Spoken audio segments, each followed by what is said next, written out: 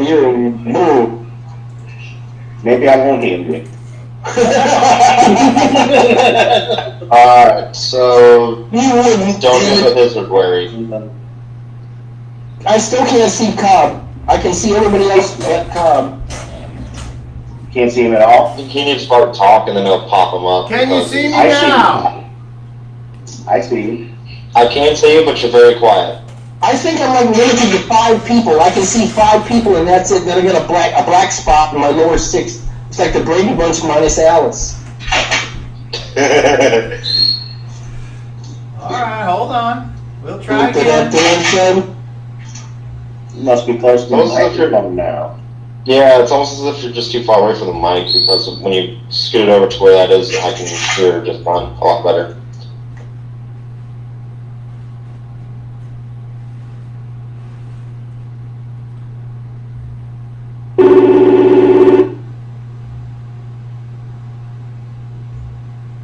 Destiny's back. There's Destiny.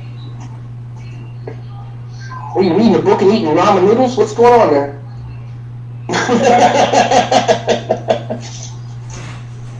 You're making bookings, please. I just saw somebody make pages. I'm like, what are you reading? Reading a book and eating ramen noodles. I've known people who drive and read books, so I can't say anything about that. They're the same ones who, like, think that texting is okay. This was like back in the 80s. This guy was driving around reading a book, so this is way before texting or anything like that. Wait, there's something before texting? Yeah, nothing. You can Calling somebody on the phone and spelling out a phone number. What was the old days when you call somebody and just rang because nobody was home?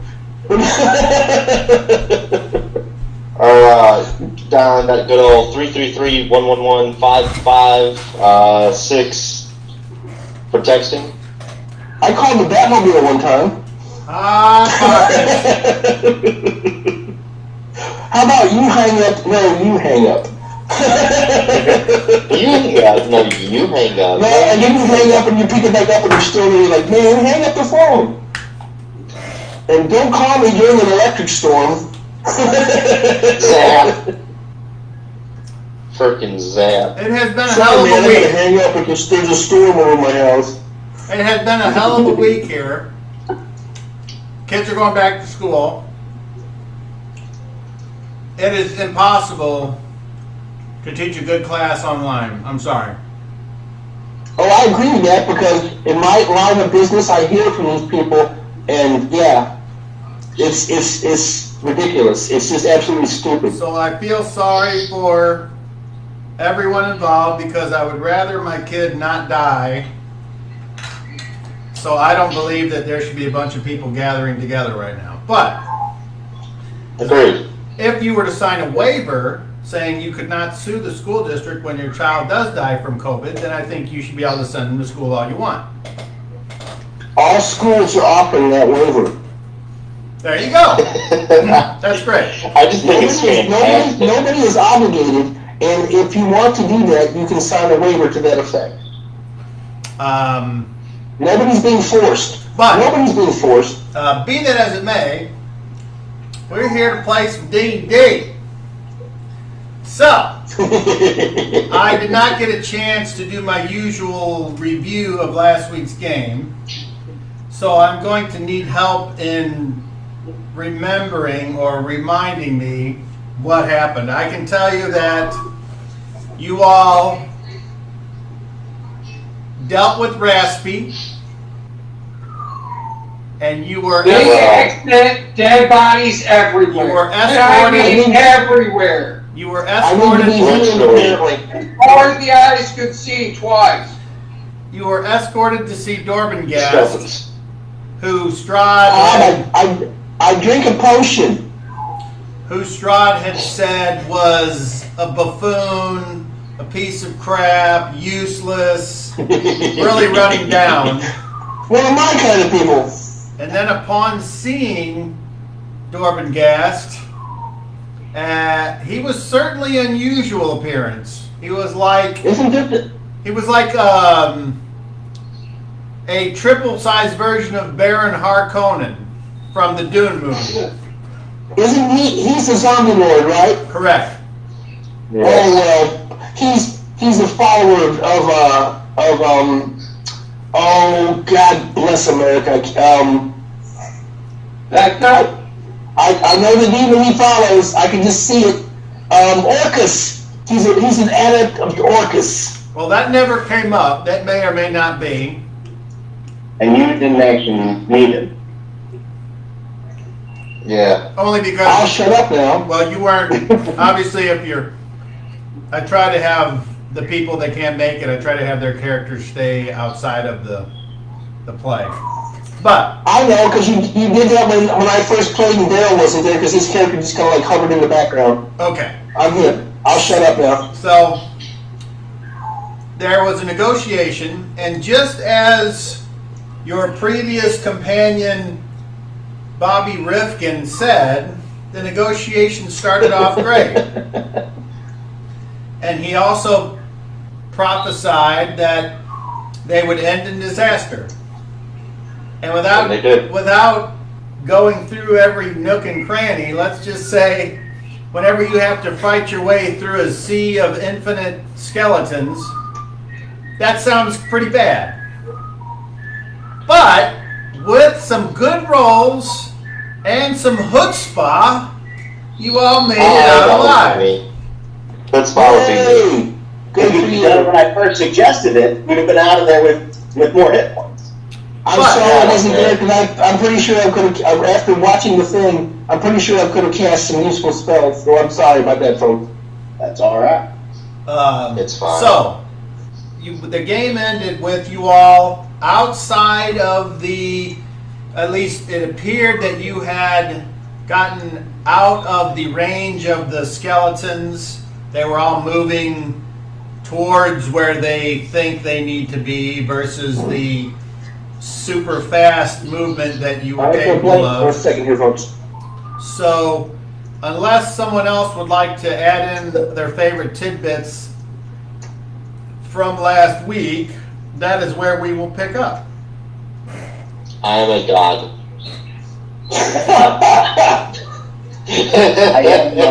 I'm glad that we were able to get out of there with our skins.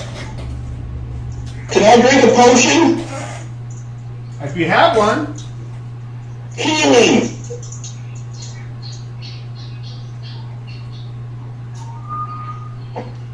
You know I kept them potions of healing and regeneration.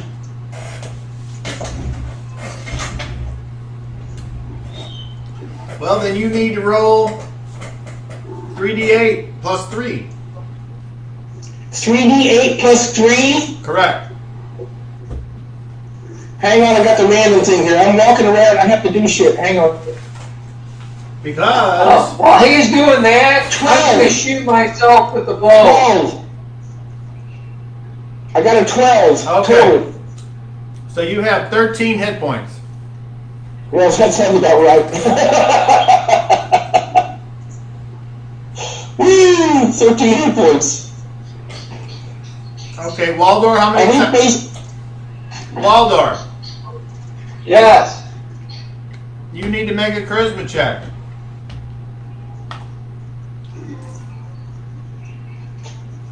So I point the bow at me, and I think I say empathy.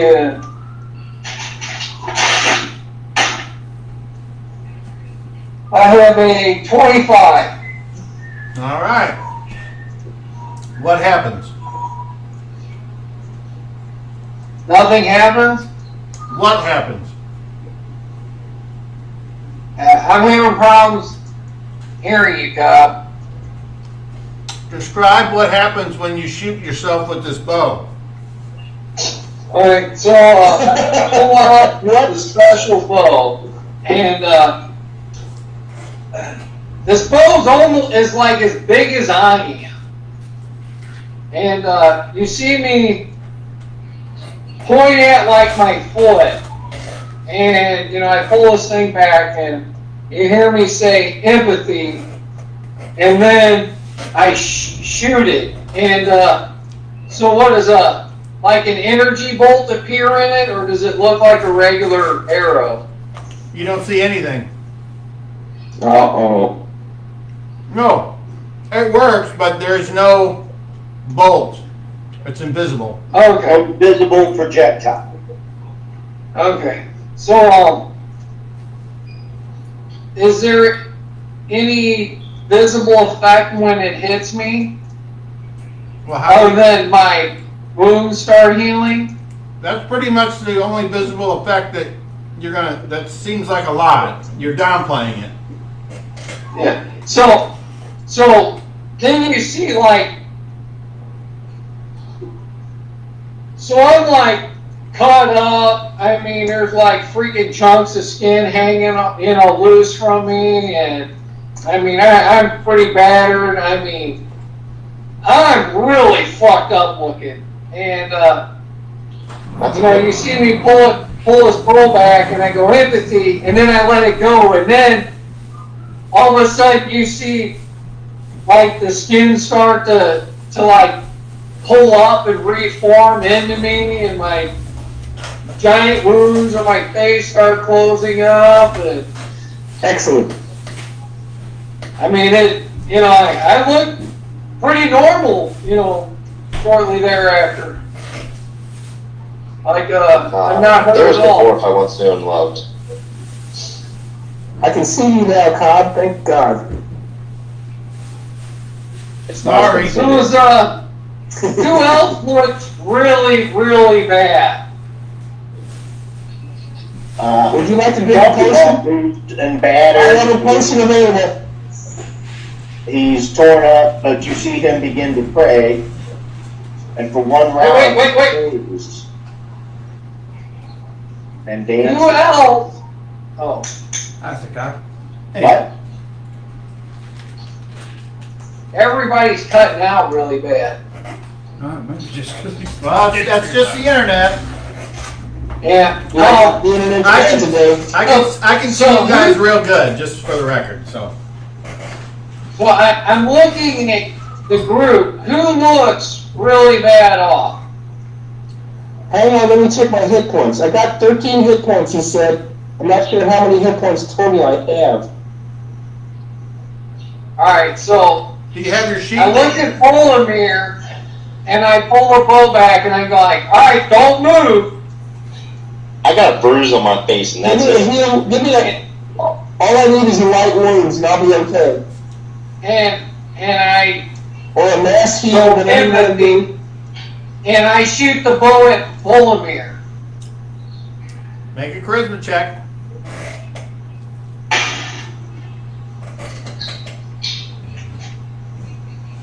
That is a 23. All right. What happens to Volmir? So, I'm guessing there's like gaping wounds in your belly and stuff, and like your arm is like, because you have no armor, so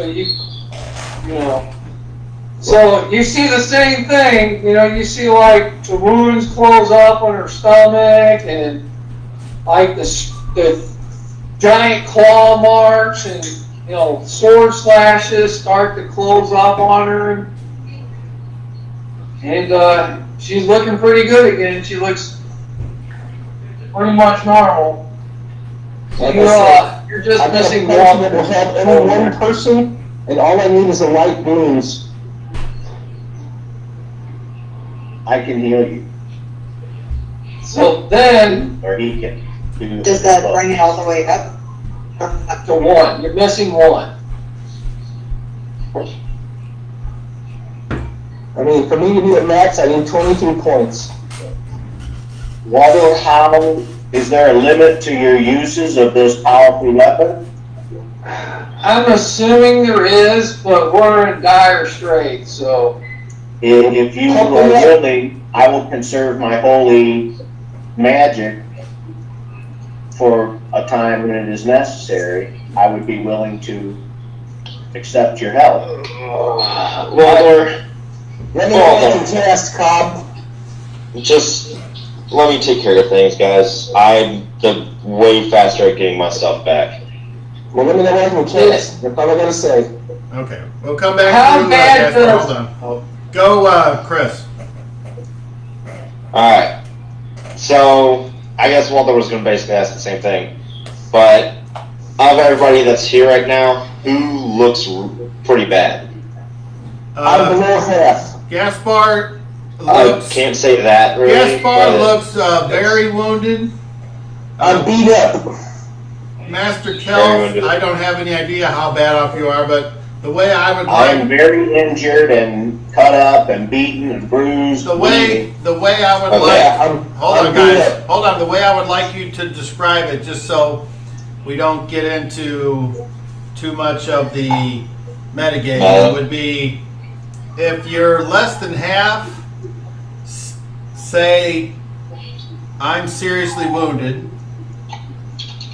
If you're more than half, but like at a quarter, say, I'm wounded. And if you're less than a quarter, you would say, I'm Tis but a scratch. I'm really hurt and it's obvious. Okay, so it's not the end of the world, but just try for me since I have an OCD thing about that. It kind of takes you out of the moment. So anyway, go ahead, Chris. So, I'm kind of doing something for Gaspar. I appear to be pretty much very lightly wounded. I have a couple of cuts maybe on my face, and that's really about it. I look pretty darn good. And I walk over to Gaspar, and I say, what I'm going to do is I'm going to give you some of my essence. You will feel a lot better. Just let me do my thing. Do your thing, May I have brother. your hand? May I have Grab your his hand? hand. I grab his hand, his wrist. And I With put my my right hand. With the I glove put on. my hand over him and I begin to focus. And I picture his scars that he has. I picture them moving through, up his body, down his arm, and into me. And the pure, healthy being of myself That's moved gotta hurt, transferred to man. him. That's gotta hurt. And Cobb, I would like to use Lend Health. Yay! Okay, so because of your excellent description, roll with advantage. Yay! Alright. I rolled a 14 the first time, which is successful, and I rolled a 7 the second time, which is also successful. None of which are my power scores, so it's fine. Okay. Should have used my other ability, that's fine. Alright, so I take that much away from my... and I give him 20.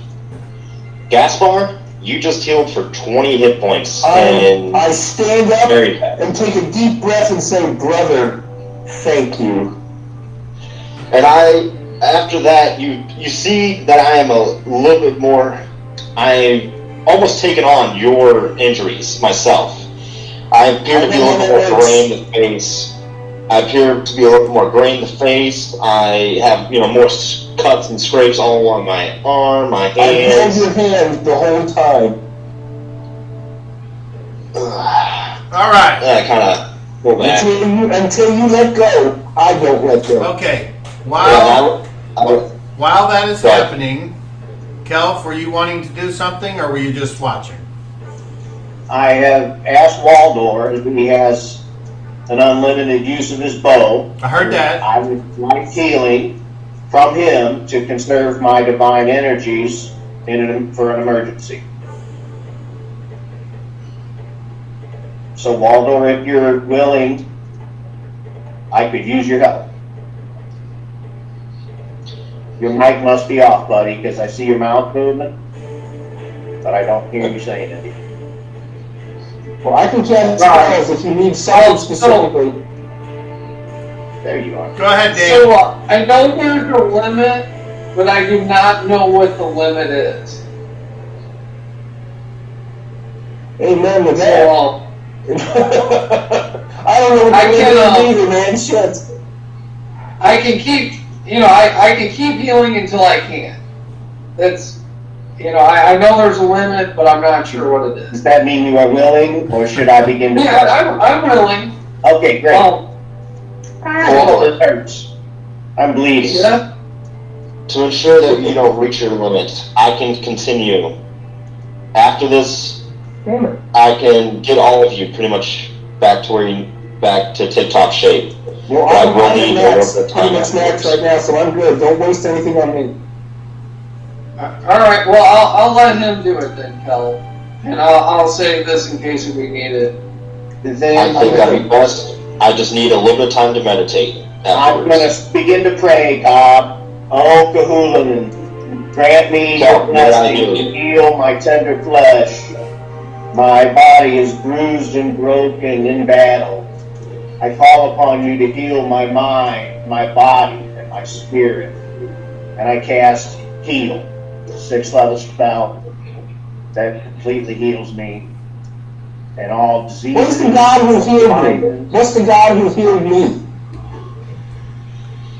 And you all notice that Master Kelf, upon uttering these elven phrases, and those of you that can speak Elvish can understand it, and those of you that cannot do not, suddenly a brownish green energy comes out of the land and starts to encircle his legs, and as if the spirit of healing takes on almost a watery essence until his holy symbol that hangs around his chest starts to glow, and a yellow light pushes out and encircles his entire body, and just for a second he is embraced in a warm, soft cocoon of love and healing energy, and it fades away just as quick, and standing before you is the same floppy-eared, weird-looking fucker, but without injuries. Is that Corellus Lavesian? It is the power of Kahula, Kahula. the mightiest hero in Celtic deity. I'm gonna have to sit down with you and write some stuff down. Kelf, why would you not let me use mine to heal you? I Yours are much more costly. I have waited too long. You need to rest and meditate. Drink this potion. Drink this So potion. what do you have to do tomorrow? Tomorrow you now have to spend how long? Praying. I have to spend half that time. I can see by your appearance that you've given your essence to Gaspar and taken on his wounds. I can't ask you to further injure yourself. I can heal Drink my myself. potion. It's not a I problem. can heal myself too, and it doesn't cost me nearly as much. Pause! Kelf, a D12, Yeah. please. I didn't understand that. What? 10. Okay. What am I doing? I rolled a D12. What am I doing? I don't know. What That's are why you you're not doing? doing anything. Oh. Okay, please continue. Fine, Yes, I I understand. appreciate your willingness to share your healing abilities with me. And in the future, I may need to take you up on that. But I was severely injured and I needed the healing. And I was done discussing it when I know that I can call upon the powers of the ruler. As you all have this conversation, a few sounds from probably the way that you just came reach your ears, be them small and dainty like Waldors or large and floppy like Kelfs. The sounds of movement and cracking and something. Cracking and something? We should What's send something? What is something? back toward the main. Yeah, we need to get the fuck out of here. We do. I can block that off if you need me to. How is Garrett Not a looking? Garrett looks wounded, but he says, "I'm fine, I can move." Can I cast a spell? Who are you asking? You! You're asking the dungeon master? Can I cast a spell? If you would like to cast now, you may. Alright, what's the dimensions of the area we just came from where these noises are coming from? Well, you came from what was basically a plantation mansion that Dorbengast lived in, and Are we in a tunnel? unfortunately you can't see it where you are now because you're several. How far away do you think you went, Chris? We went over 300 yards. Are we in a tunnel? No. No. We are on top. We are at the base of a hill with a wide If you want open me area. to right now, I can cast a wall to block whatever's coming. We can just keep moving out. Okay, So, that's fine. I'm just saying, I can cast a wall to block these things.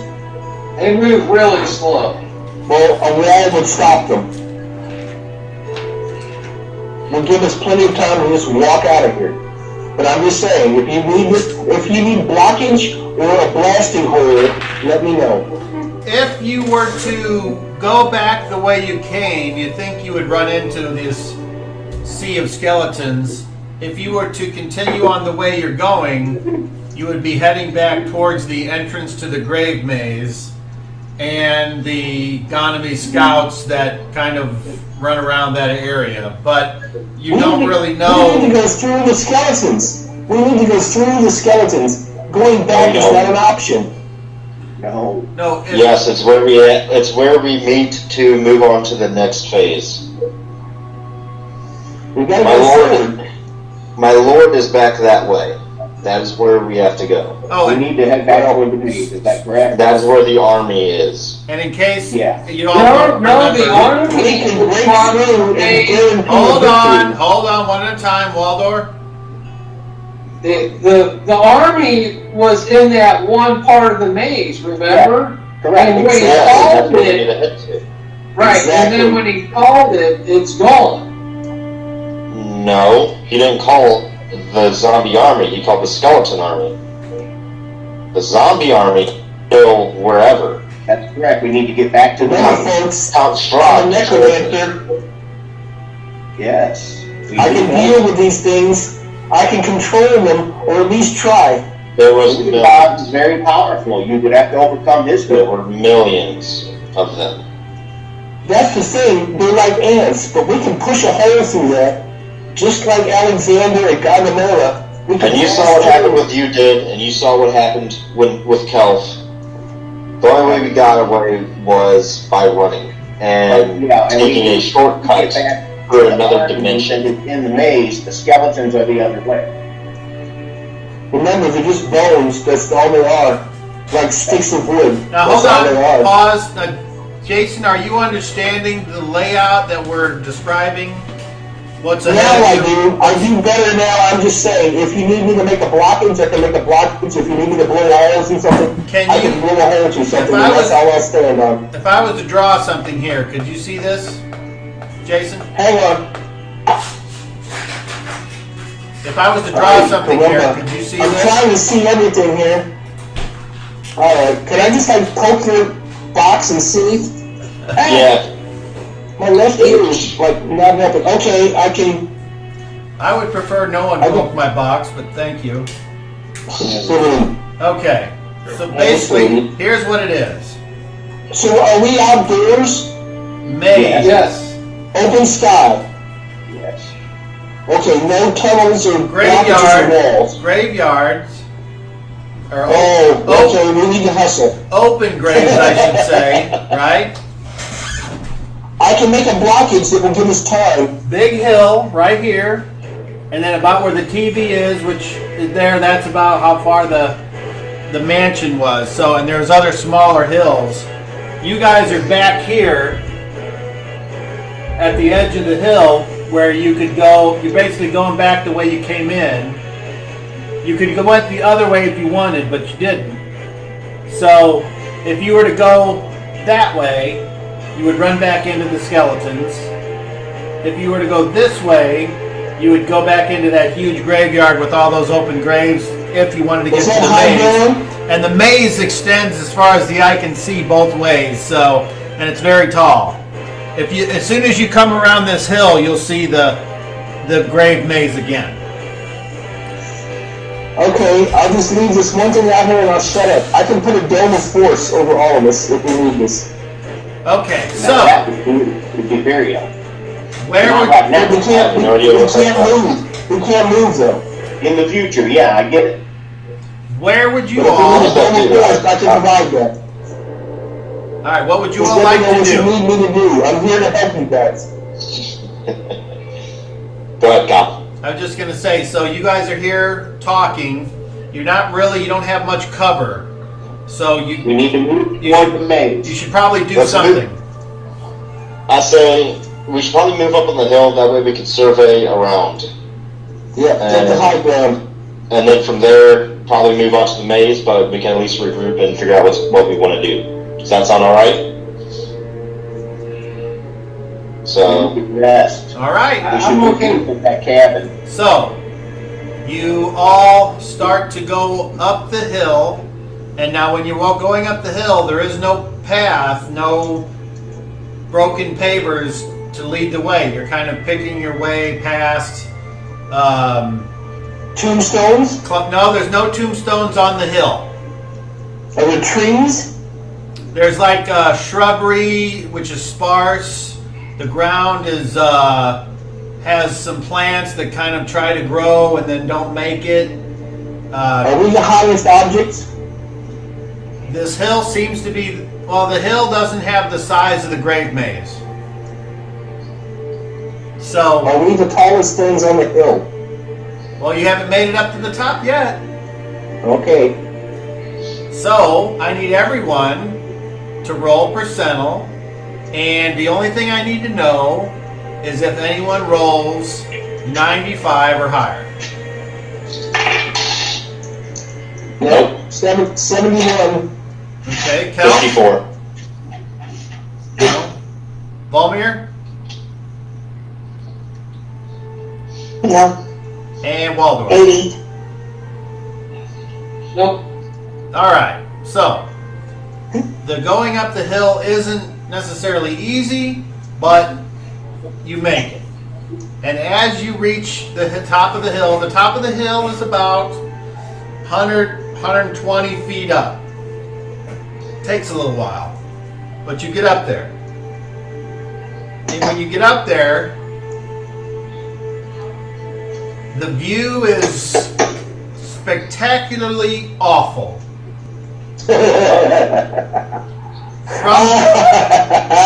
As you look back towards Dorban Gast's mansion, you see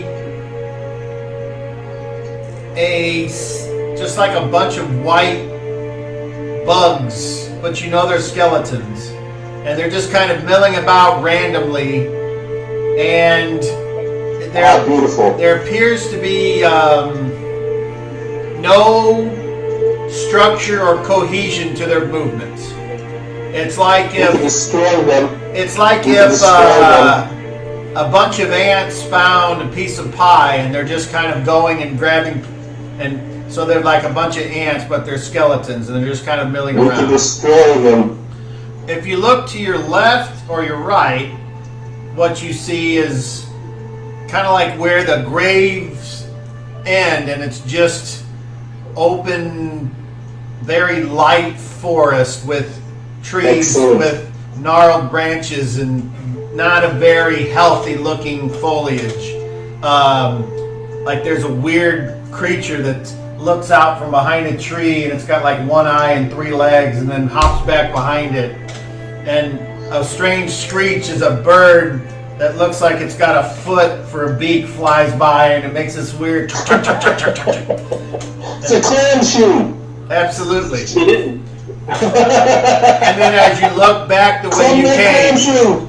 you see the grave maze, the opening to the grave maze, and the open graves, and standing Oh, there man. appears to be Count Strahd, all by himself. There's where he ran off to. Yeah, I figured he was back there.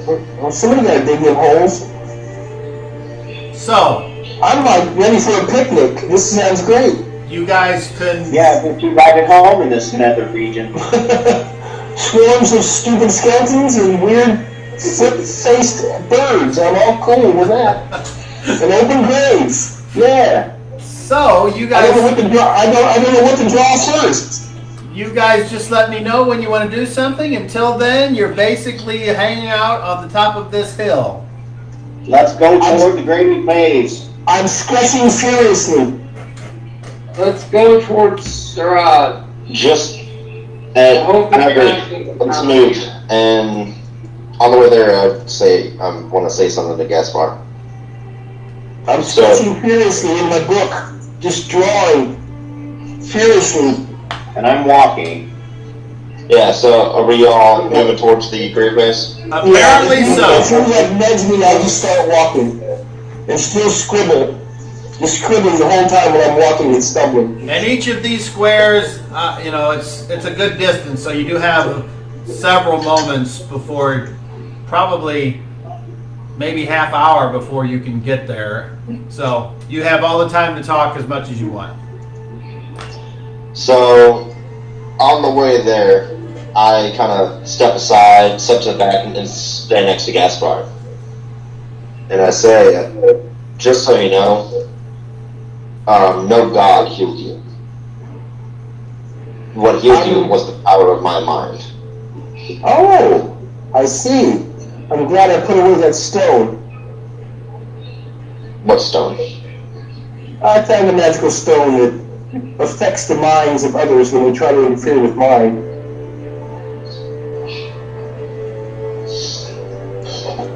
That's handy to know, just in case I need to talk to you. Different powers, well, you know if it was present.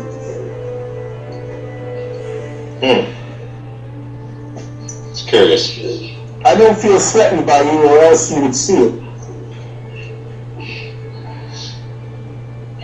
Well, I appreciate that. I appreciate your healing. And later on, when we get some more time to rest, you will, if you would like, you can witness in the course of about a span, me take care of the rest of this. Oh, I'm very observant. I'm a natural voyeur. Okay, so you guys are having your conversation. Does anyone else want to have any kind of conversation with anyone? And I will sketch his picture, his portrait in my book. Okay, go ahead, Volmir. I will be back. I have to go. Oh, okay. And Waldor is asleep, so I guess everyone's fine. Gaspar is a very friendly person, if you don't think that. He's a very open-minded, friendly, talkative person.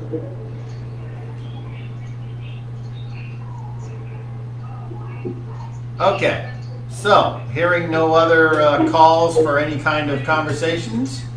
Is there a juggernaut on your shirt now? Yeah, he's there somewhere. It's all marble. I can see. I know it's all marble. I just can't see him very good. I can see Doctor Strange and the Hulk, and that's about it. I know you're all there. I just can't see Juggernaut. I see the Beast. Hey, shut up! Don't show me your stomach. That's the. Chris, roll me a D12.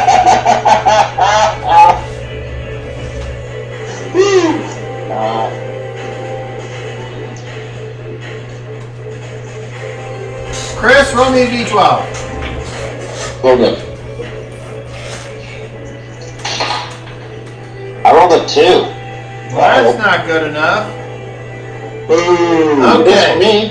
so that's a spirit.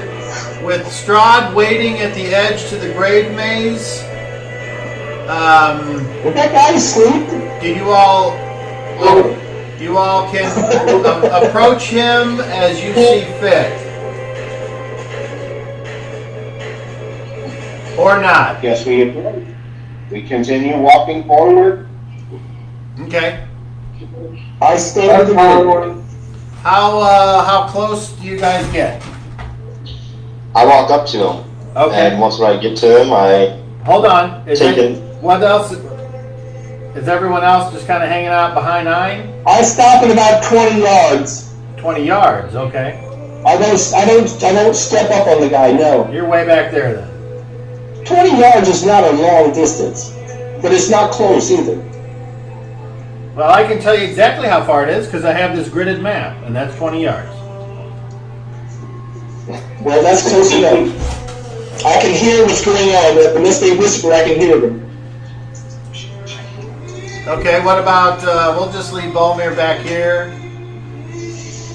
And Garrett will be up there, and then where's Waldor and Kelf? Are you up in front? I stopped 10 feet away. That would be there. I'm in the middle. Say, there you are. I'm in the middle. Okay, Ein, you walk right up to him. I walk up to him and I kneel before him and I explain and I say, "Sorry for the delay, my lord. There were some complications." He looks over at everyone, and then he says, Oh. Ein, stand up. I stand. He says, there has been a change of plans. Here we go. Due to you all's remarkable abilities,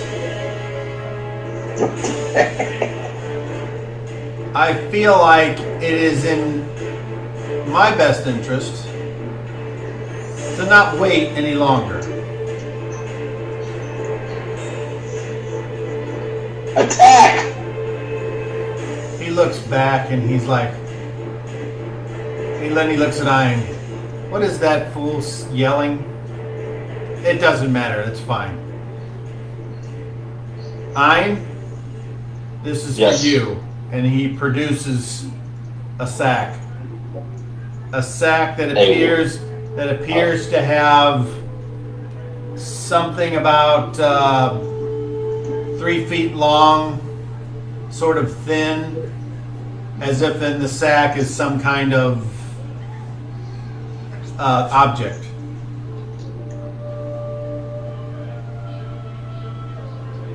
May I open? You may, It's a key. but before you open it, you have to understand there's no going back. Do I hear this? From 20 yards away, roll me percentile. Hang on. 61. No, you do not. I just see mouths moving. Correct. Well, Alright, I scribble in my book. I keep drawing. you see Strahd's mouth. Everyone else is facing the opposite way. I keep drawing. I just draw. I'm like a crime scene sketcher, just going ape shit. Strahd says, you need to say goodbye to anything that you love. And that includes anything you might encounter wherever you go.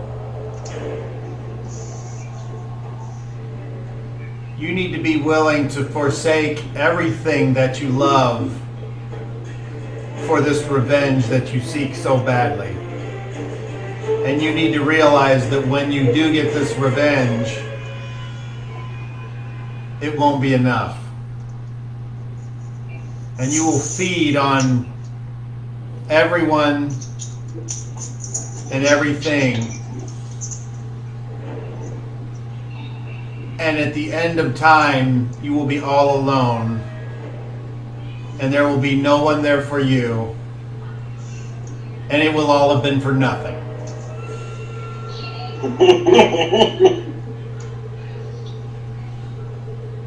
Because though you may be victorious, after that, you're like me.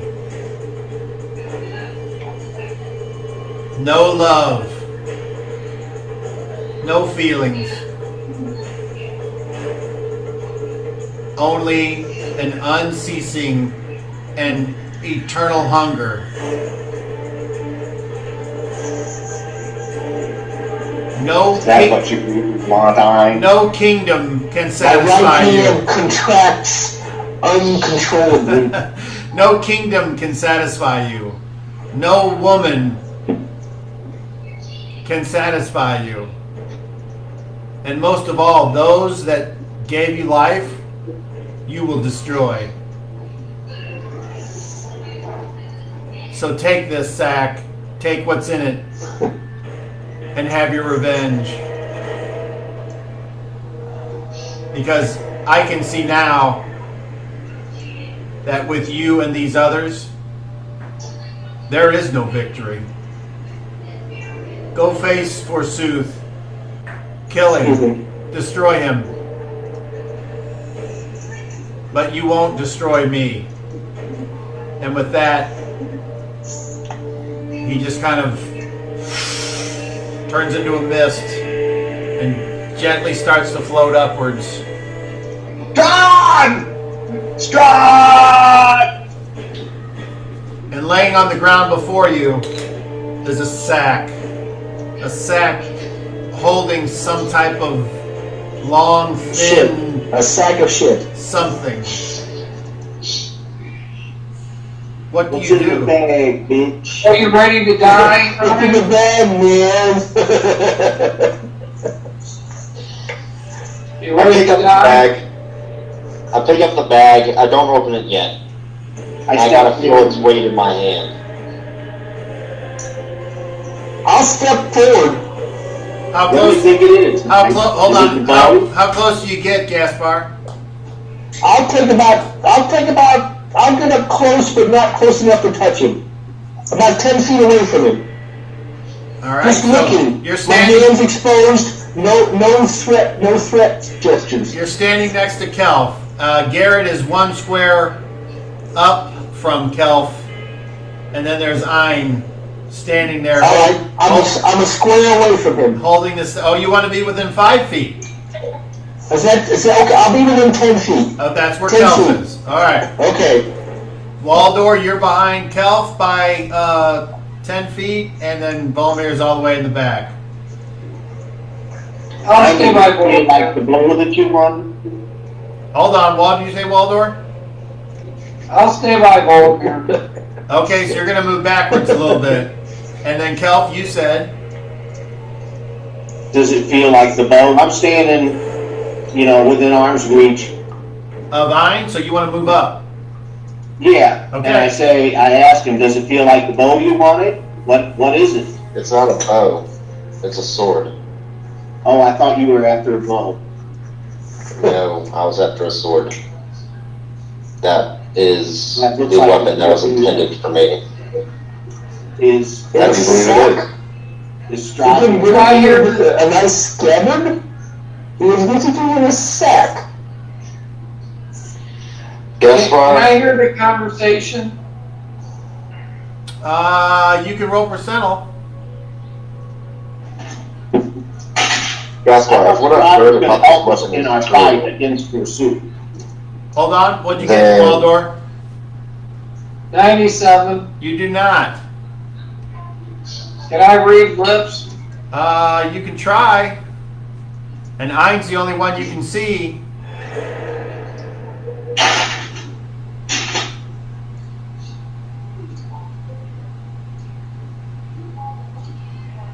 $45. Okay. So you might get some of this conversation, but you won't get it I all. mean no disrespect. Go ahead, guys. Role play it out. I would imagine your Lord would get a little bit better of a reward than a sword in a sack. But that's just my It's- opinion, and I mean I've no heard, disrespect. if I it don't is really truly understand your Nightfang, association. if it truly is Nightfang, it is more powerful than what you can imagine. Oh, I imagine it's very powerful, and it's just rather disrespectful that he hands it to you in a sack. Not if what I hear about this blade is true. Oh well. If it's true, then everything you said will be true. May I cast a spell upon the sword that is totally non-destructive or destructive? Pause, hold Has he on, even hold opened on, the bag? hold on, Do we pause. use the sword? Pause, hold on. Oh! Natural 20. Garrett says, if you cast a spell on that sword, expect to be killed. Not by me, but by that sword. By it. These weapons don't like to be fucked with. I spread my arms apart and step back and say, I understand. These weapons do know what they are. I and understand that are weapons can be very destructive and crazy and self-possessed. I understand that. They are I alive. respect what you say, and I meant no disrespect to you. It's not at me, it's to the weapon. I And mean no disrespect at it all. will become my friend. I seek knowledge, that is all. I step away. I was hoping you'd be able to teach me. I can do things, but I mean, you just warn me away. So Trust me, Strahd I said wouldn't mess with it. I've known a few swords in my time. Elven blades, And for the one thing. stone that was supposed to control the arm. I hope that's in the bag too. That would be nice. That got my attention. I don't know. I don't know if we even need it, to be honest. Stone again. Would be nice. We could certainly shorten all we need to do. We need to destroy Gormenghast. We need to confront Gormenghast and destroy We don't need to him. destroy him. He will come later. He will come in due time. Right now it's for Is that why Sooth. you're here, Gaspar? I'm sorry, what? Is that why you're here? To destroy Gormenghast? No, but it sounds like a good idea. Uh-huh.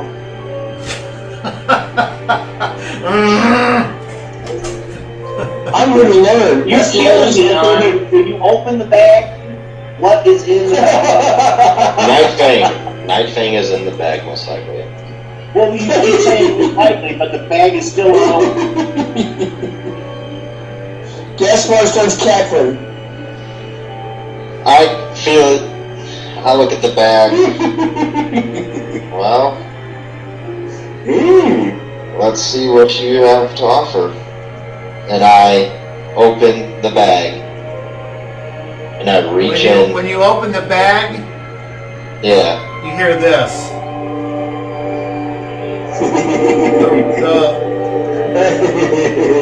Like the rattle of a rattlesnake. Oh, And almost a darkness. this is your moment of truth, Ian. A darkness almost crawls out, but you look and you're like, oh. Mm-hmm. Careful. You better wear a glove. I I take my shake my hand. right hand. You better wear a And I glove. reach in. Okay, when you reach in, your hand touches something cool. Something hard and smooth. Is that the hilt of a sword, possibly? It's hard to Hello, tell. sailor.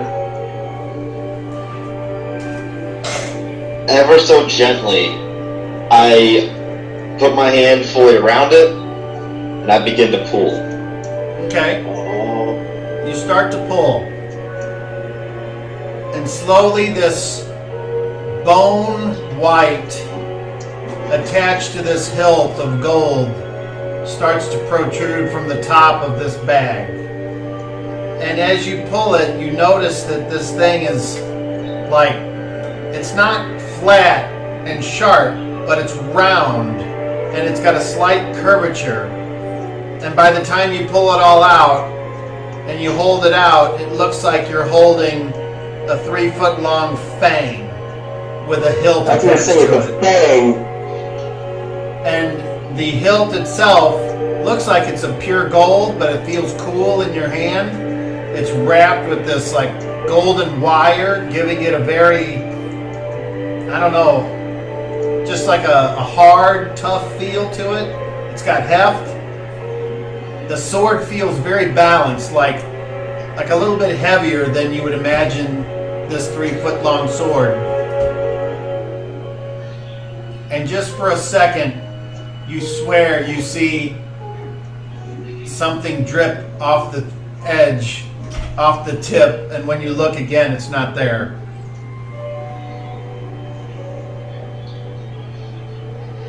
Hold on. Are any of you in this group of any type of good alignment?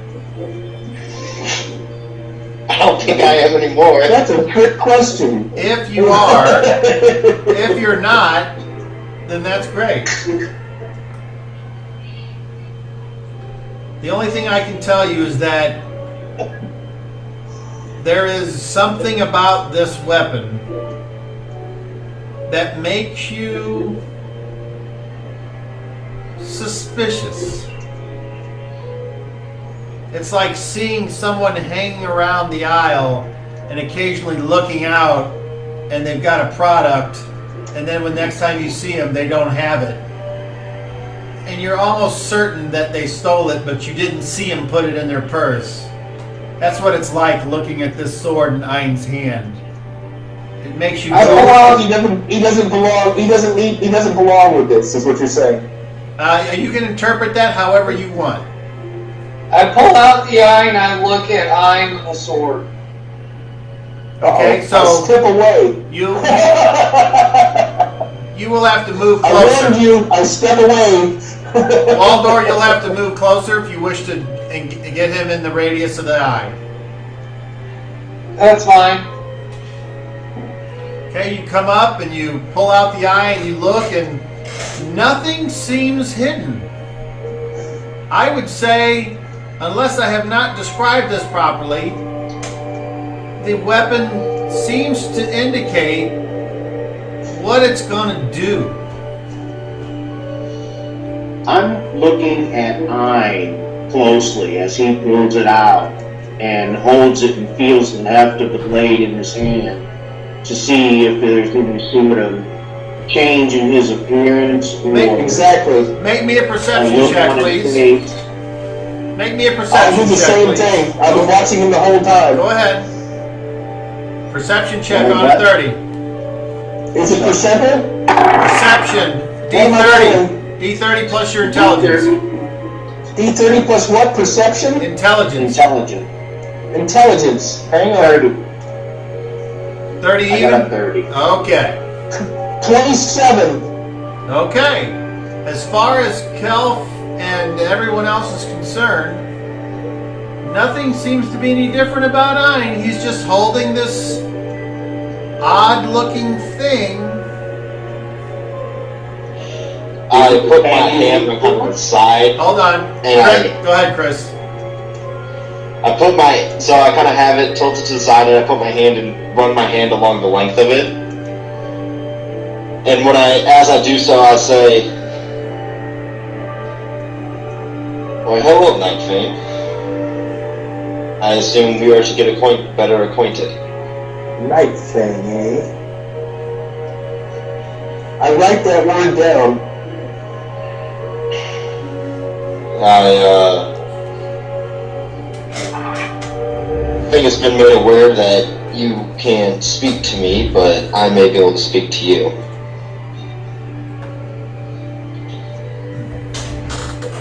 And with your permission, I'd like to try.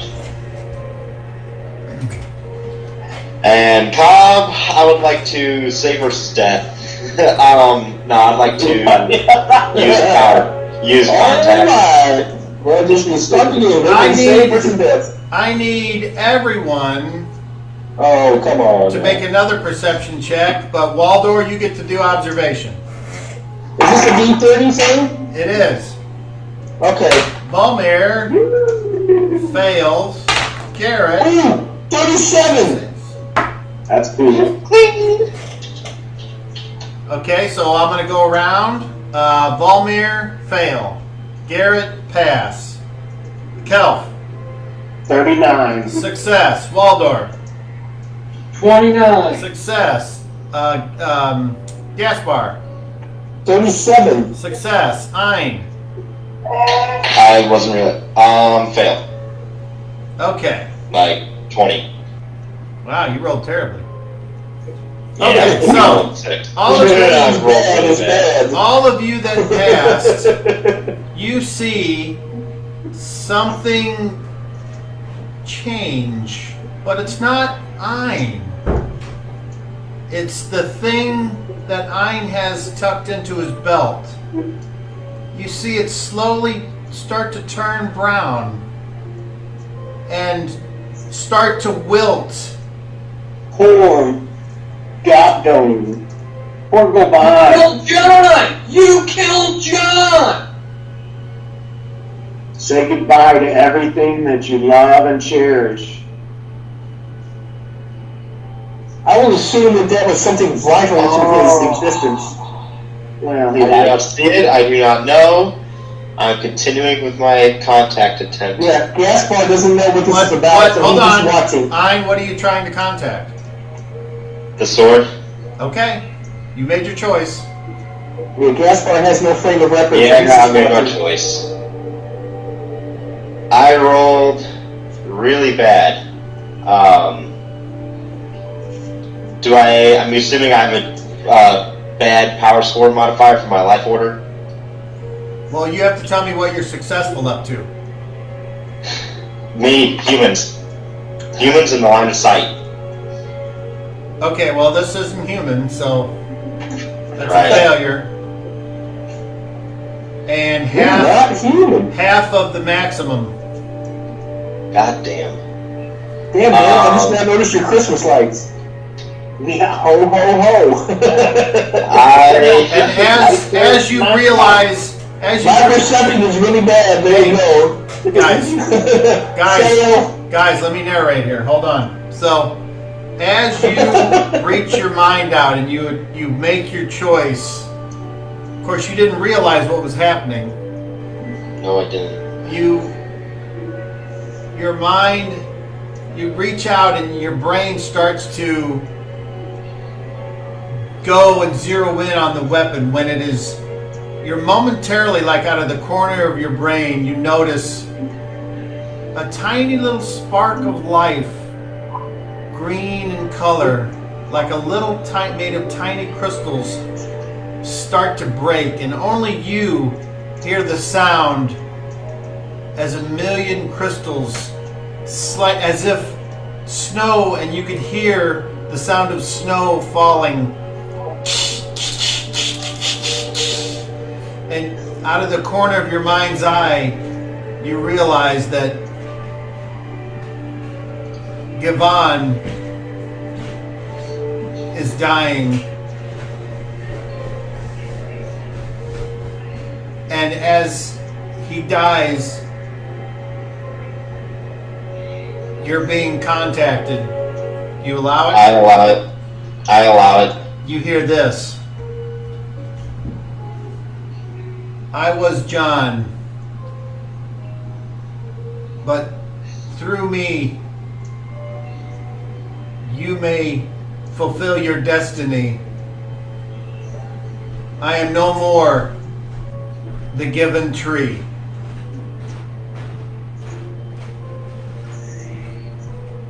Is it backing up again on you, Gabby? Yes, Okay, that's fine. I got it. I saw the jams. Okay. And as you turn and you look, you see in your belt a wilted, dead, plain fir tree branch. Do I perceive elven magic? Do you have spellcraft? Yes. Go ahead. Roll a d20. Oh my god. 12. You're not sure what just happened, other than this weird tree branch that he had seemingly. Are you adding? It kind of looks elven, but I just kind of like suspect that out of my own prejudices. Jason, did you roll a 12, or did you add your non-weapon proficiency to the number you rolled? Hang on, I didn't add nothing. I rolled a 12. Hang on. Oh, my thing's upside down. I don't know what I'm doing. Hang on. Alright, my perception added to my 12 No. It's not perception. You're not weapon proficiency. Spellcraft. Spellcraft. is spellcraft. Plus 2, so 14. No. What's the number on your spellcraft? There's no way it's a 2. Plus 2? No, it's not a 2. Under non-weapon What am I looking at? Spellcraft. Oh, hang on. 17. That number. 17 is spellcraft. Plus? plus 2. 12. What you rolled. Oh, well then, 29. Okay. Though the There you number I also was, have spirit lore and necrology. though the roll, the number was much higher, there is still no information to be gained. Okay, but I just, yeah, if there's magic involved, that's all I know. It's gotta be. And with that, you Yes. are being contacted again. I allow it. In your mind, you don't hear a voice, but you get a feeling. What the hell? The feeling is hunger. Uh-oh.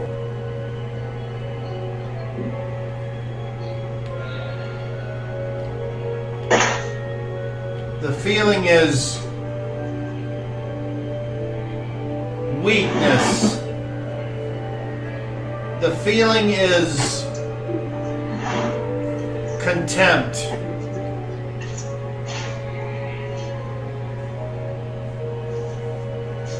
And that is all. So, okay, I think you might have cut out. So I get the feeling of hunger and contempt. Was there a third? Yes, weakness directed at you. Gotcha.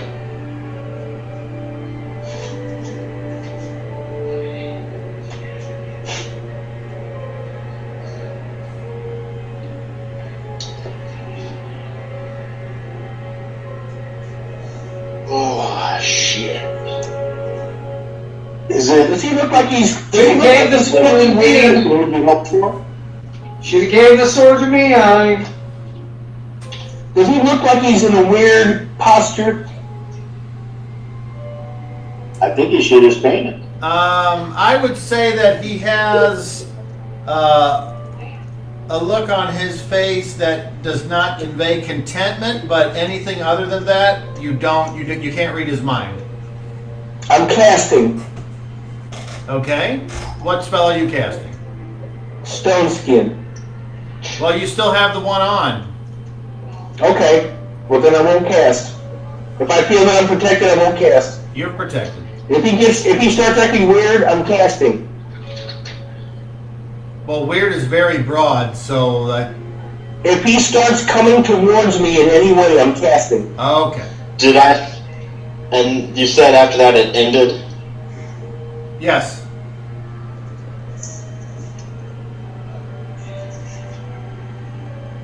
I Is look there at the anything sword. else in the bag?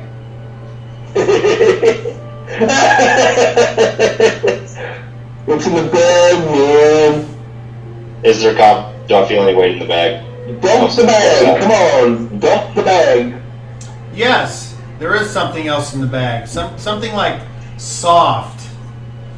In Like a sheet. something soft, like in I reach in. Okay, and it's like another Oh. another little sack, like a belt pouch. It's about this big, and there's something in there that's moving. I pour it out. The small sack. I take the big sack. I stow it, and then I look, and then I open up the small sack and look in. Okay, Snake bite. it's a Right. appears to be a like a rat. A rat? Like vermin rat?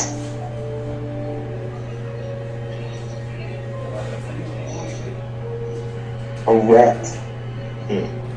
That's odd. I wonder if it'll lead us through the maze.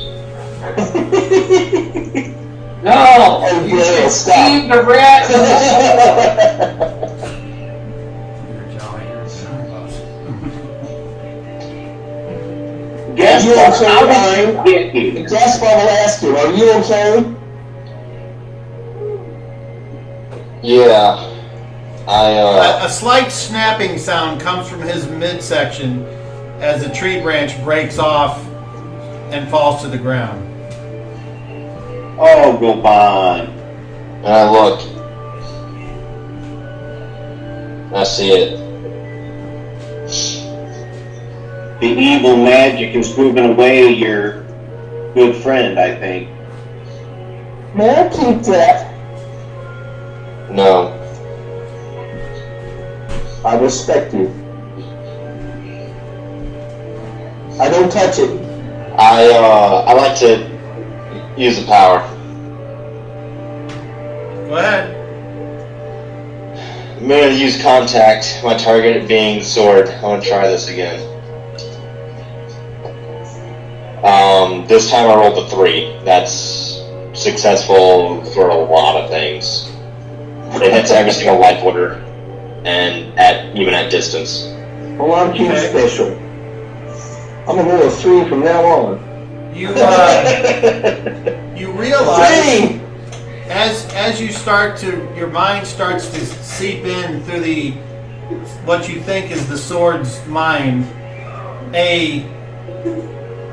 The vision of a blood-soaked rat pops up and blocks your contact. The power fails, half cost. Ouch.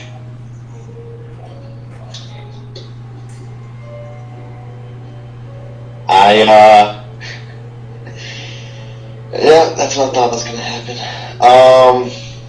Gaspar, how did you get here? I came here hoping to watch 2 armies destroy themselves and pick up some scraps. That's all. But I already how? speak Do you have a way? Do you have a way home? Do you have a way out of this netherworld? Oh, I could dump all of you fools in a second. I'm hoping that you can help us get where we need to go. That's what I'm. Well, I've offered my help. I'm here to help you. All I can I do is remember that. I remember that. I'm here I'm like a bird watcher. I'm here watching the birds, and you come here to destroy the birds, so I'm all with that. That's fine with me. I've heard of your studies. My good friend and scholar, Prince B, mentioned. Bartalansis? Yes, Bartalantis and Electric. Bart's one of my great friends. Yes, here. I'll offer you my wine sack of elven wine. Here. Oh, indeed. I'm an elf. Take a Have you sip ever heard? in honor Have of you- Bart. If you've ever heard of the elven sorrow, I helped fix that. Just saying. He's mentioned that you and he did some good things together. I consider Bart one of my greatest friends. Bart helped me move my tower to the desert. So Yes, I was going to ask about that, but that's why I know that I heard that you have powerful magics at your disposal. I understand that necromancy is your field of main study, but I'm hoping that we have a way beyond, so we don't have to go through this maze again. well, I hope I we mean, can get- I can't guarantee your safety. Don't think that. But I can certainly try to help you. If you want to run away, let me know when you're ready to run away. We can deal with that. That's not what I'm after. We've been abandoned, it seems, by Strahd, Pause. who was. Pause. At that moment, you both hear a and as you turn and look, you see Ein has stabbed the rat to the ground with knife fang. And just for a second, the rat writhes, and then this gout of blood starts to drip upwards, knife fang, and coats it with a sickly red and the smell of iron in the air, and you can tell it's blood before it goes into it. And at that moment, a portal appears right at the edge of the grave maze, a portal that Ein and Waldor have seen before. Oh, what's this? And as Ein looks up from the rat, His eyes are now blood red. They have no pupils and no irises. What? You've changed. The I'm sword casting. has made a friend with you, I think. Gaspar, what are you casting? Anti-magic shell. Okay, what? Please do your casting and then tell us what happens. I put my hands forward and say, defend me against whatever evil pervades me now, and anything below this level won't touch me. Is it just some like invisible thing that no one can see, or If you just Google shell of invulnerability, greater invulnerability, it'll show you. Nothing. I can't move, but nothing below fifth level spell will affect me. what did the characters see? That's what I'm asking. I'm not asking about metagame facts. Okay. I want you. They saw. I would say that they saw an amber glow surrounding in a globular fashion. Can they see you? Yes. Can you see them? Yes. Is I can it cast as well. is it translucent? They can see me. It's like an amber bubble around me. Okay. Does it extend to the ground? About 10 feet around me. Like a bubble. Okay. I step back out of it. So that happened. Can they hear you? Can you hear them? Yes. Yes, it's just an amber bubble of Okay. magical protection. Okay. So that just happened. So I guess I'll. Well, I took all the fucking markers downstairs so my son could use them to draw. So we'll go It's with like a 10-foot bubble around me. we'll go with blue instead of amber. But you know what I'm trying to do here. Yeah, it's a 10-foot thing around me. Not an issue. So So right, the portal. kind of right next to The the wall door. wall door, What's the portal? and then the portal that opens is Who actually did this? right here. Nice. I don't know if you can see that, but it's like a rocket Yeah. thing. Shit. And I'm Is there wind or anything coming out? no, it's just like this. You can't see this particular portal. It just looks like a milky white, like shimmering. You can't see through it, at least not with your eyes that you have now. But it's a cloud of white, Yes. basically. Okay. Well, there's one thing about portals. When they appear, you should probably walk through them. No! No! Who summoned this? I say I need What? hold on, pause. I need Waldor to roll me a D12.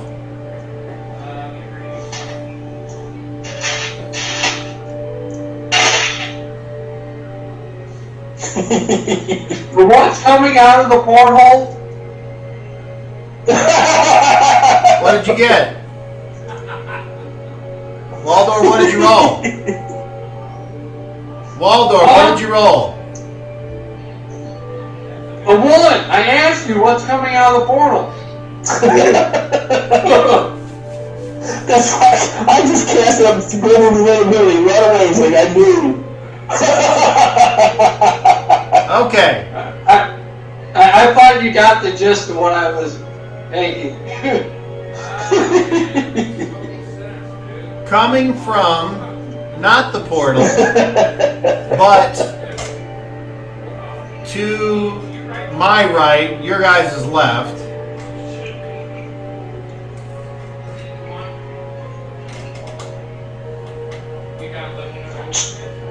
I'm sorry, my cats were attacking me, sir. Sorry.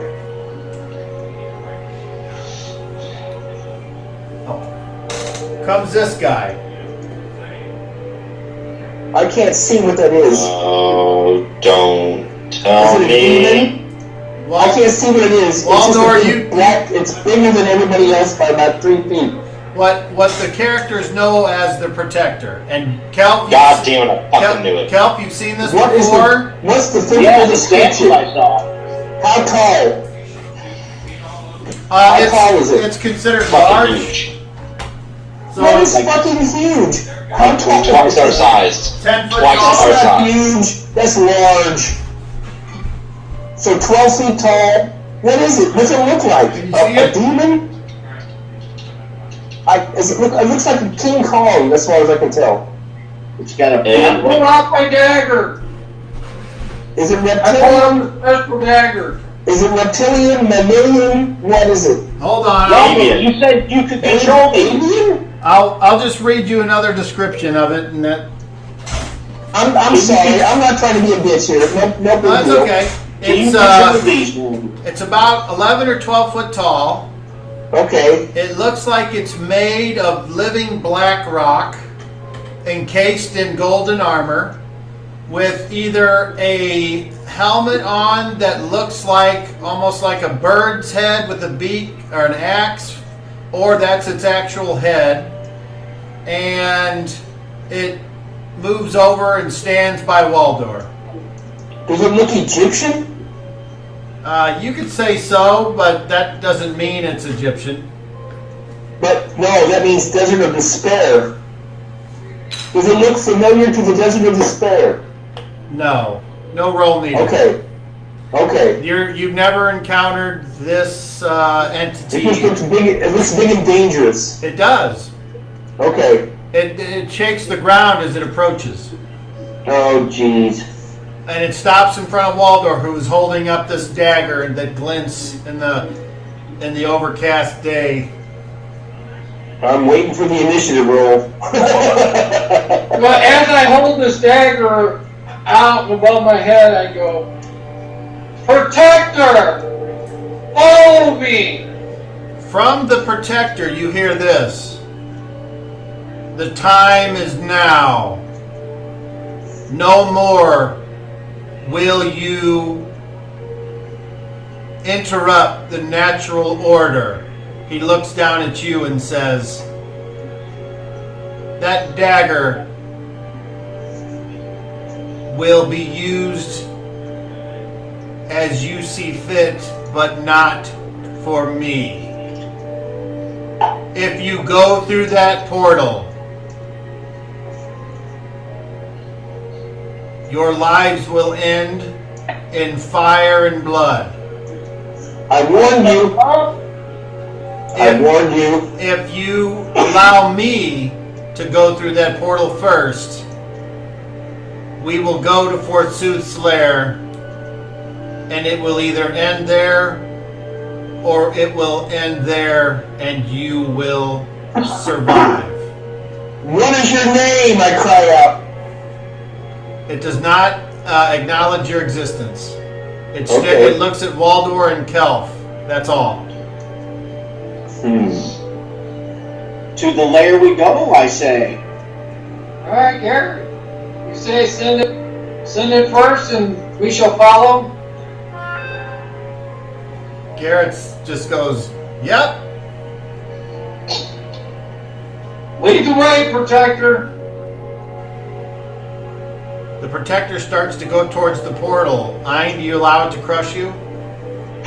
I step to the side.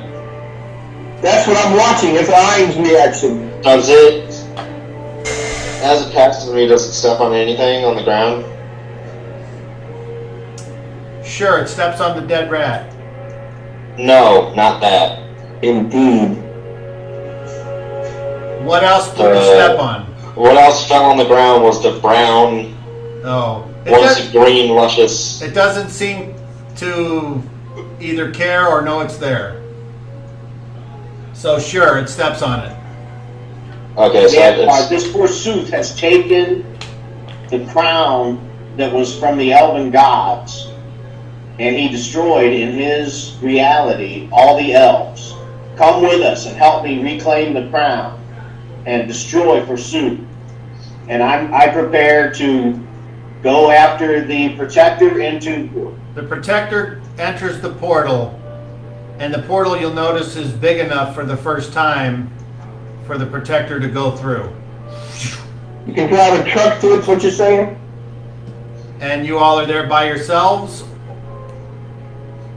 And I walked through. I The walked- Protector walked through, I went through. Waldor goes through. Kelf, you go through. Yes. Ding ding. So who's through? Raise your hand. Okay. That leaves Ein, Garrett, Volmir and Garrett, they go through. Whoop. Leaving Gaspar and Ein. Ein, the Is this the answer. right? I look at Ein. I say to him, "Is this the right thing to do? I can leave right now. You tell me. I'm willing to give you the benefit of the doubt. You seem to be on top of what's going on. But if you give me some crazy answer, I'm out of here." Do you want to kill a lich? Yes. I'm with you. Then through the gate we go. All I needed was a direct answer. That's all I ever asked for is direct answers. I follow Ein. And what about the spell you have up? I dispel it. All right. I walk through. You guys walk through.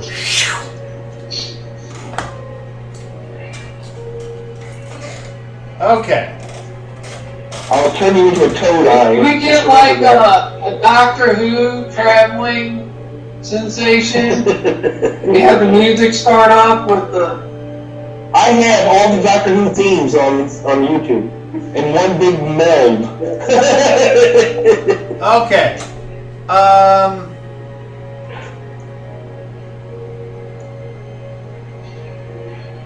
How do I do this? Okay.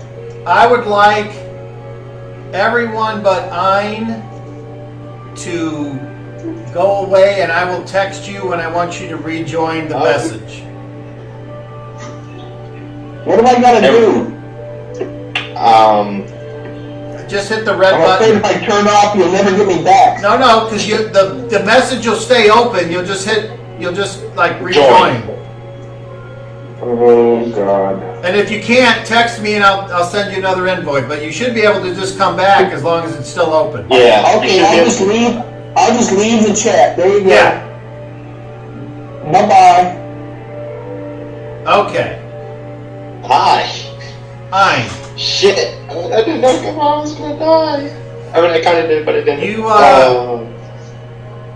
You awaken.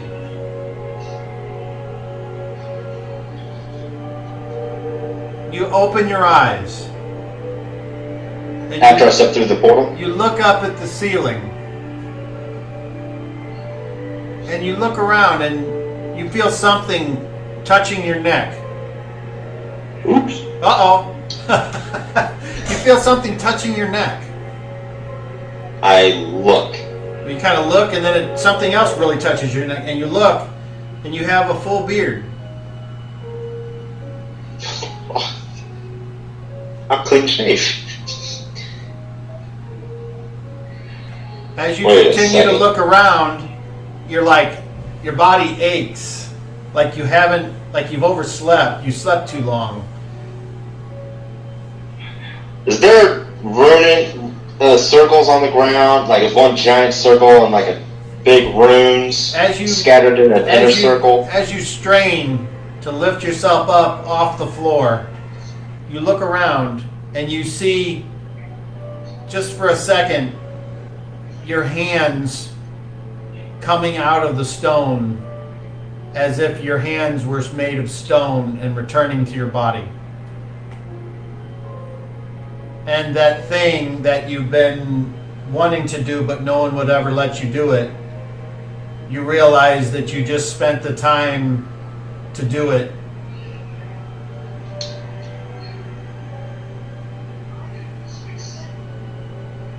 And as your memory comes back to you, you realize that you've been in this prison for 6 months, all by yourself.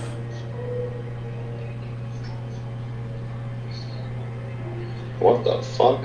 I realize. And as the memories continue to flood back, you realize that when you went through the portal, you were immediately attacked by shadows or scarecrows or something. And not only were you attacked physically, but you were attacked psychically. And as you thought to yourself, I need to escape, your powers were shut down as if a familiar thing, like in a place you were captured before where you tried things and you couldn't get anything to work. And slowly, day by day, your powers were siphoned and or not replenished. But in this place, they were replenished, just enough to allow you to attempt to do that thing, fix that program, and achieve your high science of elemental composition.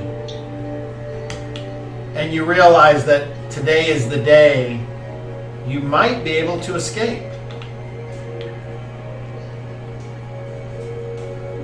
Because every other power you tried failed.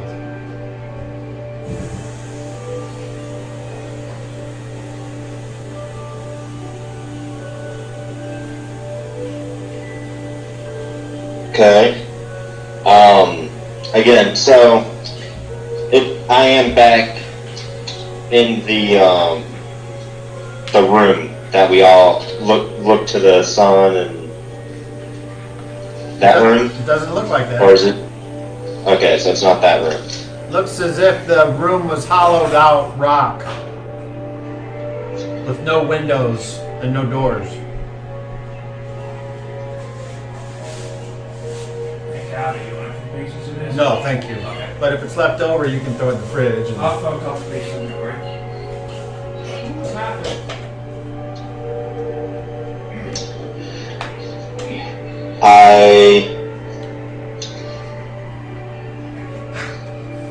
I need you to roll me your new power. Is that on your sheet? Okay. Yeah, I know what it is. Well, it's not on my sheet yet. Elemental. Next. There it is. Whoops, previous. Gotcha. I need a 14 and I rolled a 12.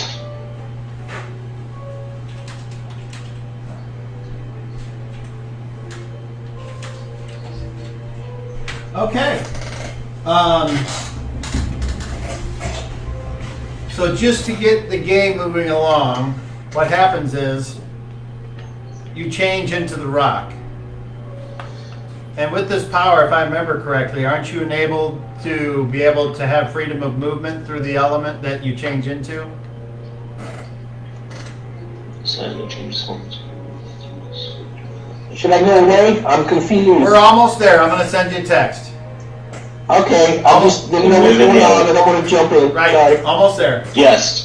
Yes, you are correct. That was the last paragraph. It says, science can always move in the element his body is composed of. For example, by changing to sand, he can burrow through sand at his normal movement rate. Okay, so what happens is you go through the rocks, you find out everyone is in their own thing.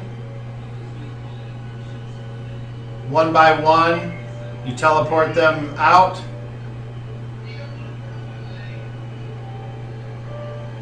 And the question is, do you take the protector or not? Oh. Almost, Daryl. We're getting there. I haven't sent that text yet. We're close.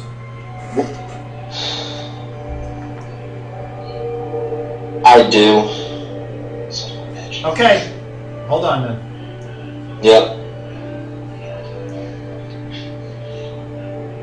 Other than that, which again, thank you, but do I feel different besides that, or have we not got to that point yet? You feel like you did before, just with now you have this thing you wanted. Okay. Alright, basically it was, so it's still for what I sent earlier, not yet. Not yet, haha. Oh. Alright, yeah, okay. That's what I was asking. That's what I was getting at. Alright, so I'm still feeling normal. I have the. Alright. Appreciate it. Okay, now I can guys tease women now. while we wait for everyone else to come back in,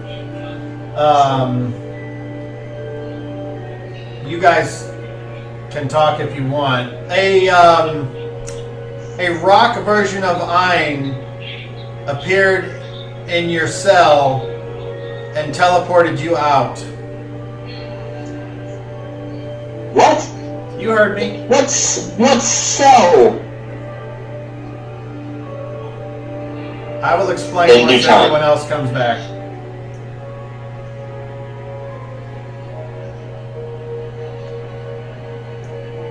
There's a Daryl. We got Jason. We are missing a Dan. Did he fall asleep again? Maybe. Okay.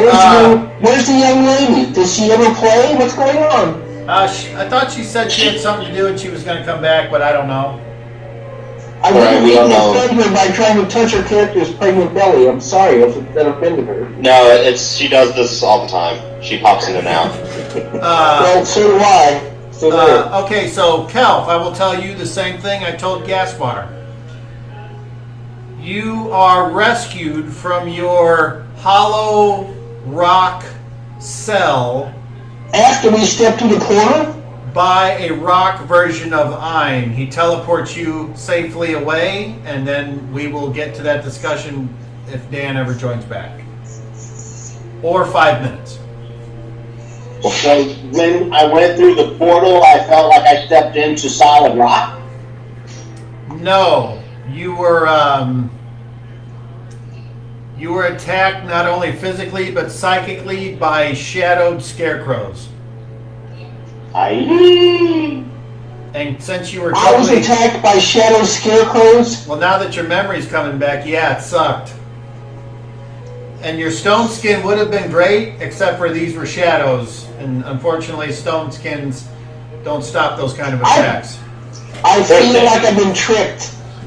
Well, yeah, And 'cause I'm gonna pay somebody back for that. I think that that's a very appropriate way to feel. Yeah. I've been tricked. Really? And I'm not happy about it. Yes, it's called the Dungeon Master moving the story forward. So here we go. So, Dan, Yeah, well, Waldorf. never mind. I'm already going there. Waldorf, you are rescued from a hollowed out solid piece of rock with no doors and windows by a rock version of Ein that teleports you away to safety. Waldorf. Okay. Okay. All right, so That's now all. as everyone is gathered slowly but surely, everyone is gathered as he drops one off and then leaves. So the first three to be there are Gaspar and Kelf and Waldorf. So if you guys want to say anything to each other at this time, and then I will stop you when the next thing happens. And go. What just happened? I look like I just shit a brick. That was Ein And I'm in a pissed. stone form. And where are we at, Cobb? What is this place? You appear to be in a field of tall grass under a large shady tree. I like it. Well, that was probably John's tree. Whatever his name is now. Shit. The gas bar. Gaspar or yeah, no. Don't fucking touch me.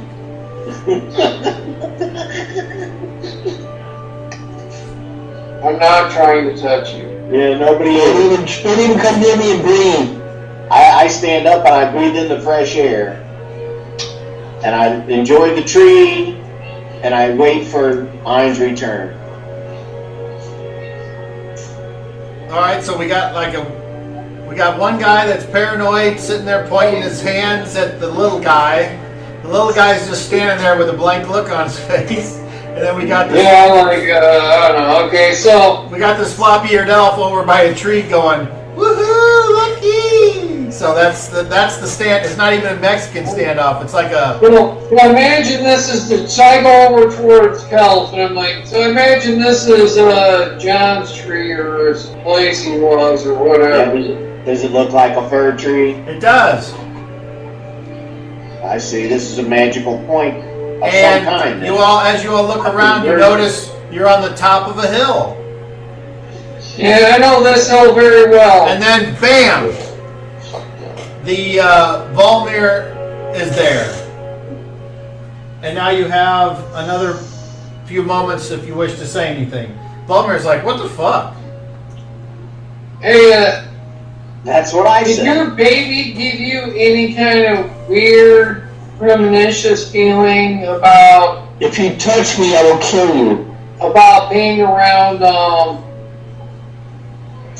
Ein after we grab that sword?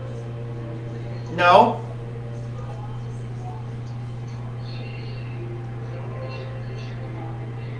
Where are we? This is the hill. You know, the hill where everything keeps happening? It's a magical convergence of some sort. Well, before the statue of Anna was right here, and I point to where I saw it. The statue of who? Anna. Anim? Yeah, Anna. The god of the garden? Who? He was the god we killed. Oh! Oh, well, that's on you. Blam! Garrett's there, along with the stone version of Ein. And then Ein's like, bye! I'll be right back. And now Garrett's like, running off again.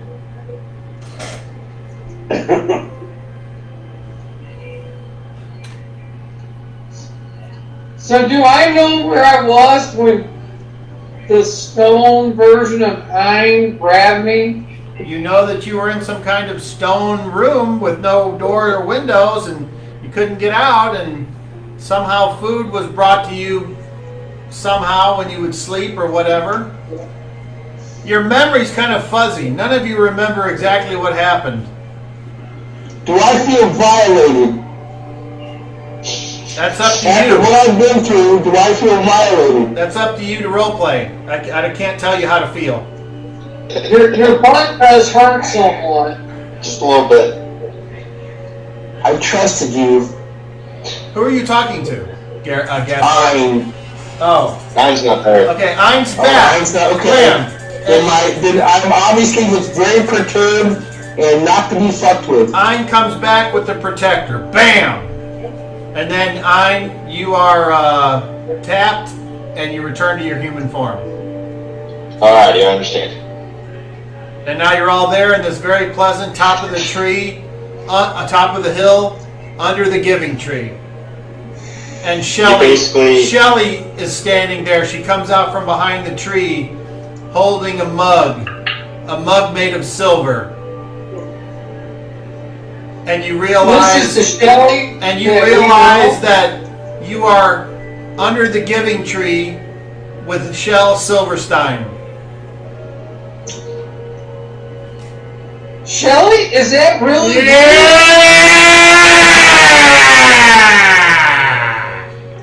I produced my bottle of my bag of elven wine.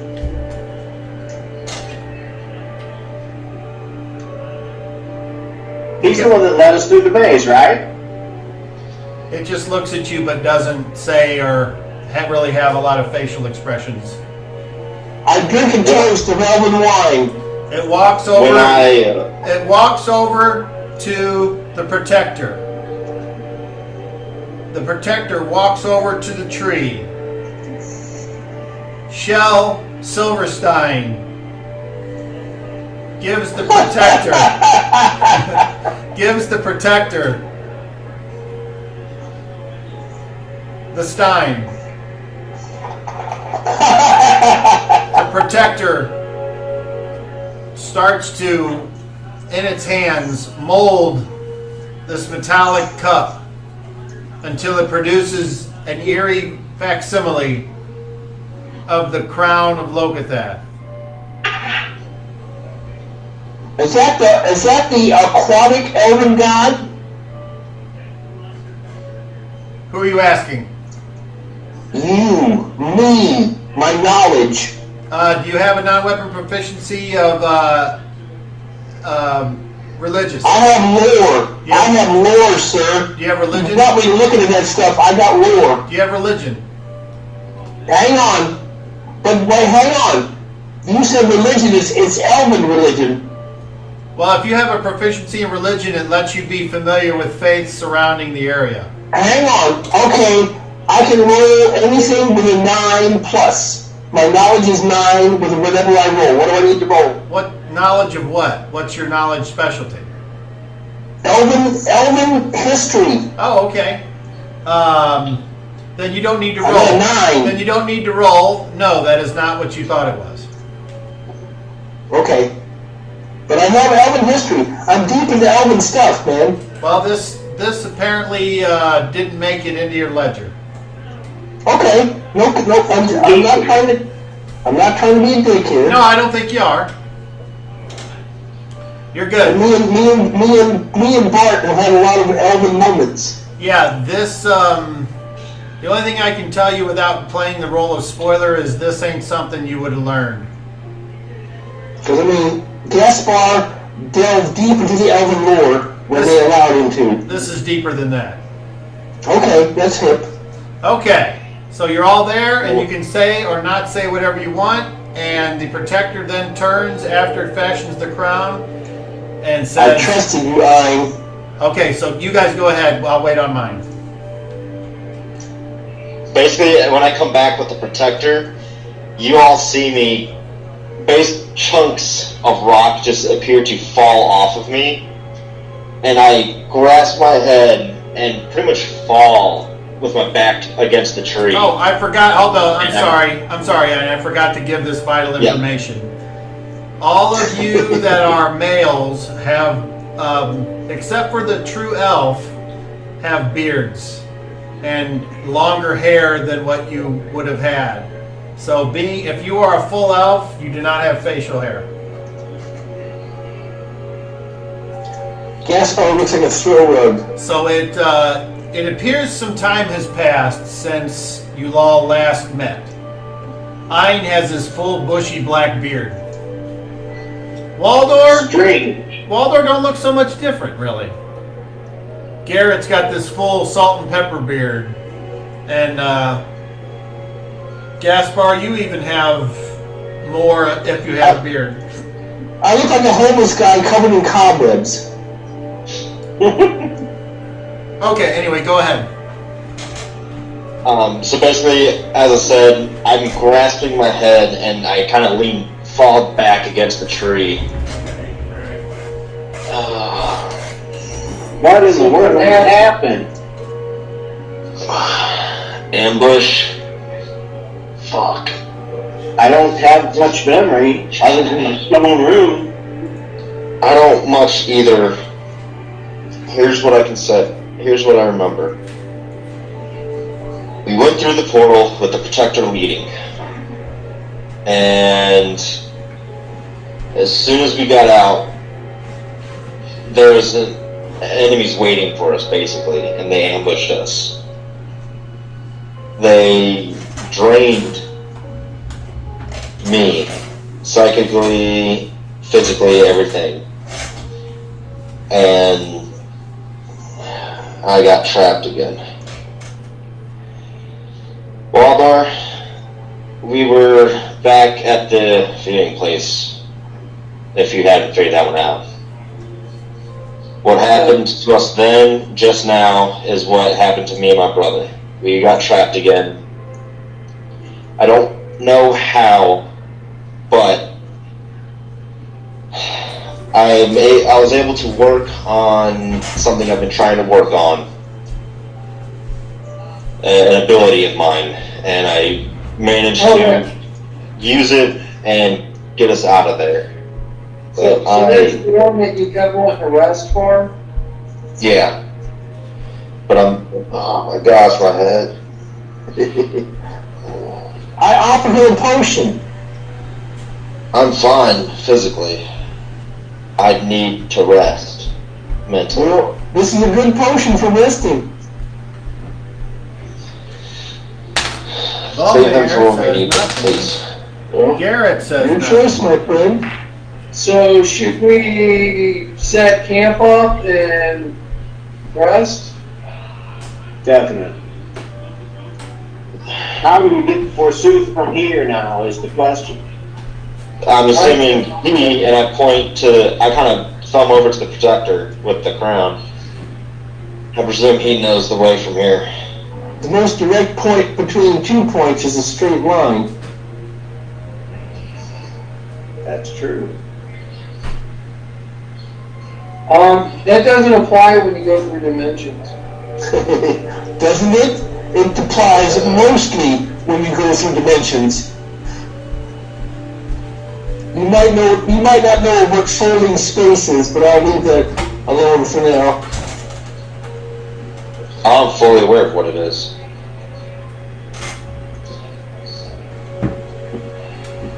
I say a prayer to Cthulhu, I say a prayer to Osiris. to this green place of life and living. Thank you for the fresh air. Guide me to my goal of reaching the crown and defeating Forsooth and bringing honor to the elven people. So how come we weren't killed if we were ambushed? Pause. Because Pause. Cal, roll me a charisma check, please. Is that D30? D20. Okay. Ooh, 18. 23. Okay. And then, Gaspar, did you say you were saying a prayer to someone? I was watching. Gaspard is not to Osiris. Gaspard is to the prayer to Osiris. Okay. Would you like to elaborate for us, or was this a silent prayer? It was silent. It wasn't major. Okay, make a charisma check, please, with disadvantage. Charisma? With disadvantage means you roll twice and take the worst of the two rolls. Okay, hang on. Is this a D20? You're adding a D20 to your charisma and giving me a total. Okay. My charisma is 10, so it's nothing. My goal is 15. You're adding I rolled a 15. plus 10 equals. 25? Okay, roll again. A 20? Yes. And add your Hang charisma on. and give me a Hang total. on. Well, 0. My adjustment is 0, so I rolled a 12. This isn't 5th edition. You don't have adjustments. You're using your My actual. charisma has no adjustment, 0. It doesn't you're matter. just using the. You're using your attribute score. All I know is I rolled a 12, and it's plus 0. No, it's 22. Okay. What's 12 Your plus your charisma's a 10. charisma? Sorry, Pop, go ahead. Sorry. No, I'm all hip. My charisma's a 10, it says plus 0. That doesn't matter. You're adding your charisma score to your dice roll.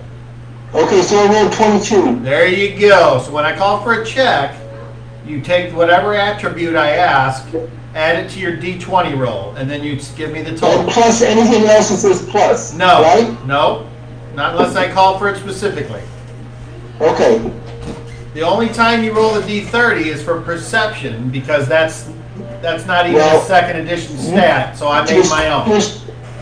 I'm not arguing any of these rolls. Just I know. tell me what the roll and what the thing is. I know. You're good. All right, but it sounds like you passed both times. You got a 22 and a 25. So, nothing happens. After all that. And so I think Ein was saying something to someone when I asked him to pause. Go ahead. If you don't remember, that's fine. I think you were explaining your new ability. Gaspar was expressing Oh. lack of uncertainty with you. I said something to him. Yeah, and that's He what was getting ready to answer, and then used to that. And I can't remember what it was I said. Right now, they can. Okay, so hold on. I would Let's keep going like now. Gaspar was on the verge of casting. She had red eyes. Volmir, you missed a discussion about what to do. You missed Strahd handing Ein a sack and telling him if he accepts this gift, his life will be meaningless. And then Strahd left. My chest. Ein decided that he would accept the gift, and when he produced Nightfang, Gavon died. Oh. Gaspar is confused and just accepts what's happening. At that point, a large portal opened at the entrance to the grave maze. And from the Ural's left side, the Protector approached. And as Waldor attempted to order it around using the Dagger of Duality, the Protector spoke and said, I don't follow your rules anymore. I'm here to straighten this mess out. I'm paraphrasing. If you go through that portal, you will die in fire and blood. Or you can follow me through the portal, and we will attack Forsooth and end it. Everyone was in agreement. They would rather follow the Protector. And that's what happened. Unfortunately, after everyone went through the portal, the next thing you know, Volmir, is you were rescued from a cell of stone by a rock creature that looked like Ein. And now you're all discussing what the fuck happened and why you should do anything at this point.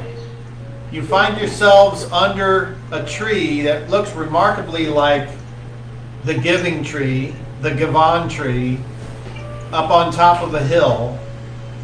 Are we above ground? Yeah. Okay. And We're on top of the hill. Okay. go ahead, Chris. You can add in. All you guys can add in. Chris, you go first. I was going to ask, HP? How's our HP looking? Are we where we were, or are we... Everyone's at full health. Alright.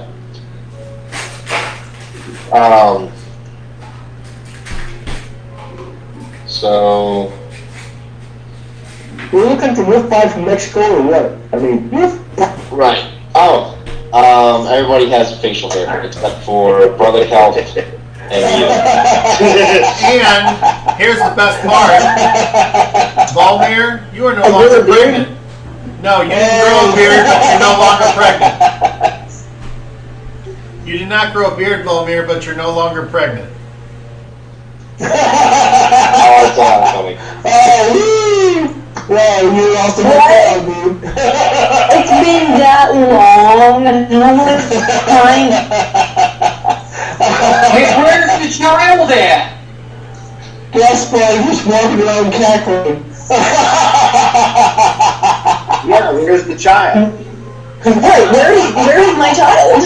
I don't even know what you're talking about. I'm just cackling. Calm down, Gaspar. I came here to Hey, hold on. Stop. Waldor, go. Go ahead, Waldor. Well, I guess Forsooth is taking your child. That's probably likely. Oh, that's what I was saying. Why they didn't kill us? Oh, yeah. Probably because Forsooth has experimented, like he likes to do. So you're saying we were that's his guessing weakness. That's the Yes, I weakness I came here to prey upon. I start Forgive my expression. I start checking me for scars. For signs of experimentation. How far do you strip down? I'm not gonna undress, but I might pull my shirt up, my sleeves up. Do I have my robe still, or You have all your possessions. Gaspar has never touched you. Everyone You might has. have drawn your picture, though. Everyone. Look out, you might have drawn your picture. Jason, hold on, brother. Everyone has all their possessions except for the ones I said weren't there.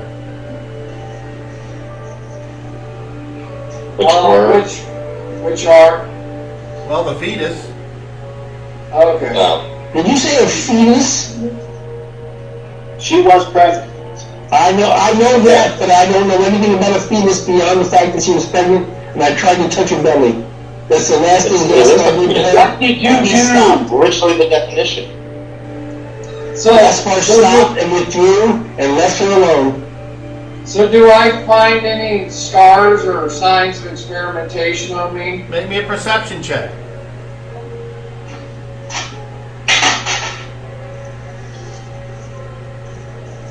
Oh, sorry, perception. Well, I have observation, so I tend to roll that. 28. From what you can see without being a Japanese contortionist, no. Hey, Volomir, would you mind if I examined you, but not in like a suggestive way?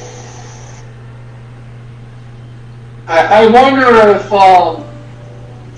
Forsooth hasn't experimented on us. I don't see any signs on me, but that doesn't mean anything. But I would assume you would be the one he was more interested in. Would you prefer a sample of my blood, or some spit, or some hair? What would you prefer?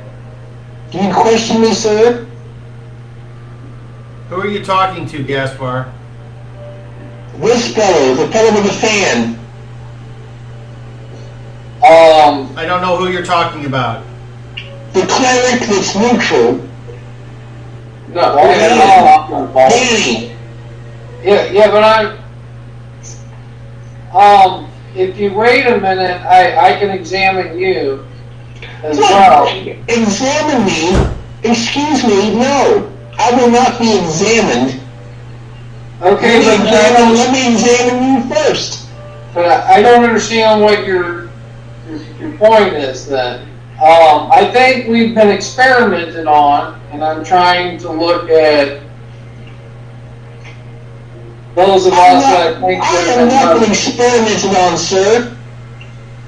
Okay, well, that is your opinion then. So, Volomir, would you mind? I mean, I'm not gonna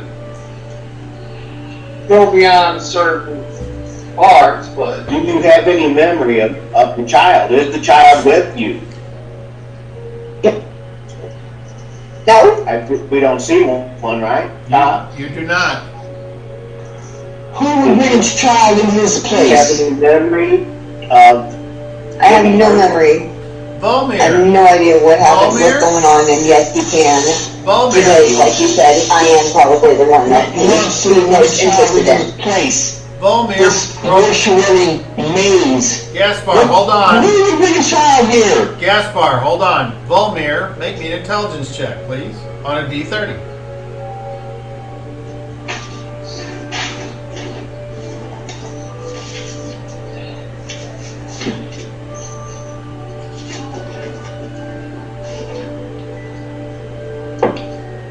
What'd you get?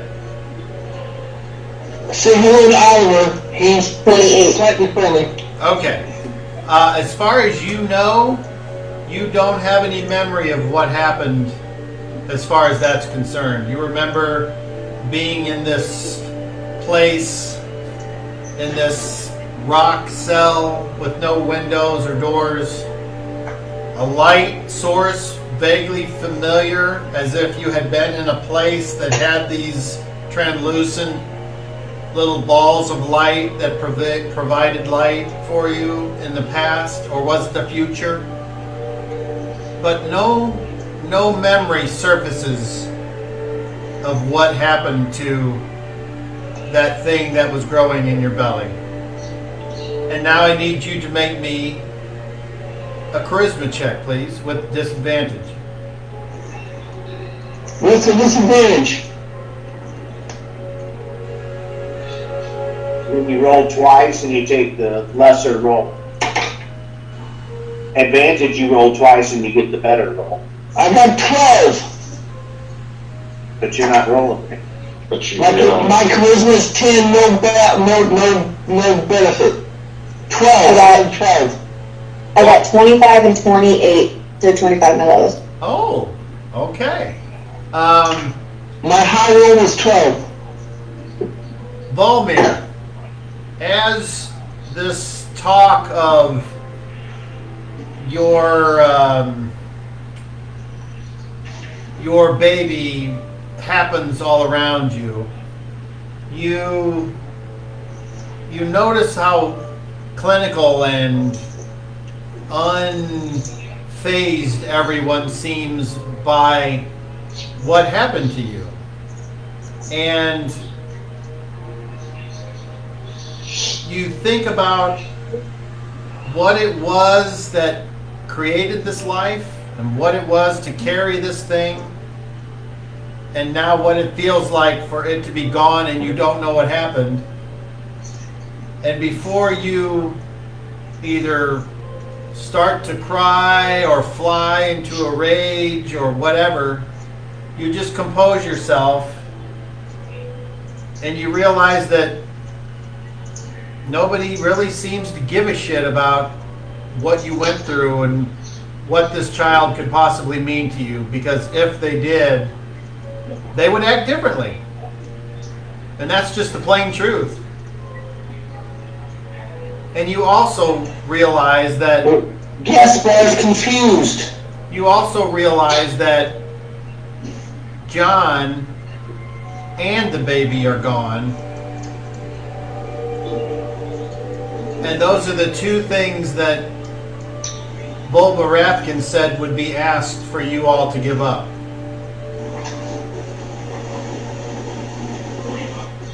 And that is what happens to you. Now, everyone else, you can continue on with this scene if you'd like, or you can do something else.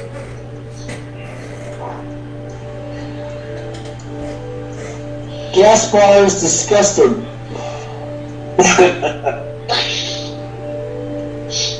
Indeed. Right.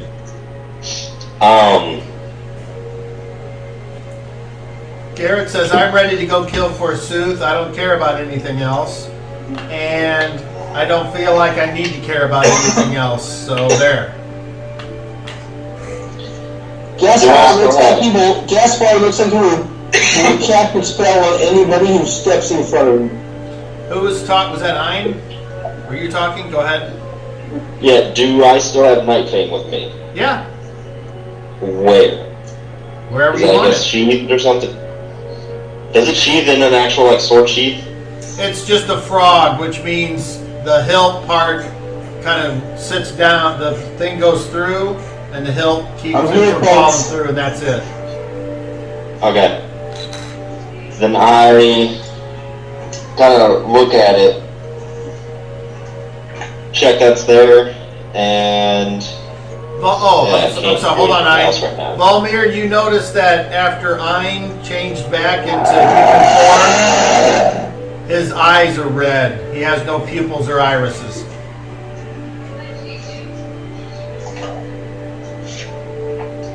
Are you possessed? No, after doing all of that, after bringing you all in here the way I did, it's completely tapped me mentally. Do I feel that my divine energies are where they should be, or do I feel like I need to connect and pray for several hours? Well, that Do I feel depends. threatened? Kelf, that depends. Were you down any spell slots when you went through the portal? Yes. Then yes, you're at the same place. Then I pray. I Okay. go away from the distraction of the crazy necromancer, and I go on the other side of the tree and I do my kata and I pray and I connect with Pavulin. All right. Several. That's fine. How about you, Waldor? What are you doing? Well, yeah, that's what I'm getting to. So when he starts to leave, I go, Kel, hold on.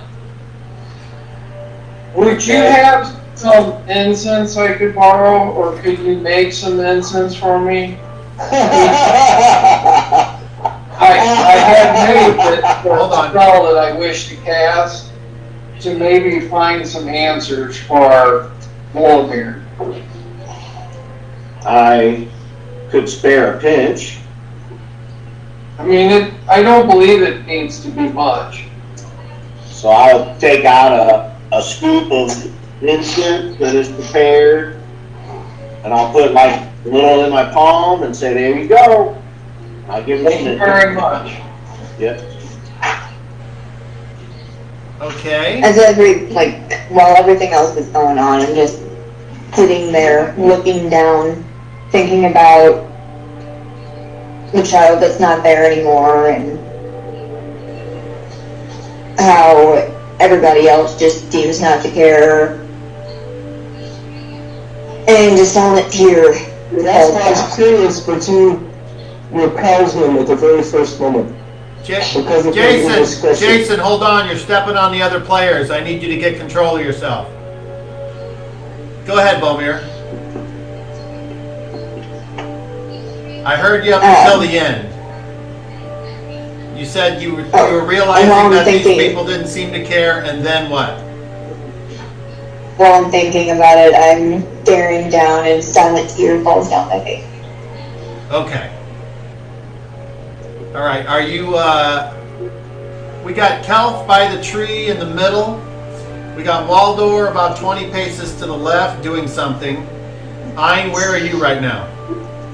I see Ein and Cobb. That's all. Hold on, Jason. Ein, where are you right now? I'm basically kind of leaning against the tree with the tree to my back. And if kind of everything seems to be settling down around me, I'm going to go ahead and attempt to rejuvenate. Okay. Can I do it? At this particular place, you don't need to roll for it. Okay. And then I begin doing that. Gaspar, you see everyone else starting to go about their business as you are like expecting something, but whatever happened to the pregnant dragon lady? nothing seems to happen. So what do you do while these other people are going about their own solitary business? All they see me doing is scribbling in a book. I couldn't understand a word you said. What did you say? All they see me doing is scribbling in my book. Okay, very good. And now Waldor has his hand up. Go ahead. Okay, so after Kelf is done giving me that, I go over to Volomir.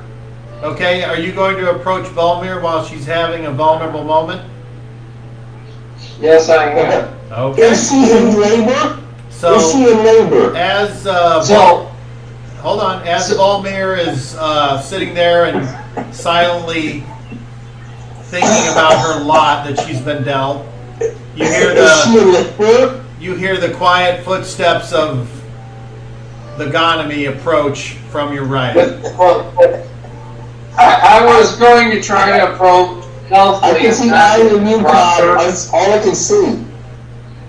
Damn it. So as quiet as possible, as not to startle her. Okay. Roll your move silently. I offer her a potion.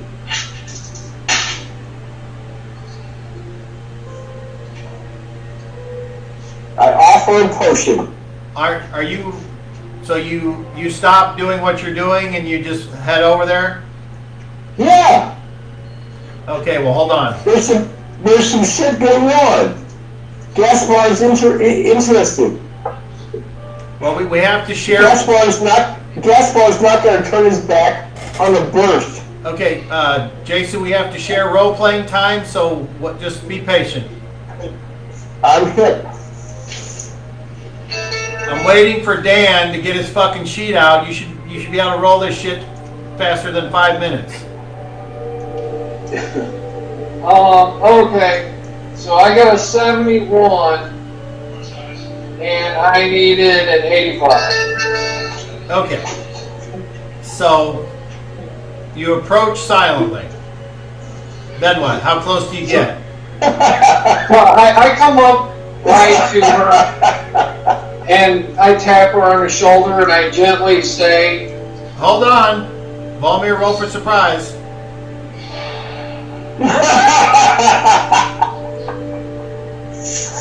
Gaspar just shakes his head. You're rolling a d10, Volmir.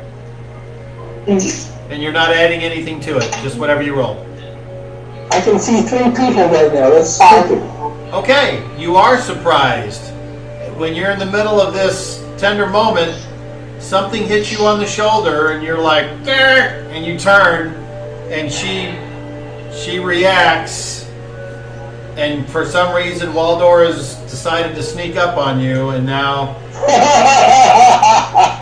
what do you do in your surprise round, Waldor?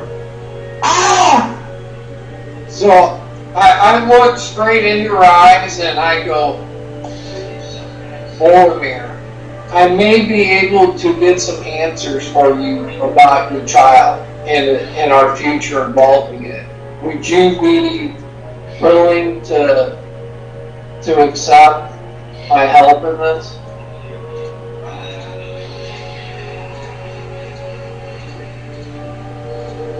So instead of just Jason, just let him role play. This is a good scene. Cut it out. Go ahead.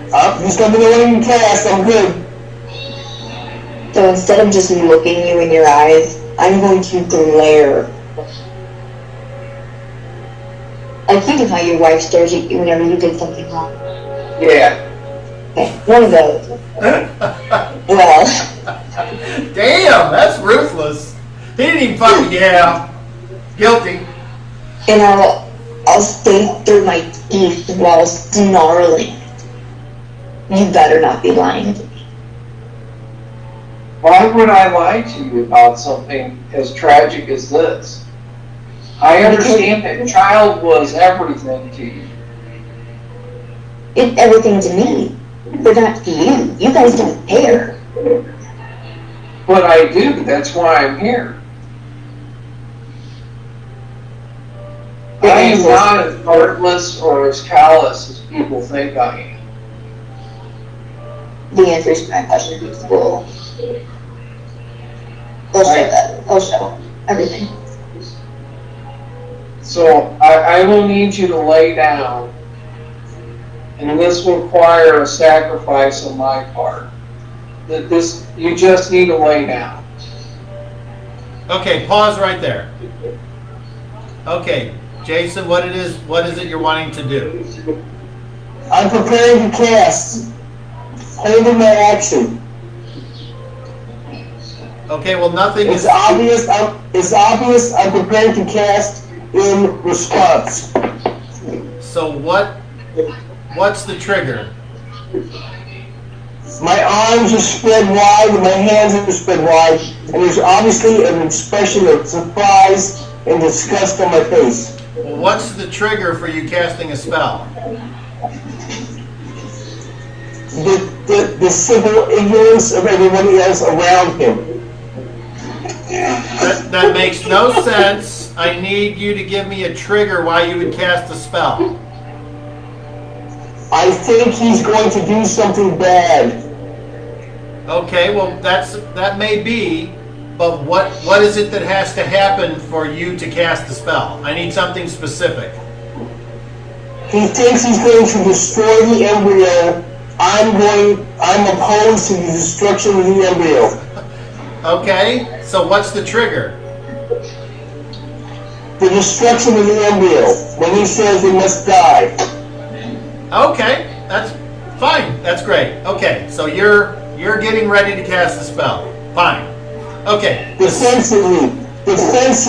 Okay, the scene returns unless, well, Kelp, you're praying and you're rejuvenating, so that's fine. Okay, so the scene returns to Waldor and Volmir, and Waldor has asked Volmir to lay down so he can do something.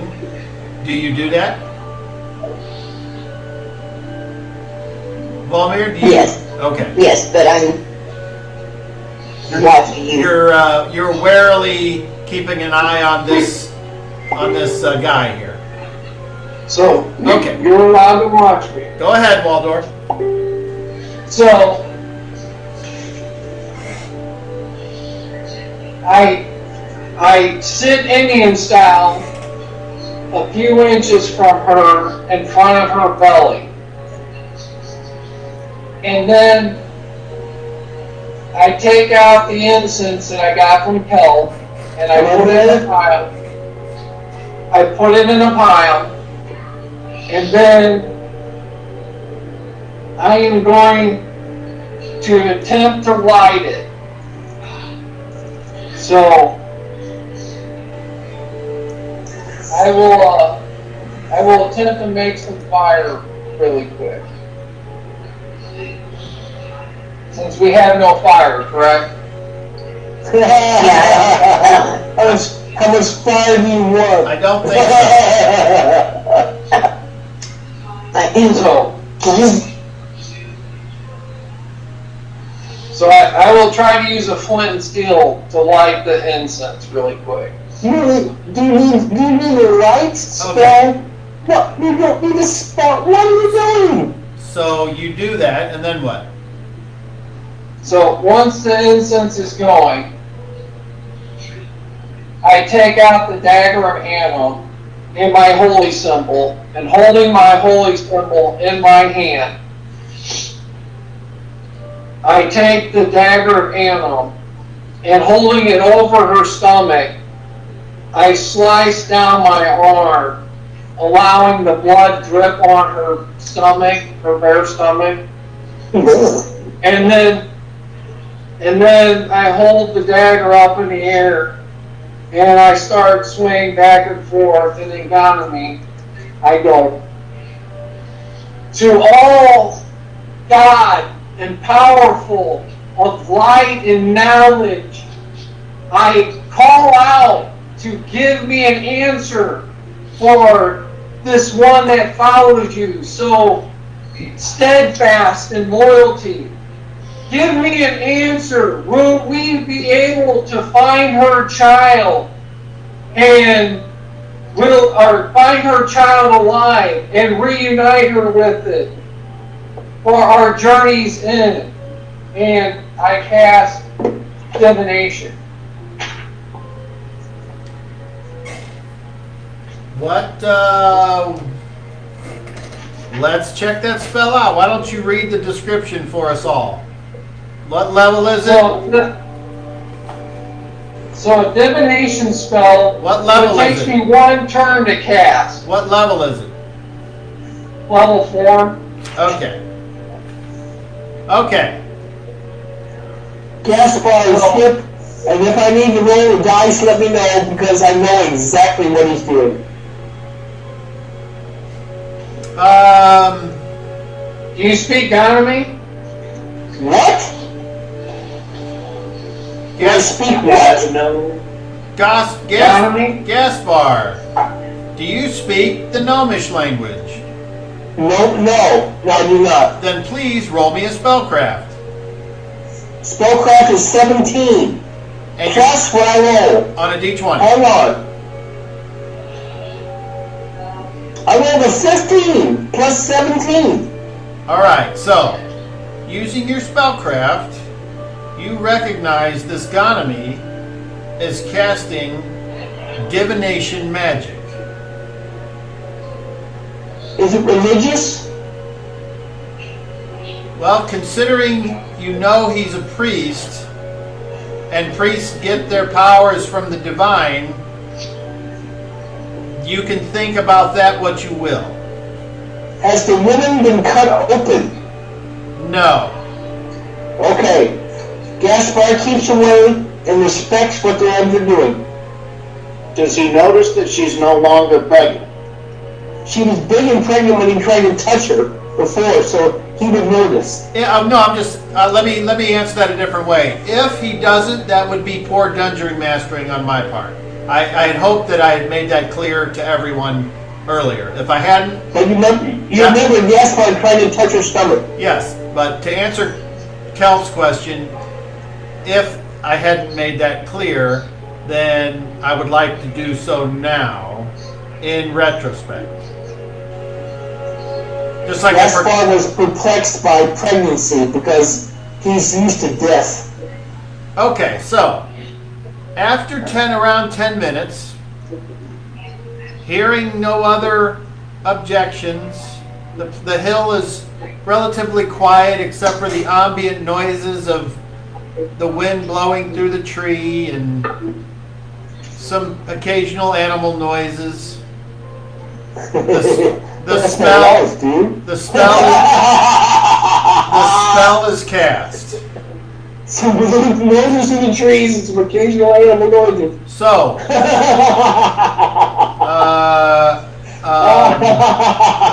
Jason, hey, hold up, man. Dan, Waldorf, what are the components of that spell? So, it requires a sacrificial offering with my blood, incense, which I burned and got from Kelp, and the holy symbol of the breed.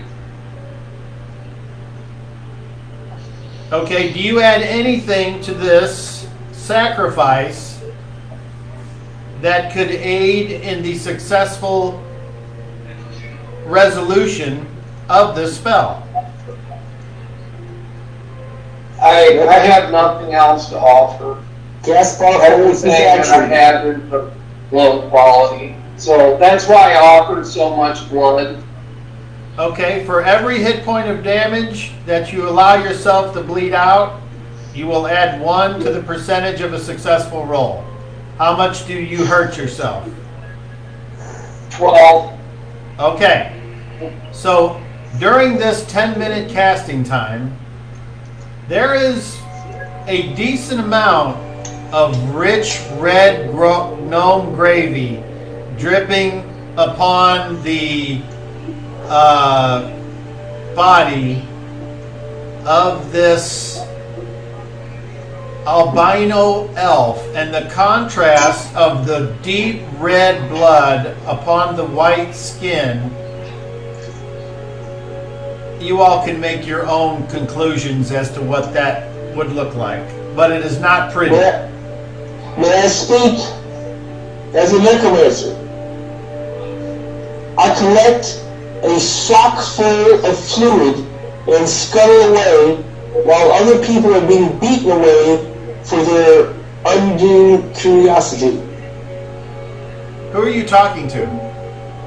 You. The Dungeon Master? Yes. Okay. I don't care who hears. I just want to get a sock full of fluid while everybody else is flailing around. Hold on, what fluid? If I am pushed away, I don't resist. What? I just take what I can get. Wait, what fluid are you referring to?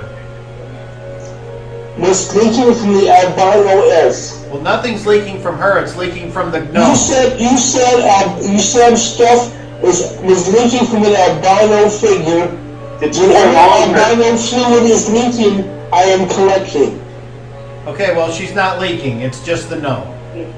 I am dripping blood all over her. Whenever the dripping is, Gaspar knows that people exude fluid. Okay, Gaspar is collecting fluid. Okay, as someone who is a spellcaster, are you intentionally disrupting the casting of his spell? I am not casting a spell. I'm collecting. Are you intentionally disrupting the gnome's spell by interfering with the casting? No, I'm not disrupting anybody. Okay, I'm collecting fluid. Doesn't work that way. You don't collect anything. If you involve yourself in the area of the spell casting, you ruin it. So your choice. Roll the dice. No, I'm just making a decision. Do you do that or not? I'm not trying to harm anybody. Well, no, it wouldn't harm. You would just ruin the spell. I might ruin the spell 50-50. No. As the dungeon master, I'm telling you, and you know because you have spellcraft. So, Gaspar does not try to harm what they're doing. okay, so I'm just going to get past this. Gaspar tries to get as much as he can from what they're doing. You can't collect the blood without interrupting his spell. You understand the blood is the offering which fuels the spell. So if you collect it, you know that you're ruining the spell. Gaspar. This isn't up for debate. You get one choice. Let me finish. Gaspar sees what's happening. Gaspar feels the energy. Gaspar withdraws from what's happening. And just draws some pictures and writes in his book. Awesome. Okay, so. I'm sorry. Very good.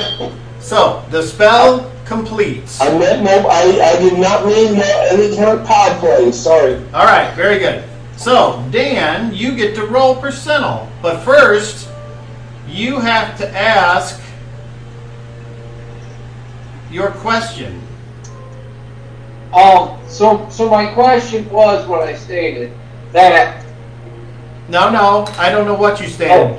Either write it down or say it. So my question is, will we be reunited with her child by the end of our quest here? Okay. Roll percentile, please.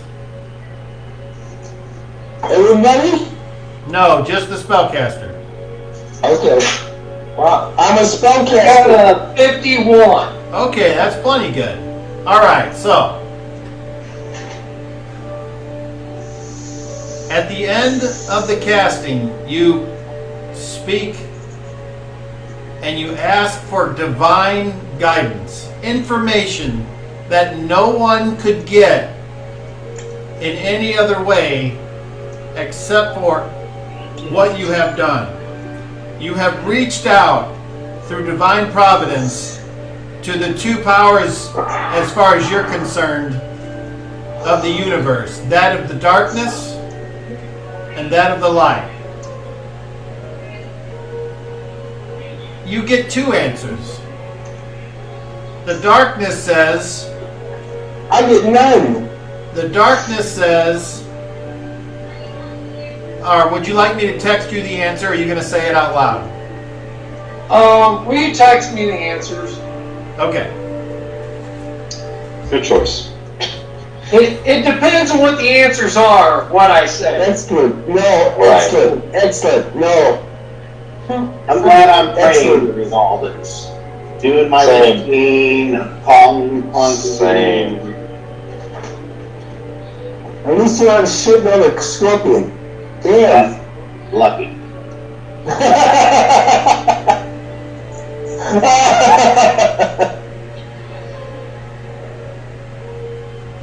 Oh, devil. That's good to see you, Dale. Very good to see you. You too, buddy. I can't believe you're scurrying around trying to collect blood over there. Dude, are you still making nuclear submarines?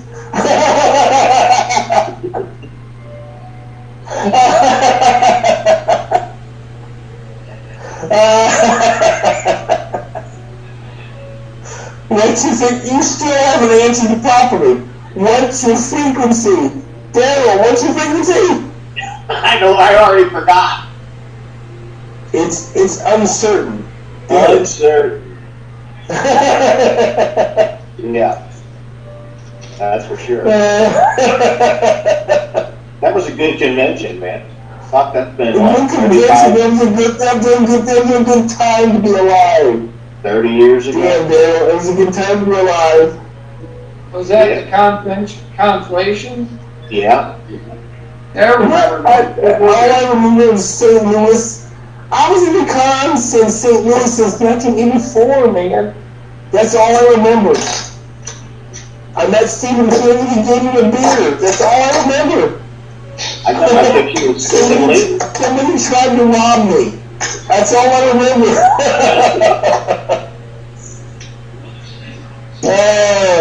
Fuck St. Louis.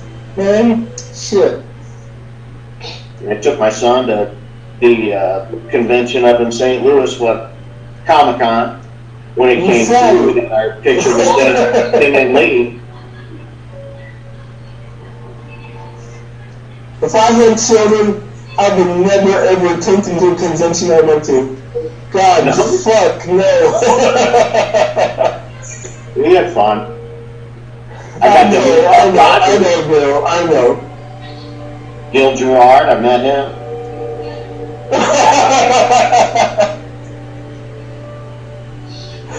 Oh, Bill.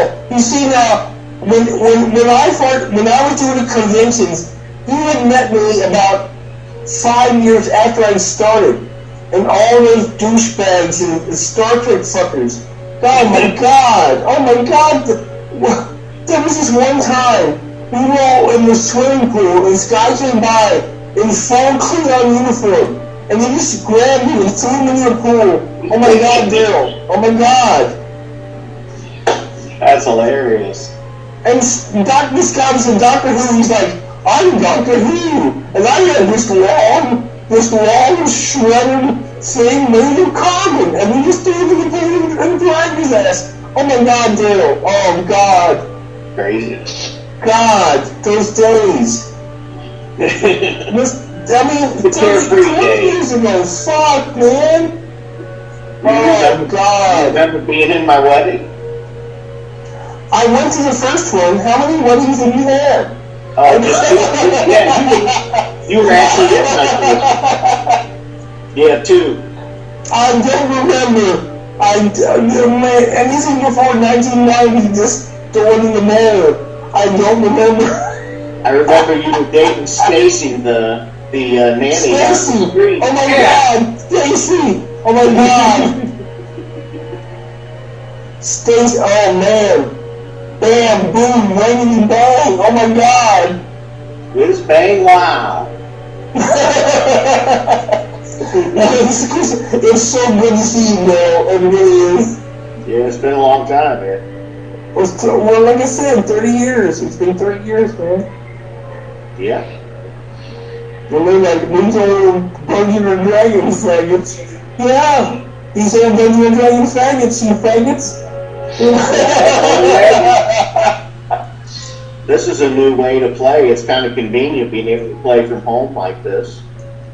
We kind of did, and we just did it because we did it when we had a weekend free when 6 people could come together and play. It's hard to And get there were over. days like that. We had those days. It's cool that still has the game going, man. It gives us an outlet to play the game. I don't know about you, dude, but your voice is like magic. It brings me back. All right, That's Dan. cool. Dan, there's a lot of information there, and what you do with it is up to you. Too much information. TMI, dude. What you do with that information is up to you. But the only thing I can say is, You were there. Shut up. You were there. you know what? The information is what it is. If you choose what to do with it, that's up to you. Alright. You were there, Hold on here. Supercom. Rolling 20 Supercom. All right, Jason, you gotta be quiet now. Hold on here. Destiny. Alright, so all of a sudden you see like a glow around my head, or come all around my head, followed with the darkness, and my eyes open, and I look at you, and I whisper, Hold I on, have hold on. received 2 answers. You're whispering to her. Yeah, so I'm whispering to her. Well, then you should either text her or you should just forward what I wrote to her, unless you don't care if you think these other guys can not metagame it. I metagame everything. So Garrett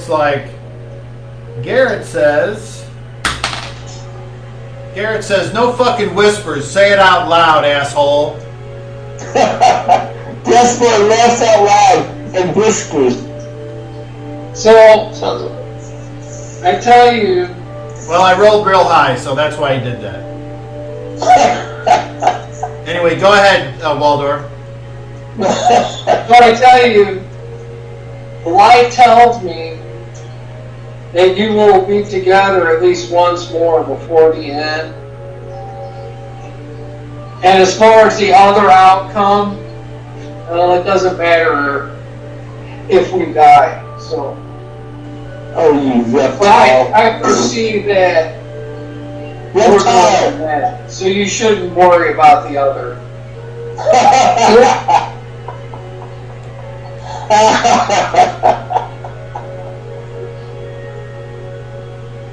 What do you mean that? Just tell me. Gaspar cackles insanely. All right, Jason, I need you to go ahead. Hold on. Jason, I need you to not step on the other players. We need to be respectful of other people's time. I'm starting to feel like I'm getting a Sean vibe from you, and you need to stop. I did that, and I step back. This game's been so good ever since I kicked him out. I'm not going back to the way it was, so. Go I'm ahead. silent from now on. Go ahead, Dan. So, I have two outcomes. The light says that you will see your child again before the quest is over. As far as the darkness chooses to say, it just says that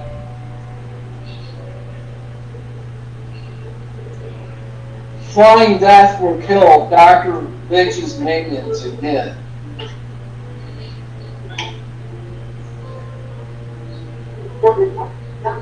He'll kill who?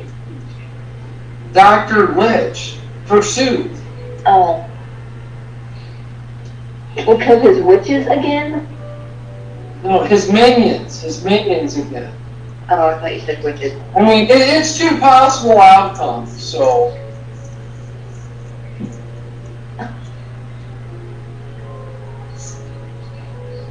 Gaspar says, is that all?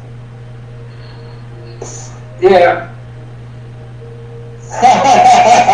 Did I just say Gaspar? I meant Garrett. Garrett says, is that all?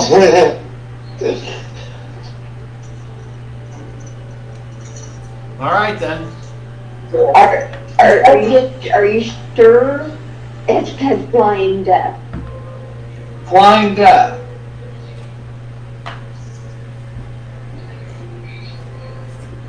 I mean, I'd be okay with that. So that is Flying Death? When the gods answer, it's cryptic. So I'm surprised that I got such a straight answer. I mean, it could be because I offered myself up for an answer. And Willie's behind me. Garrett says, who's Flying Death? Gaspar's I'm guessing the dragon. He looks over at Volmir and says, you're Flying Death? That's what my name means.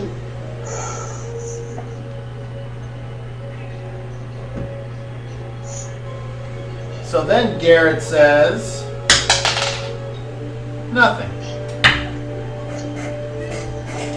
So hopefully that helps alleviate some of your worries. It means more that I care The pounding about how you feel. footfalls from the tree come over. and the Shelkin and the Protector stop in front of Volmir, and the Protector says,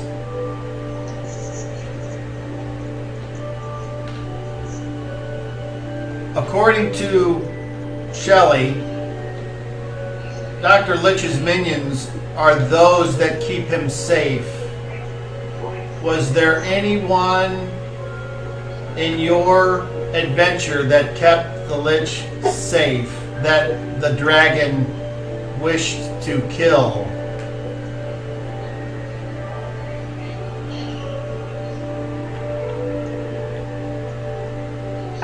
Probably just the friggin' spider tentacle people. It's the only ones I can really think of. Shelley says,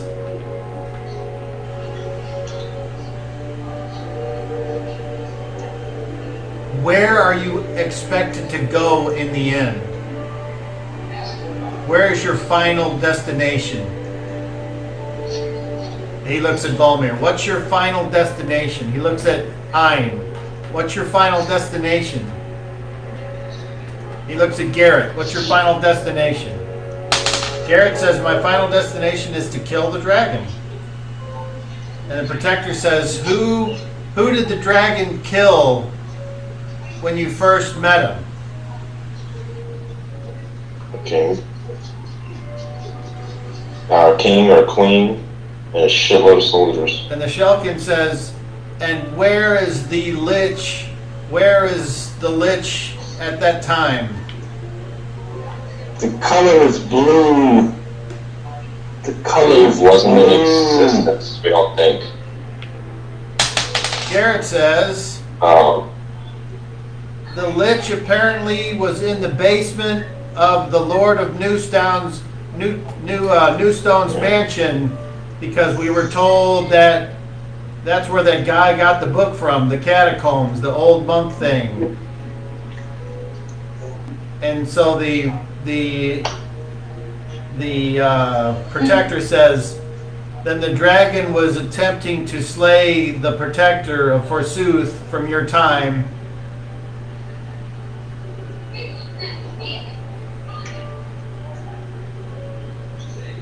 So you have to do whatever it is you're going to do, but if we're going to kill forsooth, I only know about this time. Well, I have the object that will kill him. What object is that? I have this phylactery, which is the book. I checked for the book. I have the book still, correct? Yes? He possesses a necromantic power. Huh? He has a necromantic power at his disposal.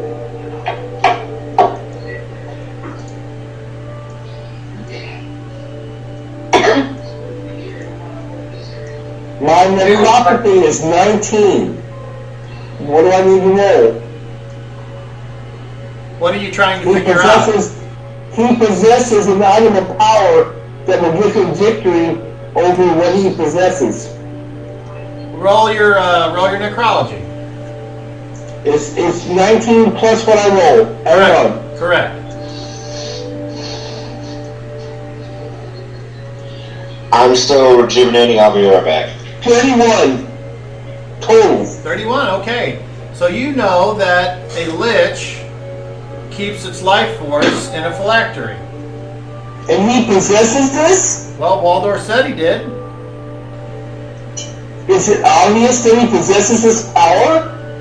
Well, you can ask him. He's not like waving this book around. You just saw him look around in his possessions.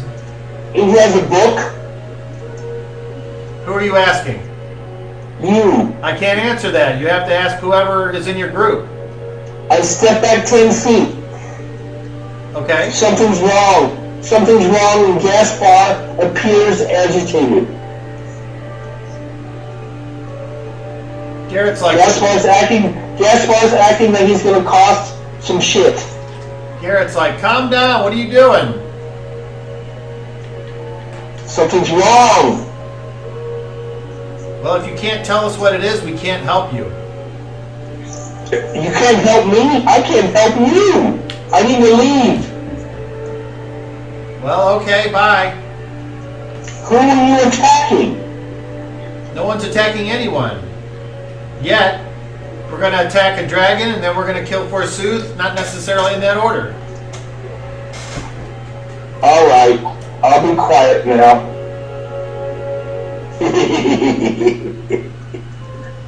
Gaspar is happy, but we'll do whatever's going on. So are you still laying on your back, or did you get out of it? Oh, Gaspar's on his feet. Hold on. No, he's talking to Volmir. I got up. Okay. So, before I turn and leave from your vicinity, I state, so I truly hope now that you feel at least I care for you and the other members of this group. And I bow, and as I bow, you can tell I kind of changed my mind, and I kneel in front of you, and like, I serve you guys, even though I serve my gods. Your destination, your request, is my service. So in order for me to complete, I need you guys to complete. I'm here for you, all of you, and what's best for all of you. Okay. Waldor, are you finished? Yeah. Okay, and I did. Roll a charisma check. Waldor, roll a charisma check, please.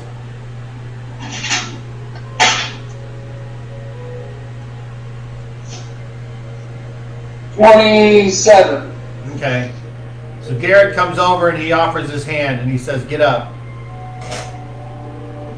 Gaspar pats him on the shoulder and cackles. And Garrett says, "Look, I appreciate that. I just want to get back and kill the dragon. That's all I want to do. All this touchy-feely shit I'm not interested in. I just want to kill the big bad guy and move and then stop. So that's all." So Gaspar smiles and says, "Yes, let's all be touchy-feely and kill something." let's just hold on and wait for Ein and Kelf to finish whatever they're doing before we head. And then he looks at the protector and he says, "And then we're going to kill Forsooth, right?" And then Kill. anyway, so he is going to go and can't kill him when he's dead. he's going to go sit down and he's going to wait patiently for Kelf and Ein. And how long do Kelf and Ein do what they're doing? We'll start with Ein. Start with Kelf, if you would. And Kelf, I will stop probably when Kelf stops, because if I'm completely tapped like you say I am, then I need literally 2 days. Not quite, but so almost. Kelf, how long do you pray? 4 hours. All right. So 4 hours goes by and you're done. I feel refreshed, and I kneel, give final thanks to Gulin, and I rejoin the group. And the only thing that you're feeling other than refreshed is that spell of endurance wore off many, many moons ago, and you're all starving. Unfortunately, the only food that you might have had is rotten and moldy. So either Can we catch some fish or some squirrels? I can cook some soup. Easy. Cook some soup easy. Is anyone else hungry? Yeah, I'm famished. I think Let us all We're going to see a rejoice. day from now. Let us all rejoice in the blessings of Kahulin as he gives to us nourishment. And Cobb, I begin to cast create food and water. I produce my wineskins to be replenished by the water that's created. I guess the food is just there on a good spot on the ground. Okay. And how many people does it And feed? 13? Was it your level? Gaspar is cooking for the full. Gaspar is cooking for everybody.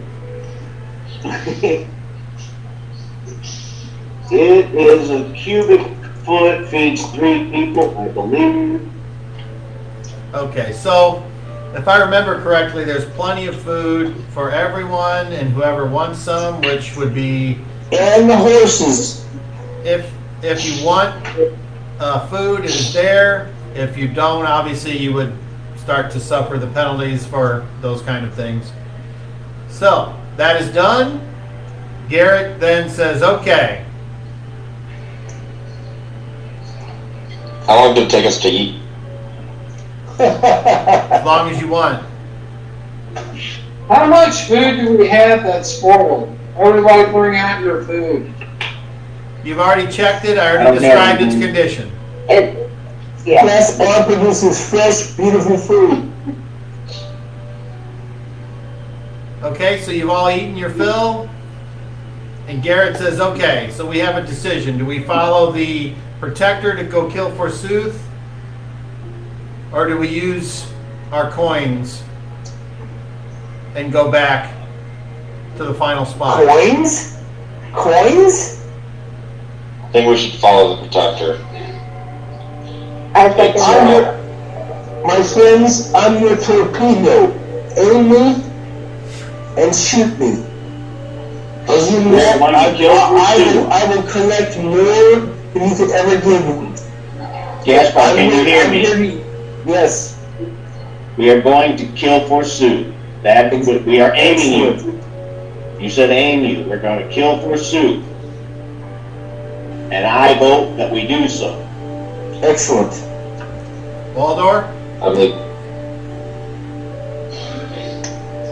I go where you guys go, as always. I think that we should probably go kill Forsooth because he has a child. And Balmer, I can see you agree, so I have one question to ask everybody. Can I have his body when we're done? if there's anything left of it, That's all I ask. Mine to give. I don't care if it's a pile of powder for a tube. That's all I want. Thank you. You cannot have the objects that I possess of this already. Well, when it comes to grabbing objects, quote unquote, you tell me which objects you want to keep. I already have them. Oh, well then, excellent. I'll know which ones to take off your body. Thank you. No, I'm kidding. I'm no fan. okay. So the protector comes over. It says, "Let us take the lonely road." And it turns and it starts to walk, and the Shelkin walks beside it. Can I speak to this protector? I walk alongside of it. All right, let me get a marching order first. So we got. How come I can't find the figure's got to be right in front of me. How many people are there? So we got the protector, and that is the wrong. There we go. The Shelkin without John. yeah, Okay. John. And then who would be in second? I'm going to say Garrett for sure, and anybody else? Yeah. Fine. I would. Between the front and the back. And Volmir, 50-50. you want to walk 3 I'm on a abreast? mission. That's fine. I ain't So- fucking no more. I'm not worried about nothing. Go get him, And yeah. Go get him. I'm 50-50. I'm in the middle. that leaves Waldor. You want to walk next to Gaspar? Do you want to be in the back? Gaspar's obviously got his arms spread and looks like he's ready for trouble. Waldor, where do you want to be in line? I don't want to be at the back and I don't want to be at the front. So If you're behind Gaspar, you're safe. Is Volomir like all the way in the front now? Then According to what I understand, the second row is Garrett, Volmir, and Ein. Unless all right. somebody wants something different. I'll be right behind. I'll be right behind them. Okay. And then Kelf, as you're walking, you decide you want to move up to the front and attempt to engage this protector in some kind of communication. Yes. Okay. So, before we do that, does anyone do anything before you set off on the lonely road? Now I'm going to go take a minute, everybody in turn. So we're going to start with Ein. No. Do have one question. While we're walking, am I regaining PSPs? No. Okay. Well, wait a second. Doesn't it say something about walking? Walking or riding is 3 per hour. Okay, do that. Alrighty. Okay, and then Volmir, do you want to do anything before you leave? I'm actually kind of curious on if the ring will still work since I'm not pregnant anymore. Okay, and how do you satisfy this curiosity?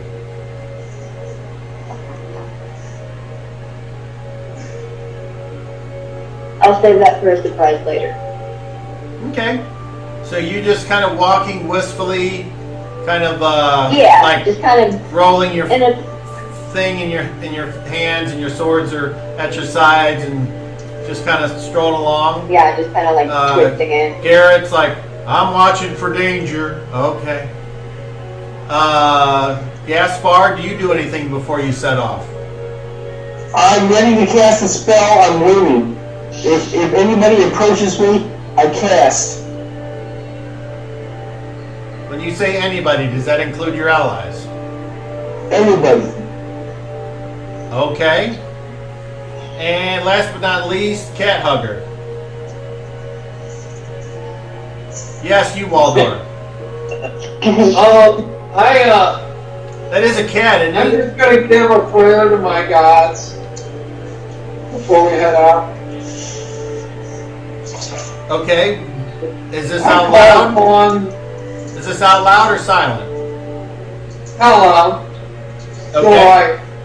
I call upon the forces of the universe to guide us all on our path to victory, so that we may put down thy posers who try to claim they have the power of the gods, and vanquish them for the greater good of the universe, so balance may be restored. Okay. So because you called out to your deity in the realm of the enemy, you would normally make a charisma check with disadvantage. But because your prayer was wonderful, that cancels it. Make a straight charisma check, please. Does that torque help me at all that I'm wearing? 27. You mean the torque of the guy you're going to kill? Yeah. Well, I don't know. Yeah, it's supposed to prevent us from being. It's supposed to prevent us from being seen by them. That's why. Right. It It's is. supposed to hide us. But What? 27. That's the torque from the Skell-Agile. you're assuming that it hides you to everything. No, just to him. So 27 total. Okay. So, you set off. And the countryside is not at all what you would think would be the territory, the topography, the landscape of a terrible and evil overlord. In fact, it reminds you of fairy tales. Beautiful, wind-swept crags of flowers and bushes, and flora and fauna carrying on, the deer and the rabbits and the turtles, the babbling brooks and the birds in the nests whistling tunes and calling out to mates, the bees collecting pollens and making life, and even the earthworms under your feet seem to be happily burrowing into the ground that supposedly is unhallowed by this terrible forsooth. How can this be? It doesn't make any sense. No, it doesn't. I mean, if you consider that those of you that have been on this journey the longest, remember that every place that you've been that forsooth was supposedly terrible, it was wonderful. I mean, you Until it burnt to the You ground. start with Franciscanian, this beautiful town of magic and science, wonderfully living in peace and harmony with the undead of the Northern Kingdom. Until it burnt to the ground. And you guys came and destroyed it. And then there was the lake town, built around this wonderful source of life, and the fire mages and the water priests seemed to be able to exist not in harmony, but at least they were somewhat successful in being helpful to the citizenry. And you guys flooded it. And now you finally come to this time and place. I didn't flood it. And What? you're in the new version of Newstone with people's parents that are there and living happily, and the people of the town going about their lives peacefully and praying to forsooth, and every need is met, and they're safe and wonderful and happy in their homes. And you guys are going to destroy that too. Destroy? But you press on How because did we get hooked up with these guys? I'm a victim. because You people. the I'm a need victim. I have to be out in the desert, happily resurrecting zombies and mummies. And here I am, like a torpedo in a submarine. What's wrong with you people? You people. What the submarine? Indeed. Ask Osiris. He might know. Gaspar seems to be insane. I'm getting that. I think you might have to lay But off. he can, Hey, but he can Jason. do some shit.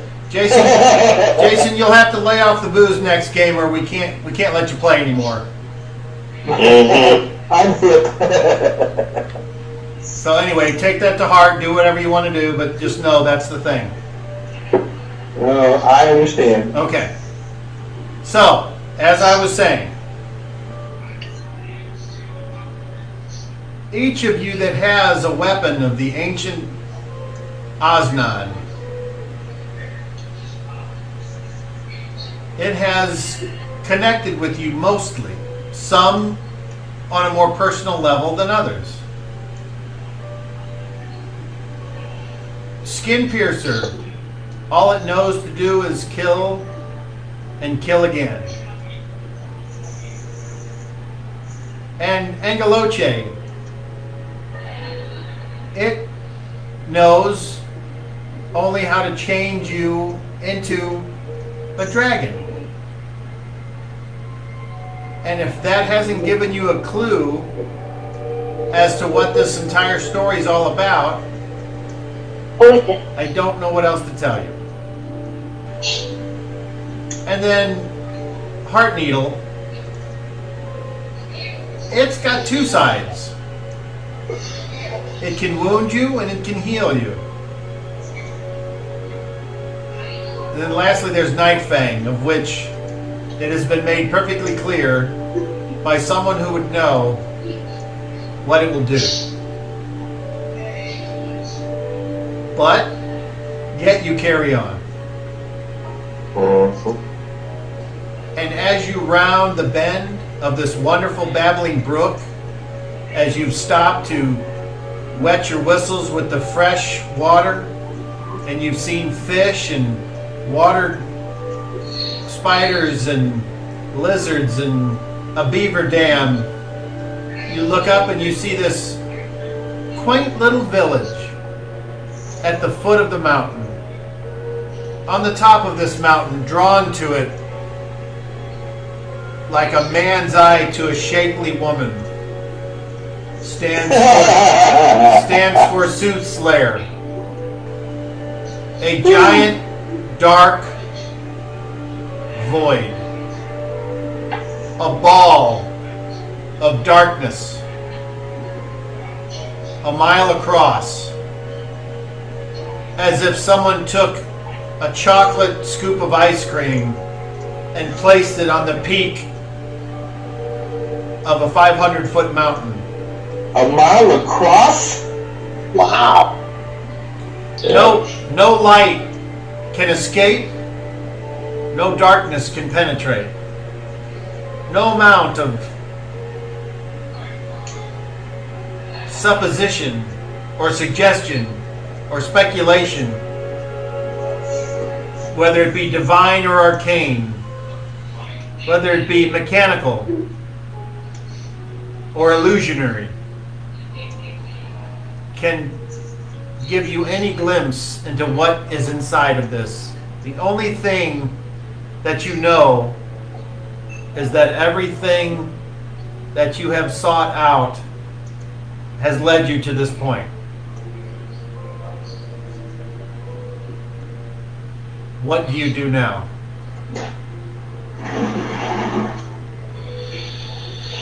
Yes, we continue to follow the protector. How And long has it still, I'm trying to say to him. Oh, I'm sorry. Okay. Wait. My bad, Daryl. I'm sorry. I forgot. Okay, so while you are viewing the things that I have described, Kelf says what? At first, I was going to ask him, last time we followed you, we wound up in a stone prison. What is the plan this time? How do you know you're leading us in the right place? We cannot access Forsooth's lair without someone who can become like that.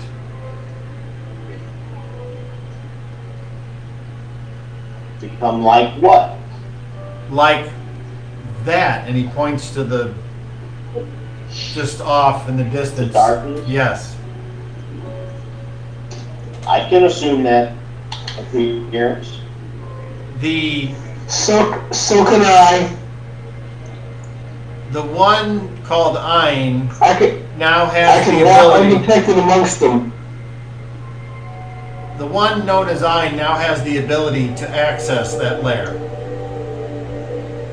Very good. He is the only See me one. crack my knuckles. He is the only one that has come close enough to that lair to be able to absorb its properties.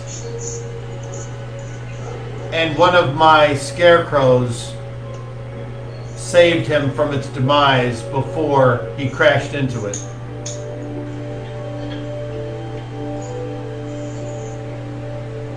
And the DM will ask Chris, do you remember that? I'm sorry? The DM will ask Chris, do you remember what he's talking about? Do you remember what he's talking I about? remember the first time. Yeah, so I remember the first time, and you talking about we discussed the session? No, the time when you fell through the floor with the scarecrow and you phased and you were going to fall into this dark ball of something and something came out of midair and knocked you away from it. Yeah! I do now. I remember being tortured by some scarecrows. It's a faint memory, and then I break Yeah, no, but I went to, Okay, so the yeah, I remember. the protector then keeps walking and says, without being put in a place where he could gain his ability, we could not win. And as the protector of the timeline, it is up to me to make sure that things are put back. You are here to set things right. I am here to make sure that whatever decision is made at the time that the dragon incinerates the minions of Forsooth, that is carried out and not changed. And when you all have done this work for Forsooth, whether it be through ignorance or intention, you got the attention of those that do not appreciate it. And thus I have waited thousands of years at each point to point you in the right direction. This is my first time around, friend. This is the final direction that I will give. If you do not succeed in defeating Forsooth here, the timeline will not be reset, and this will just be the new reality, and I will cease to exist here, and I will move on and go back to the plane that I am from and serve a new god in a new quest. And you all will have to deal with the ramifications of your greed and of your jealousy.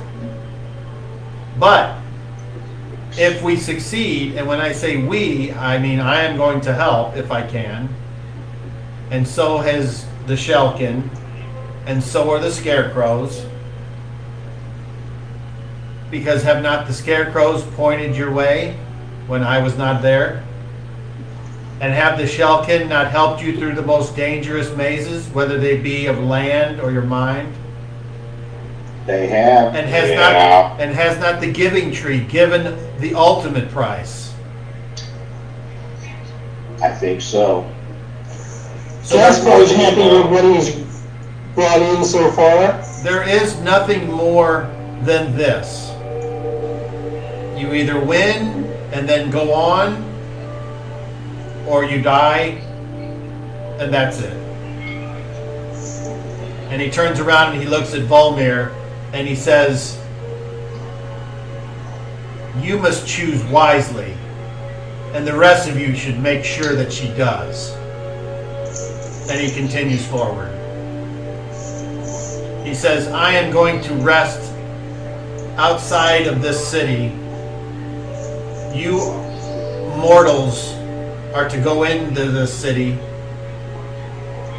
make yourselves comfortable for a night, and in the morning meet me outside the city to the north, and we will take that final journey up that mountain to whatever destiny awaits, whether it be flying death or the Giving Tree." And then he turns around and he says, or the laughing mage. And he proceeds to walk off. And right as he gets ready to walk off, there's like a path that begins, and you can see now you're going to be entering a kind of a rural town type setting. Go ahead, Waldor. Protector, do you know how to destroy the book? You do, or the laughing mage does. I can't do everything for you. Sometimes you have to use your own brain. You have to know things for what they are, and then you have to figure it out. And for those of you that have been on this journey long enough, I'm sorry I couldn't tell you everything I was doing before. But to do so... All Gaspar can do is offer anybody who wants to come with him back to the tower. So he can come back and look at his books and study. But to do so would reveal the plan. And now that we are this close, it doesn't matter. I've got you here. I don't wish to be rewarded. I don't need thank yous. I do this because I serve a higher power. And he looks at Waldor and he says, "You should know." And the fact that sometimes you withhold parts of the plan, you'll need to do a better job of whatever it is you're trying to do. And he turns and he goes off the path into the woods, leaving you all to either go into the city or go around or turn around with your tail between your legs, whatever you decide to do. Garrett's like, well, I guess we'll go in and get a room. I hope they take our money. That seems like a good idea. I could use a bath. Now, before we go into town, he says, is there anything anybody wants to say? Because I don't want to have discussions in town on our mission. I just want us to go, sleep, get up, and meet him in the morning. So say it now. Yes, We Waldorf. need to get Aldemir armor. If they have some. We can try. Anything else? If you'll have me, I'll stay. Otherwise, you're welcome to come with me back to the tower. I don't think you understand. If you want, You don't understand, Gaspar. We only have one way to go. Gaspar can go whichever way he needs to go. Well, we're We are not. going to pursue Blair. Yes, we're not you. So If we could use your you are magic, welcome to come. Do you want my help? I offer my help. I'm just And sitting you much around appreciate drinking elven wine, reading books. Do you want my help? It'd be much appreciated. it couldn't Do you have hurt. my help? It couldn't hurt. You haven't really done anything against us, so I don't know why we wouldn't. But just to make sure, roll a charisma check. Charisma, my charisma's 10. I rolled a he's got high 13. charisma. All right, 24. That's a success. He says, yes, come join us and just be ready to die. I've been ready to die for years. All right, so I need Waldor to roll it. You rolled it last time. Calf, D12. If you insist, that's a 12. Oh. All right, so what do you guys do? And you 10. As you, How long have we? the Shelkin turns to everyone and says, I cannot go in there. I will remain by the brook. Whenever you come out, I will be in the north of the city as well with the protector. And kind of waddles off into the water. Very good. Leaving you 6. The Savage 6. Am I only in 6 or 7? All right, so what do you guys do? Let's walk. Head in. Player to DM, how long have we been walking?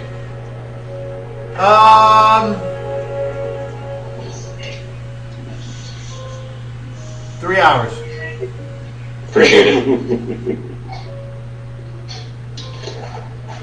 Okay, so as the trail starts to grow a little bit wider and more traveled, and there's occasionally a home on the outskirts of town, you see very happy people, all wearing their brown homespun clothes. You see the washerwomen at the creek. You see other ladies spinning thread for everything that they use. You see all manner of medieval professions, whether they be Peasant activities? tanners, carpenters, butchers, etc.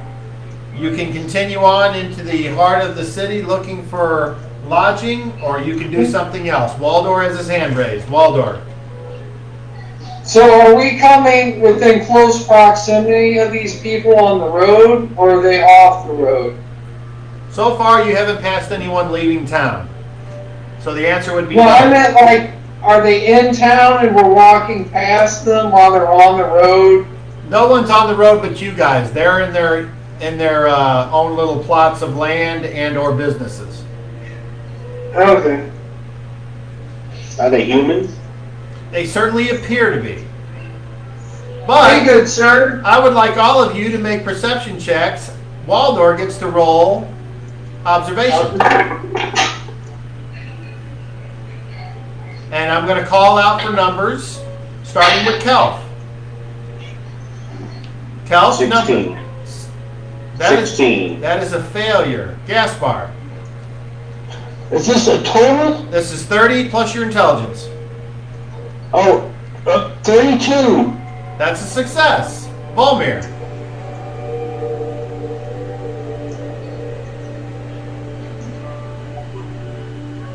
That's 38. That is a success. Ein. 15. That is a failure. Did you roll a 1? Roll it again. Yes. Oh. Oh. Implode!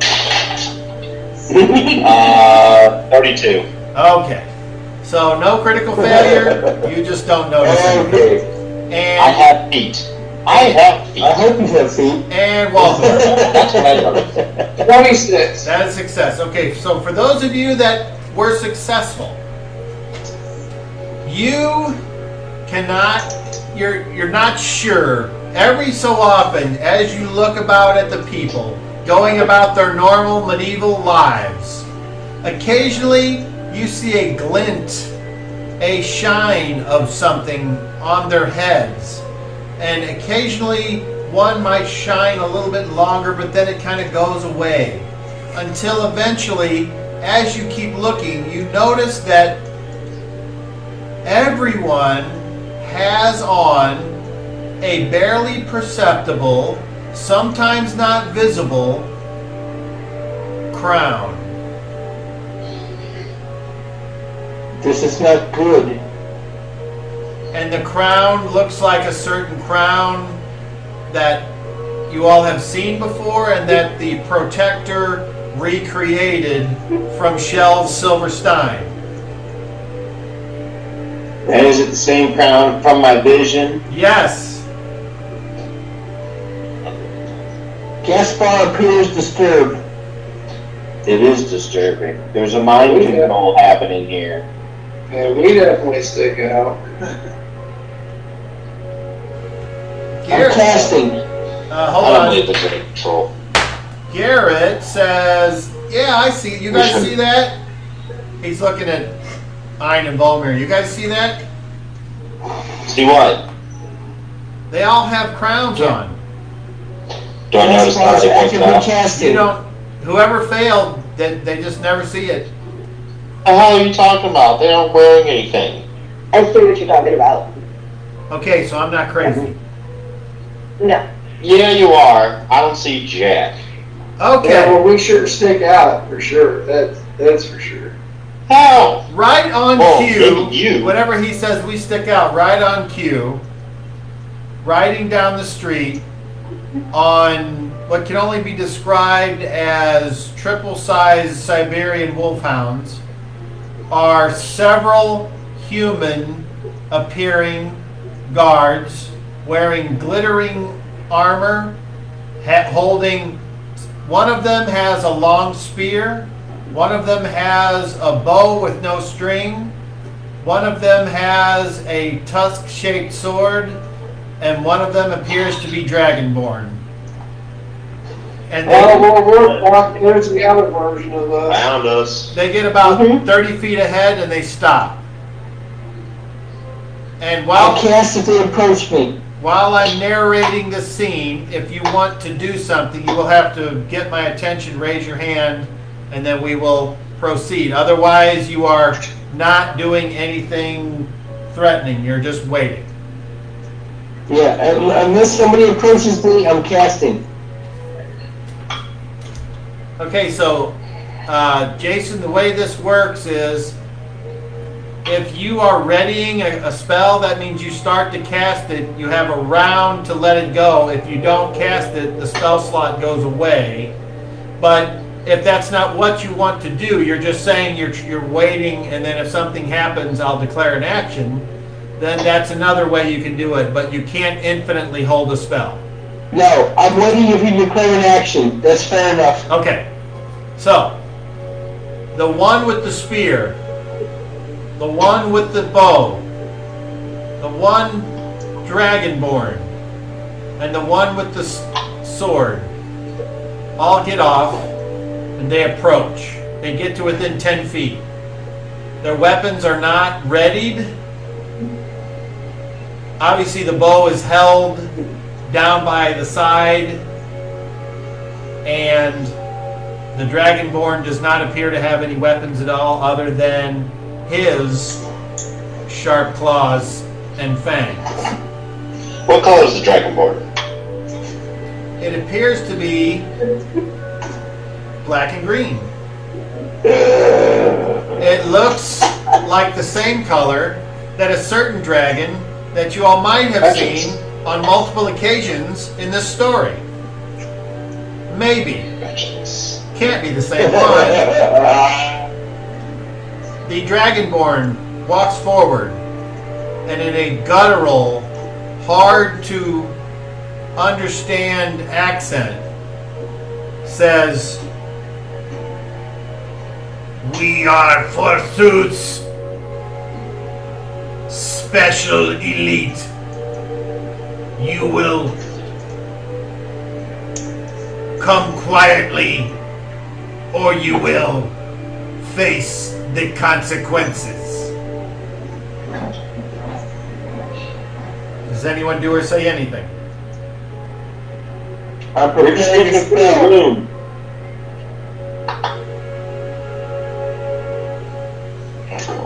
Well, Valmir, yes? I'm gonna look at Garrett and look at Ein. They look back at you. This Well, is whatever I'm gonna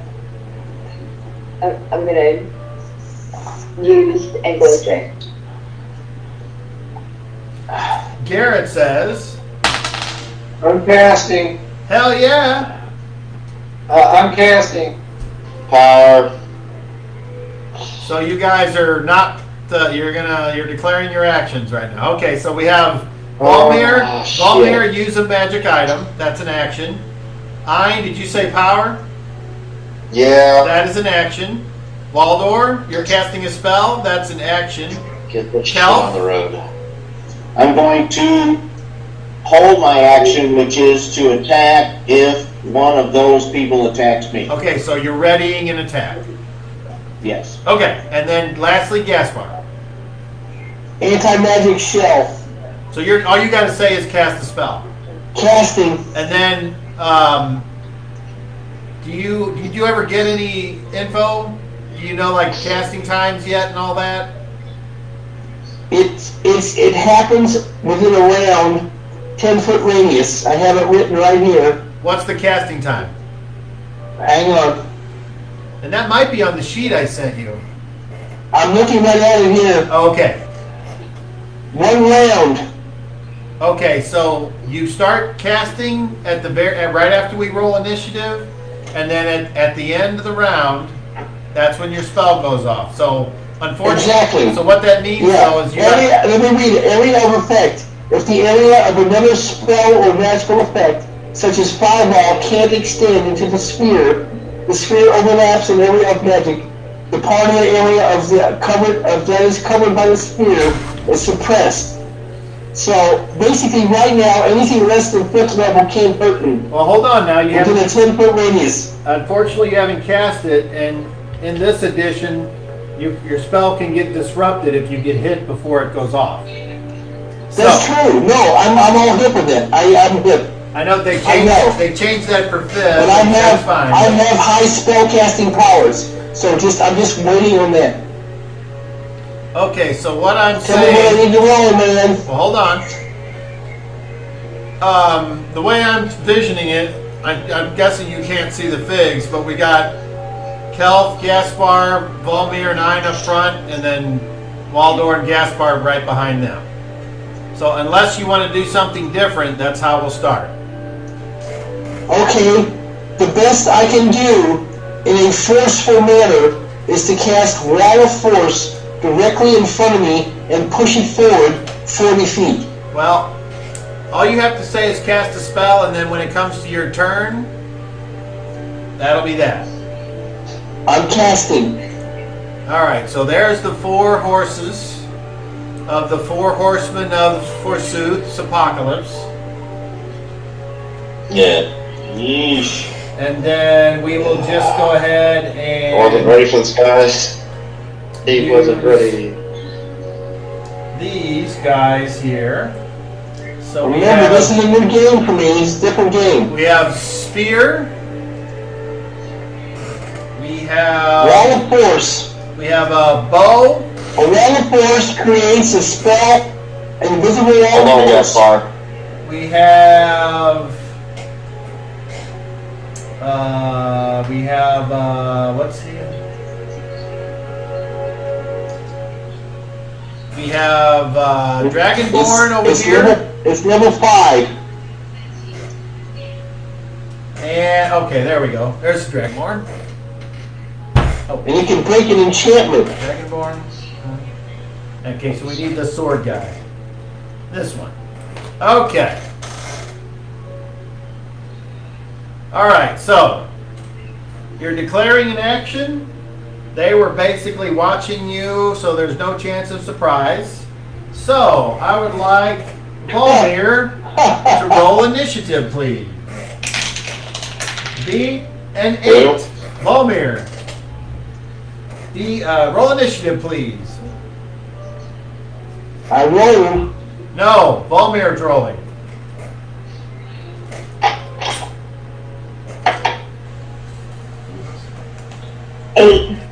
Oh no! Yeah. Give me that monkey. Hey, come on, Give come me on, that come on. monkey.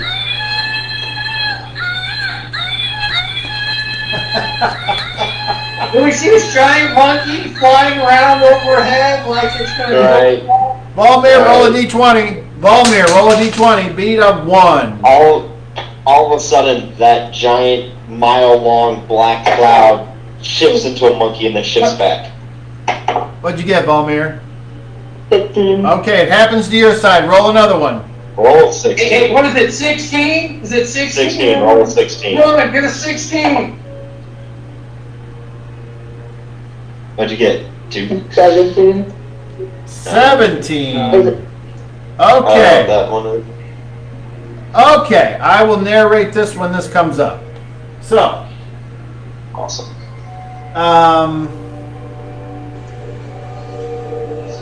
right before anybody gets to go, they move up, Why am I on fire? and I'm on fire. as they start to move Oh, forward, blue hat.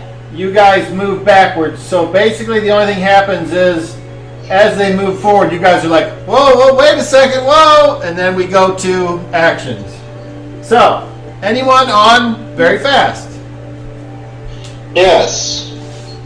Hold on, let me get some battle music here. Hold I have on. a fire and a blue hat. What's happening to me?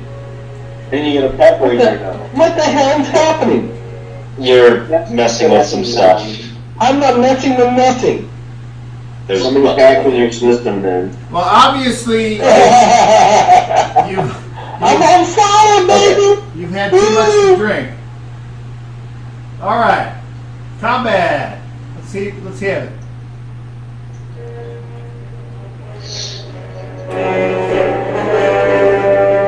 Too loud. Too loud. How's that? Still too loud? Can you, Go through that. can you see me? I'm on fire. Okay.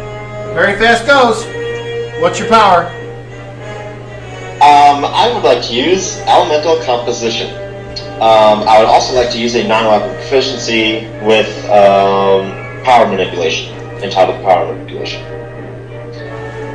That's my spend 5 extra, pass the proficiency check, get the thing. Remember that one? Cop? I do. So which All one right, are you just rolling make sure. first? Which All one are you right, rolling so- first? It doesn't really matter. Just roll one. Pick whichever one it is. I would suggest you roll Roll. proficiency first. That way you get the 5 points out of the way. Okay, then yeah, let's get the power manipulation done first. I rolled a 15 plus my 10 is 25. And for this, you will have to get a little creative and help me out with something. I'm sure I can. Alright, so, and then for the special roll on my elemental composition, I would like to describe what happens first. Or what Now, do you have to roll successfully, or can you fail it and it still changes? No, it? I have to be successful. I have to be successful. Okay, go ahead. So there's still a chance. So, in my mind, I Can you see me? picture tendrils of my mind seeping into the ground, rushing through, searching for rock, for stone.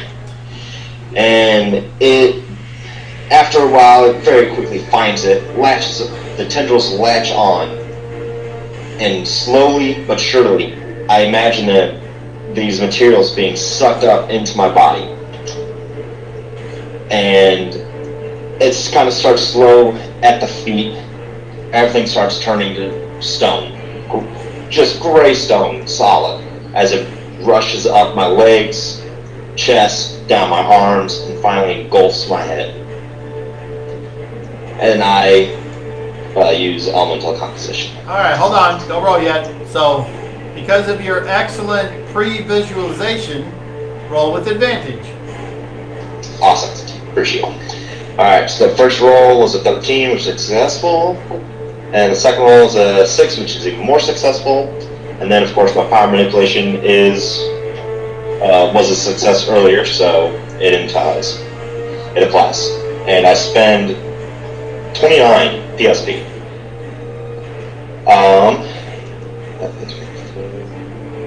So basically what he pre-visualized in his mind, you all see actually happen to Ein. And as I stated, all at once, slowly, you guys see stone start to creep up my legs as if I'm being engulfed in it. And for just a moment, it gets over my head, and I'm completely frozen. You don't see any movement whatsoever. It looks like for something just happened. And then all at once, you hear a loud crack. And all around my body, all my joints, all my muscles snap forward, and my skin, once smooth, now becomes kind of jagged and a little rough. Nice. As if it's pure stone. I don't have a medium-sized earth elemental handy, so we'll use our imagination. Right. Cobb, are you aware what this does to me? No. Okay. Very dense bodies, stone or metal, reduce his armor class to 0, and give him an effective strength of 21. Nice. So, while I have this active, my hit adjustment, damage adjustment is changed. My base armor class is 0. I do not get any armor bonuses, but Right. from what I've read, my dexterity and shield still count, but I do not get my armor anymore. Well, we'll go with that, and if I find something different, we can change it. Okay, so that reduces my armor class by a lot. I'm in some deep negatives. Okay, so while you figure all and that then- out, because you don't get to move now until the end of Right. the round. What do you want to have my power score? I don't understand the My question. power score is this. User gains the combat ability of an elemental of the appropriate type. Oh. So I gain a combat. So you get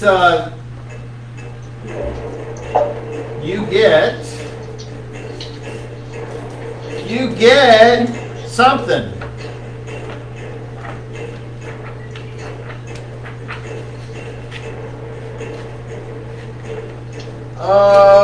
Okay. No. Okay, so you get 1 attack, and the damage is 4d8.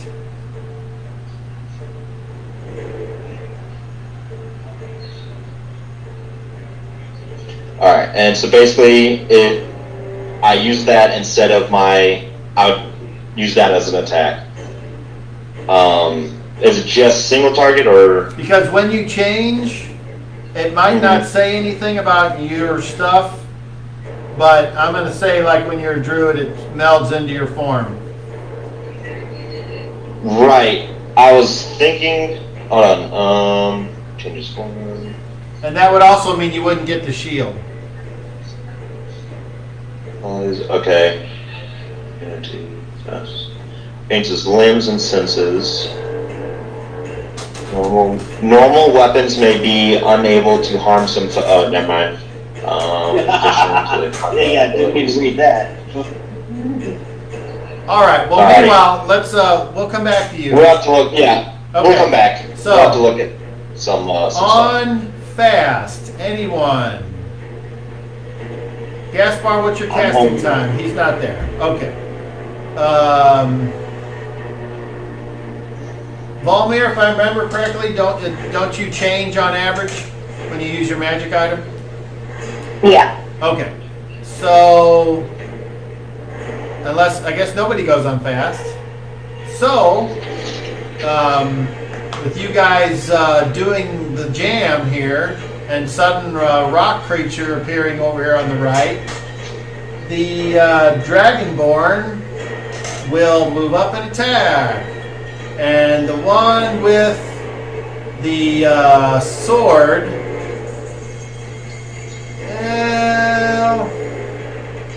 it will move up and attack Volmir. And the one with the bow doesn't get to go yet. And the one with the spear, I would like Kelf and Garrett to roll charisma check, please. Garrett gets a 27.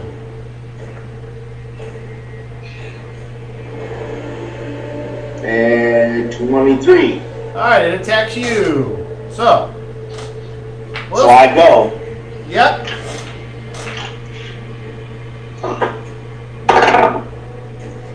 That's going to hit an armor class of -5. That is a hit.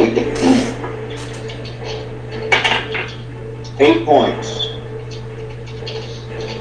And roll a.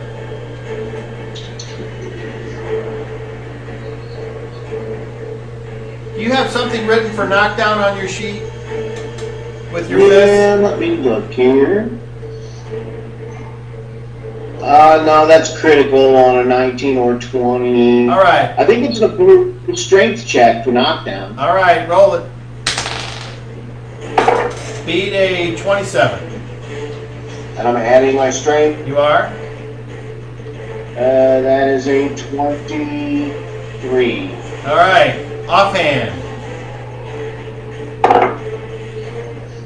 16, gonna hit negative 11, 9, That's a hit. 8 point. And opposed strength again. Beat a 26. This time I got a 31. All right, he is knocked down at the square. It is now his turn. He already moved, so he will stand, and that's his action. Over here on Volmir, armor class of -15. That would be a hit. First thing you do is, where's the D8? Thank you. Volmir, you take, only 10 points of damage, but you need to save versus spells. If you have a defense adjustment on your wisdom, you would add that to your D20.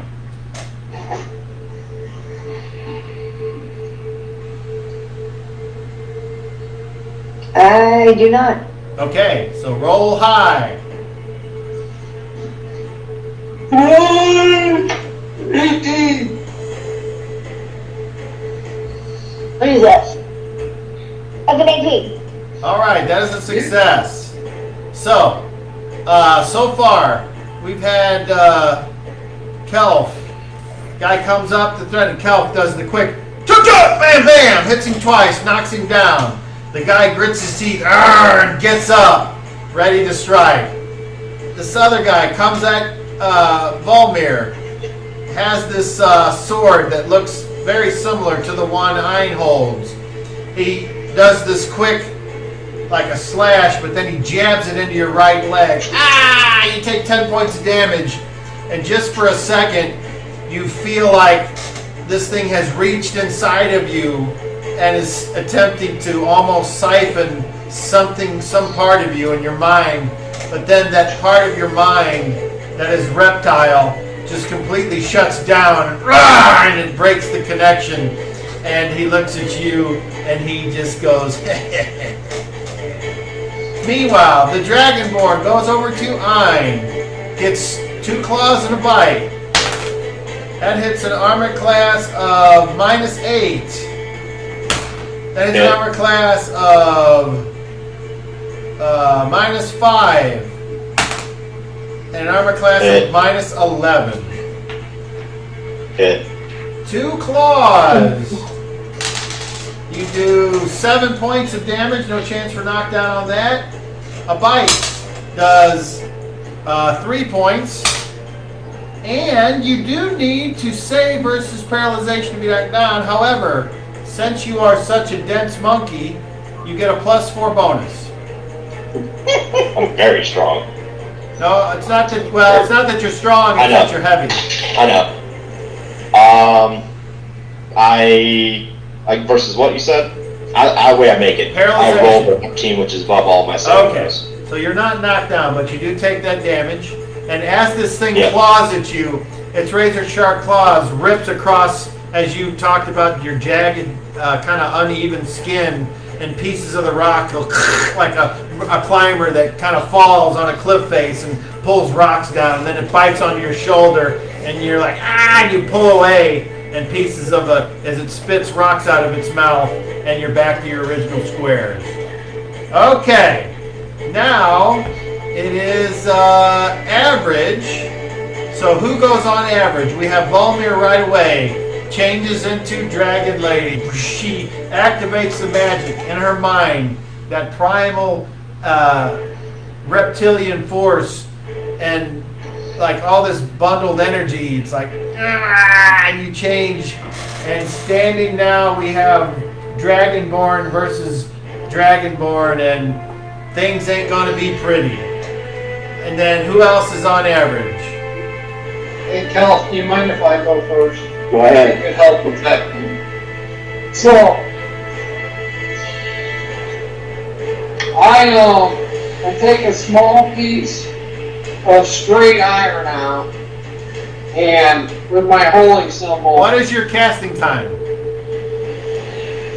5. Okay, yes, you do. Well, hold on, let me double check.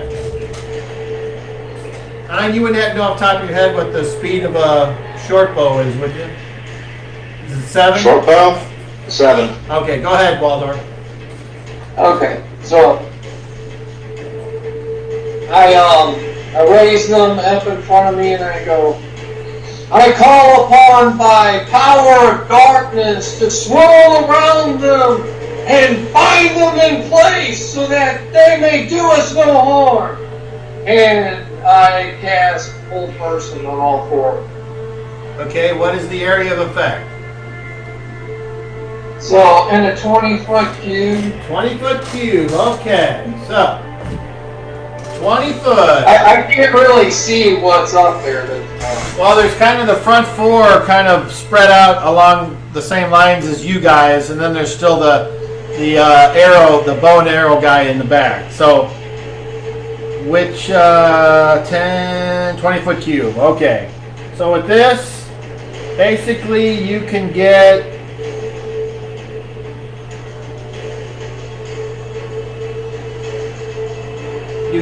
these 2, and that's it if you want to get 2 or 1. So if there's anybody special over here, you can get the guy with the bow, or the guy with the spear, or the 2 over here, the Dragonborn, and the guy with the alternate fang.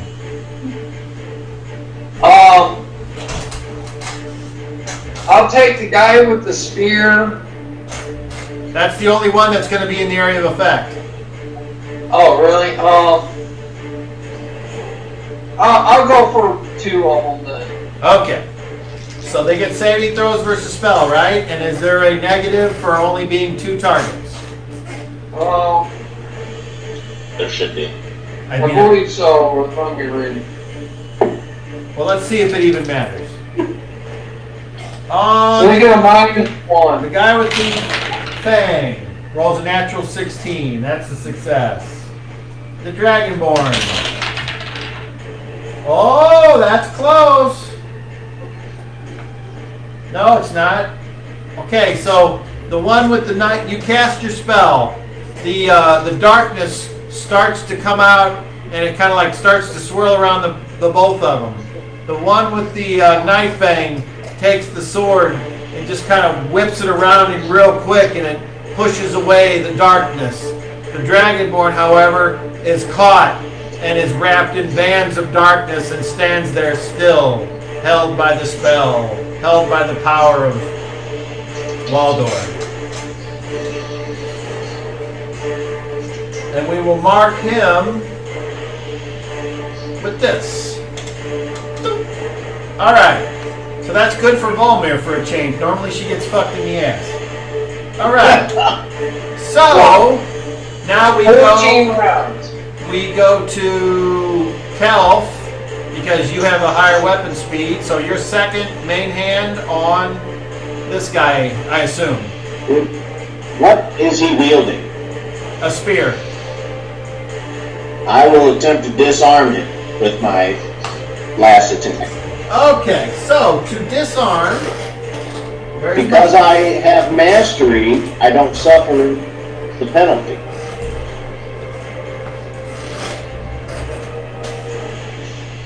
What penalty would that be? I don't even know that there's a penalty for disarming. -4. For disarming? Oh, because Because I'm unarmed. okay, that's right. Okay, if I can find it.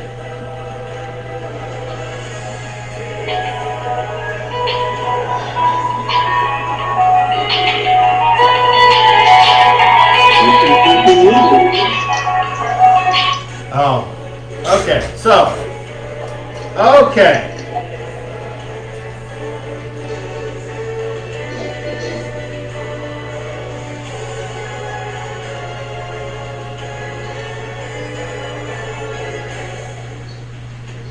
Okay, so you're rolling opposed attack rolls, and this is the one where whoever hits the highest or the most negative armor class or whatever, that's what wins. So before you roll, hold Okay, on. we're rolling to hit. Hold on.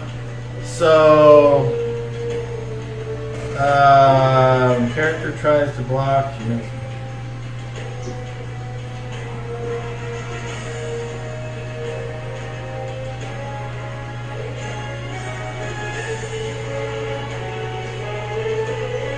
Okay, so you are trying to hit an armor class of 4,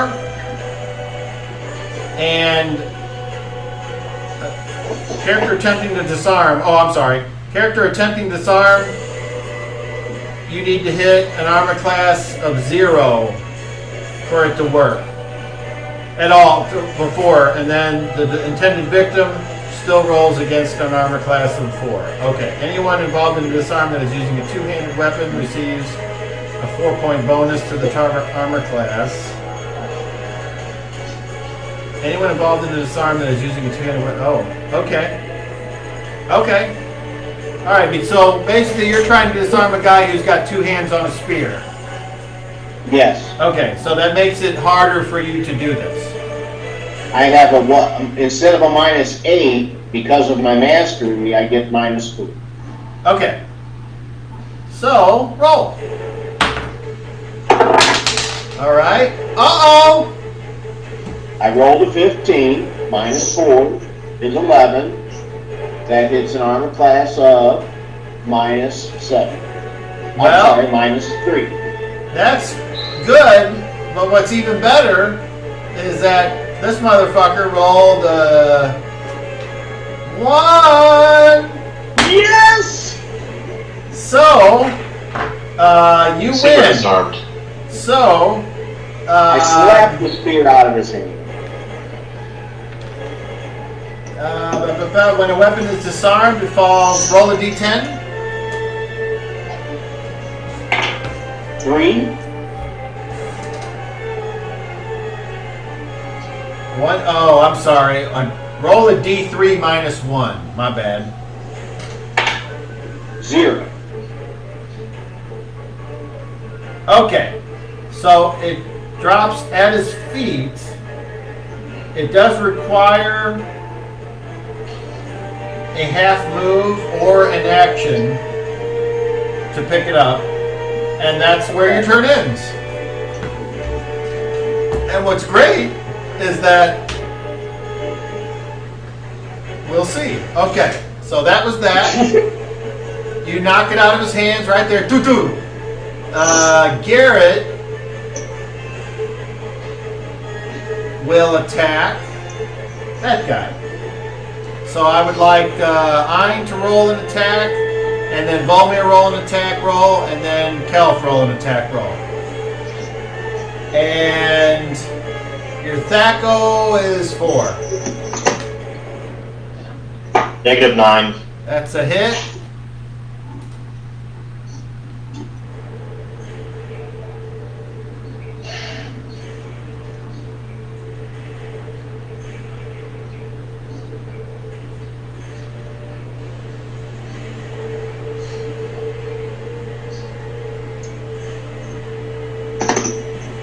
-14.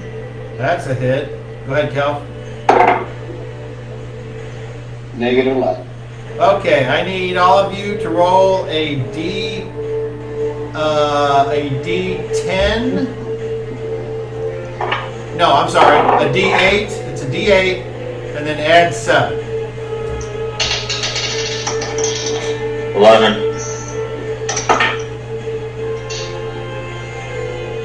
12. Wow. 9.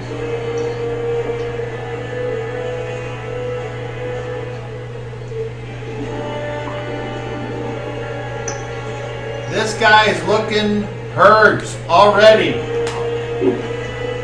Okay, the guy with the bow's turn. He fires at Garrett, and you hear him yell out,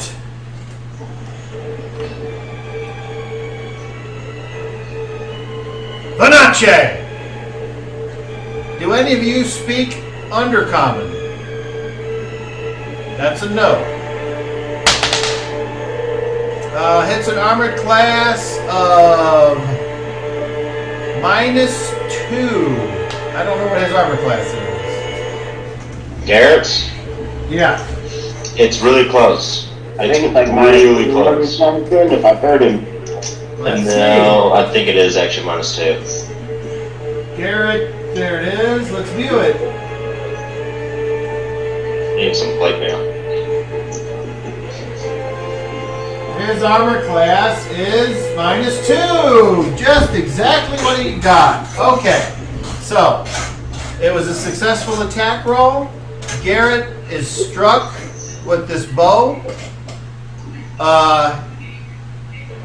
Garrett turns black, like the black on the mountain, and falls over. Yikes. Again. Okay. This guy's second attack, he picks up the weapon.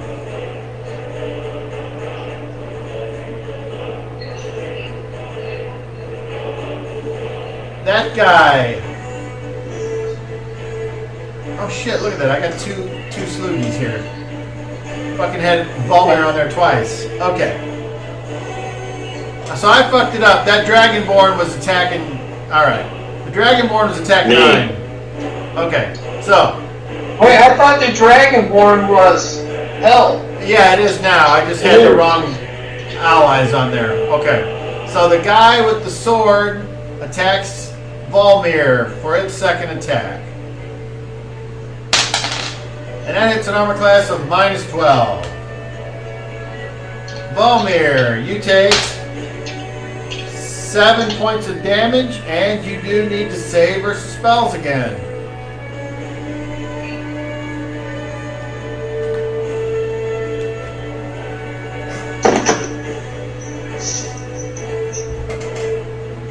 Where's my spells? 10. Okay, I got 12. Success? Yes. Alright, the same kind of thing happens. You feel like this thing is tampering with your life force, but you do not allow it. Your mental state right now is too strong. Alright. And anybody else? Gaspar will cast a spell on this guy back here. And he's not going to waste any time. He's going to go Magic Missile. Blam, blam, blam, blam, blam. And it automatically hits because that's what Magic Missile does. So the guy with the bow takes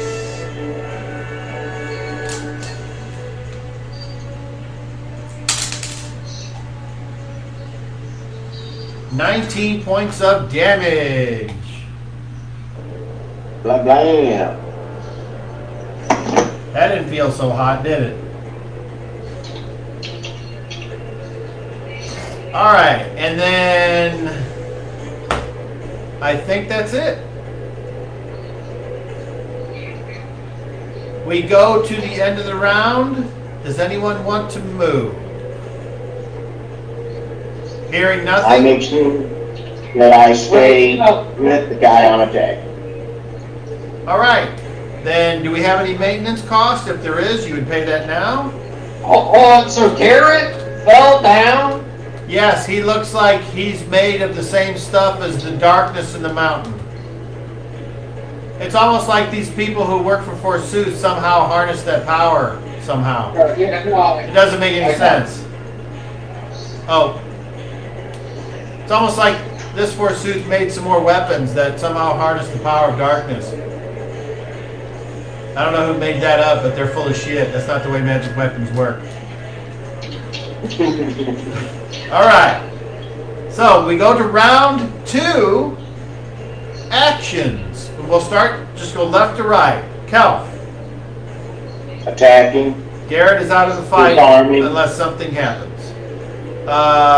Gaspar does not have anything that he can do for Gaspar, so he will cast another magic missile on the fucking bow guy, because fuck that guy. Waldor. they are wearing armor, all of them? They appear to be. Alright, I'm casting. Volmir Dragon.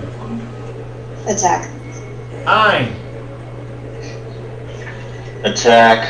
Alright. This time, who rolled initiative last time? Was that Kelf? No, it was Volmir. Volmir. Kelf, roll initiative, roll a d10. Beat a 7. Breathe. Alright. So nobody goes on very fast, I do. except for this sword fucker. I do because I'm I sorry. didn't move. I'm right there with the same guy. The spear guy goes, but you guys want initiative, so you go first. I'm going to disarm him again. Okay, roll opposed roll. Again. Yes. Well, this time he hit an armor class and a -7. I hit a 0. Okay, so the disarm does not work. Second Okay. attack. Offhand. Ooh. -11. That's a hit. Roll Dinkus. 6 points. All right, so with your main hand, you reach out and you grab the spear, and this time he was ready for you, and he twists it, and it kind of hurts your wrist. You're like, ow, fucker, and then you do this massive uppercut. He's like, "Gadoosh!" And you both do a strength check. And he rolls a 33. 14. All right, so he is not knocked down, but you strike him in the chin, and it does that weird sound where it's like, "Choo!" He's like, ah! And then he returns with his spear. And he raises it up over his head and he jams it down. And when he does, the spear turns black. And he hits an armor class of -15. That's a hard hit. Kelf, you take 5 points of damage, but you need to save versus spells.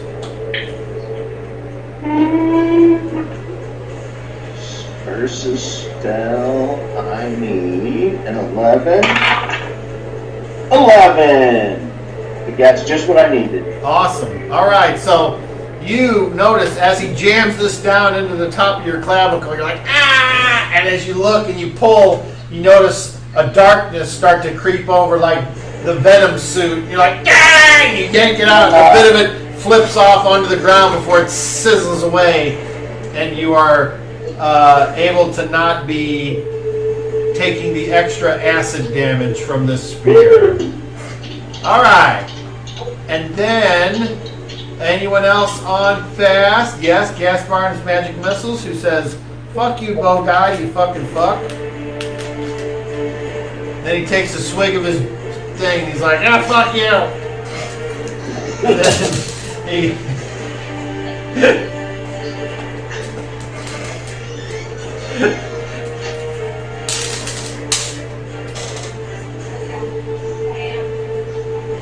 22 points of damage to the bow guy. Yeah. Drop that bow.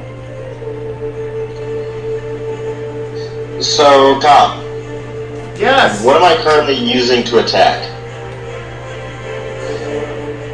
I assume you're using your fist. That's how you get the damage. Well, okay, that's the thing. Sorry, I've just been looking into it because I've been trying to find it, but no forums are talking about it. Ever talk about this high science. Because I still retain, according to this, I retain my limbs and my senses. So, from what I've read, from what I'm reading, I don't know if my stuff goes away, morphs into me. In which case, why would the, surplus power part of it be I get an attack of the elemental form, of an elemental of the appropriate type? So, because that's what the power score is I gain the combat ability of an elemental of the appropriate type. So normally if I'm just punching regularly, basically I'm not convinced that my stuff morphs into me, is basically what I'm getting at. Because I thought I'd still be able to have what I was holding. Because all that changes is my body into the chemical makeup of my body changes from carbons, hydrogens, oxygens, and all that to just stone.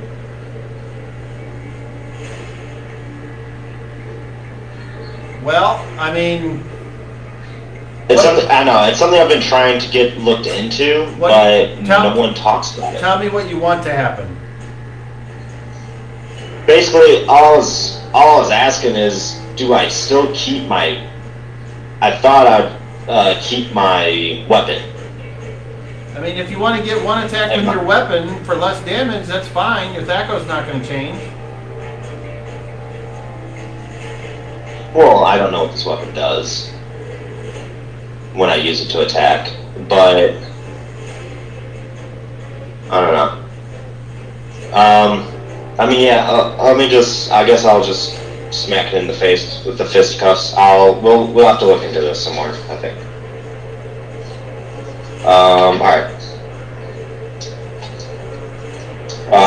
Use my attack roll on the guy who's, I guess, held right in front of me, the one that attacked me. All you have to do is not roll a 1. Yeah, I rolled pretty good. Negative, right. Into the negatives. -3. That's a hit. Max damage. 32 points. 41 points.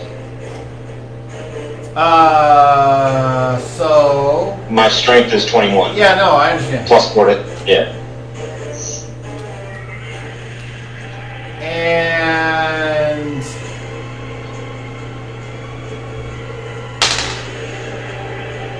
He is knocked down. All right. Volmir, I think it might be your turn.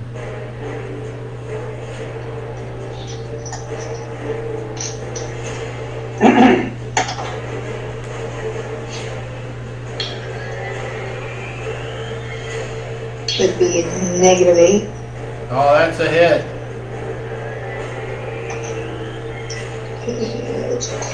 Where's the paper?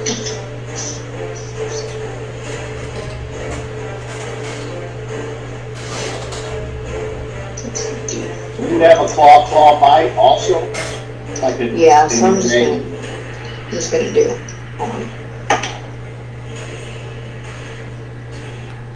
17, so -13. That's a hit. And then bite would be -10. That's a hit. So the first claw, where's my D4?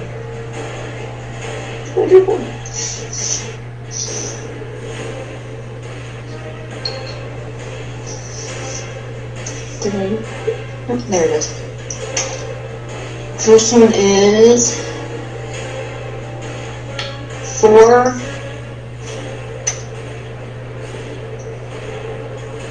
It's 5. And then 1d8. So 10 points damage. Nice. 20 total points of damage as this dragonborn female rips into this guy with the sword. Slash, slash, and then bites him right in the chest. Rip. He is very unhappy about that. All right. Waldor, you haven't gone yet.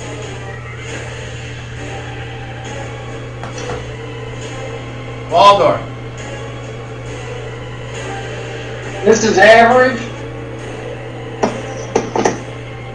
Yeah, go ahead. This is average. Yeah, go ahead, and then we'll Okay. have the other people take their second attacks.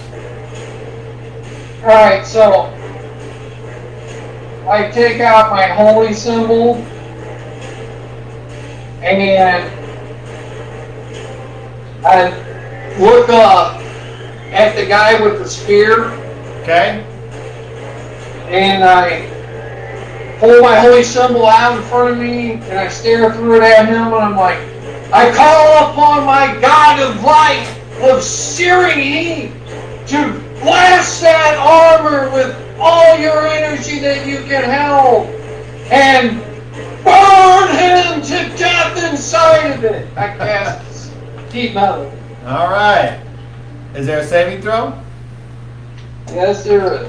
All right. Well, with So your- you have to. The metal armor receives an item saving throw versus magical fire to avoid being heated. Okay. And I have that number right over here, I think. Let's see if I remembered.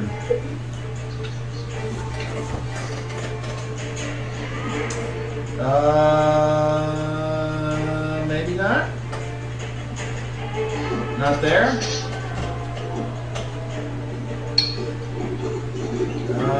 No. How about the other one? Yeah, it's on one of them, I'm pretty sure.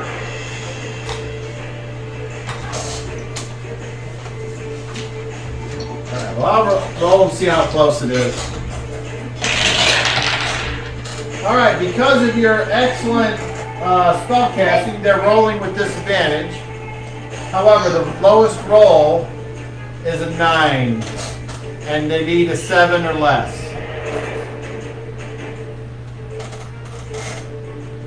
So you cast the spell, it starts to heat up a little bit, and you see the guy like take his arm and rub across the armor, and the spell dissipates. All right.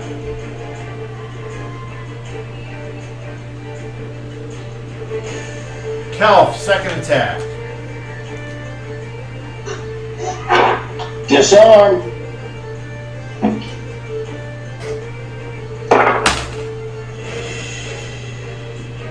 get an AC of 2. -7. So you take that, you reach out with that main hand again, and you kind of are struggling over it. And he does this thing where he flips over the top of you and jerks it out and kind of takes it and kind of sticks you in the back for no damage, but just kind of pushes you. And because of that, you kind of switch positions, but like you're in his square and he's in your square where you were before. So no change in the threatening. All right. He gets his second attack on you.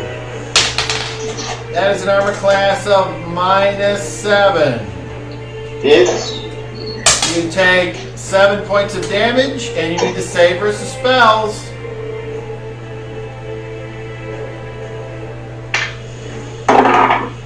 14, I need That's a success. All right. Once again, the acidic weapons properties are foiled. The guy with the bow, he will shoot you in the back, Kelf. Of course he will. 19.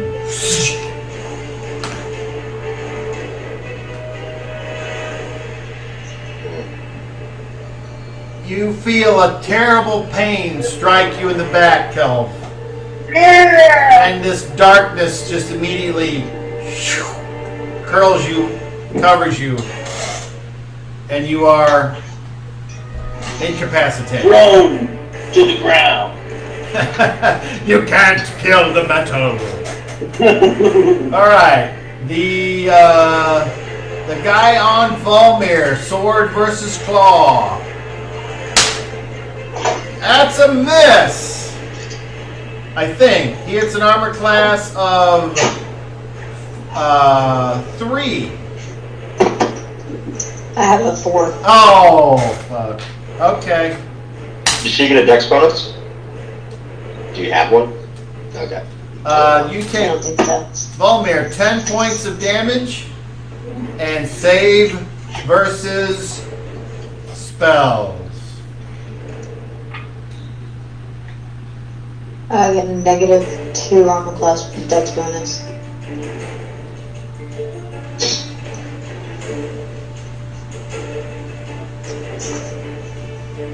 Alright. Save versus spells.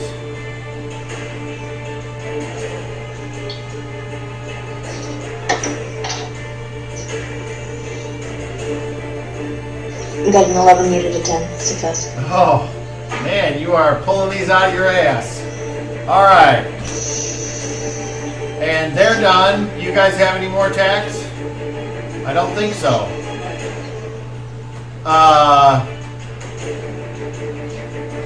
This guy will turn. And he looks at Gaspar and says, "You're a dead man."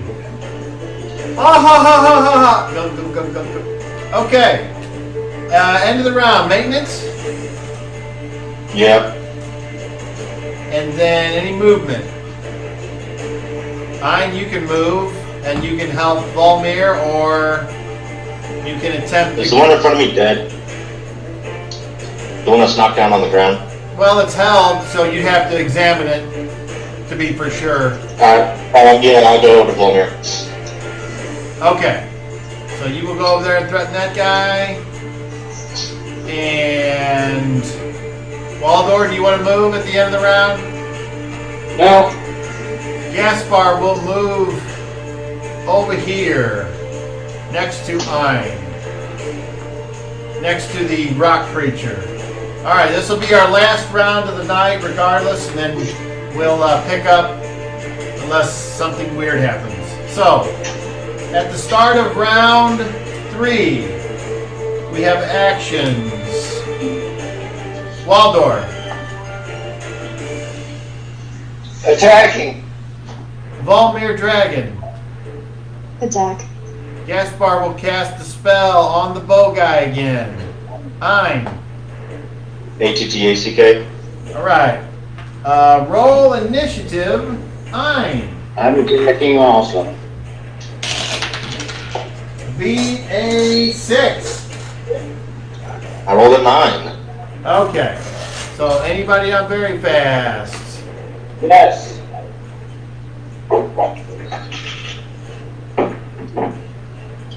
And I will attempt to disarm once again. Drop that spear, I say. Kelf, you're like Garrett. Remember? Say what? You're like Garrett. You're incapacitated. Wait. You both got shot by the super bow. Bro. That's right. All right. So.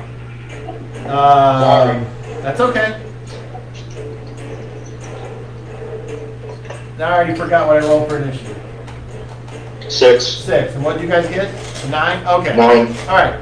So this guy charges over, and attacks Waldorf with the spear. And hits an armor class of 2. Yep, that hits. All right. Waldor, you take 6 points of damage, and you need to save versus spells. And you need to save versus paralyzation as well to see if you're knocked down. Because he is a size larger than you, you actually have a -4 to your saving throw. Alright, so. Save versus spells first. Over balls, okay. 15, I needed a 10. That's a success, okay. And then Now save versus. save versus paralyzation at -4.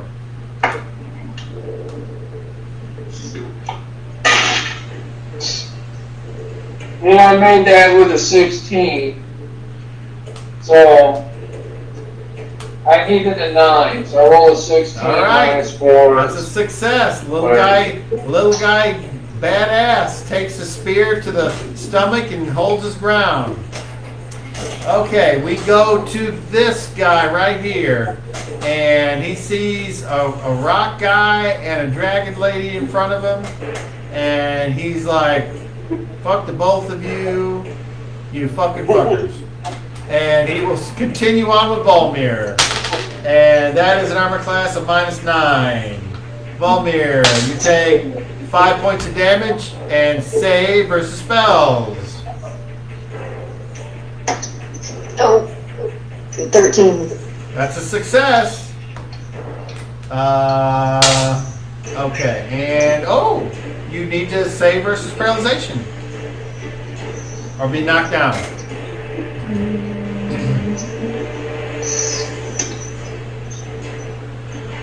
Success. Alright. Alright, loser side of fast. Roll the hit. I'm changing my action. You have a +1 to hit for a flank. Alrighty. I rolled and hit armor class -2. That's a hit. Wait. Yeah. Alright, and it's... Alright, time to roll this a bunch of times.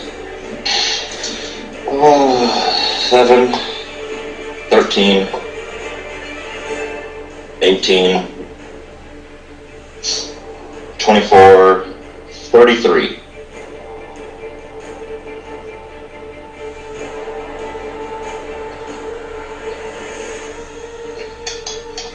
That was a mighty blow. He is very, very wounded. Roll a strength check. Oh, okay. Beat a 36. Damn. I rolled really low. 26. All right. This super strong rock dude does not knock down the tusk wielder. All right. And we go to Gaspar. He says, "Duck!" And he throws a fireball spell at the bowman. He has to save versus spell.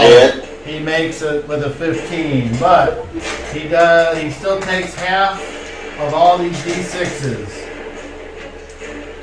That's a lot of D6s. I don't know what level he is. Well, you max out at a certain one, so. Right, but still, it's a lot of D6s. Okay.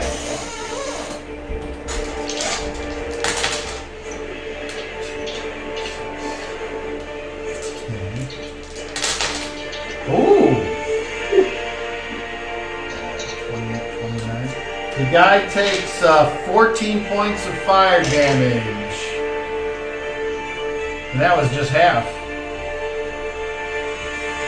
Alright, blam! As the fire dims down and it's like a quick and then kind of burns away real fast.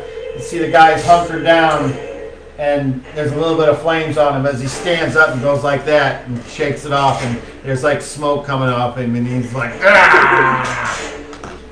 And then it is the loser's side. No, now we go to average. No. Yeah, that was fast, right? And then he already went. So now we go to average. So you guys are done. Waldor, did you attack yet? No.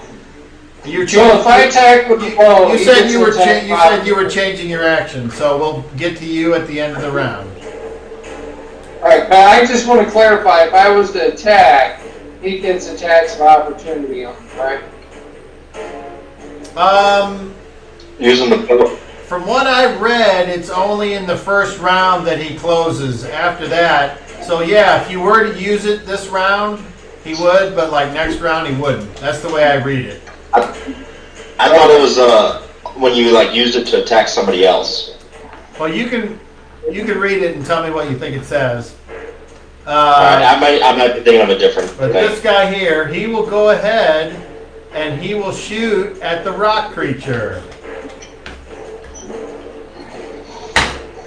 Armor class of -8. I'm sorry, -13. That is a hit. Hits.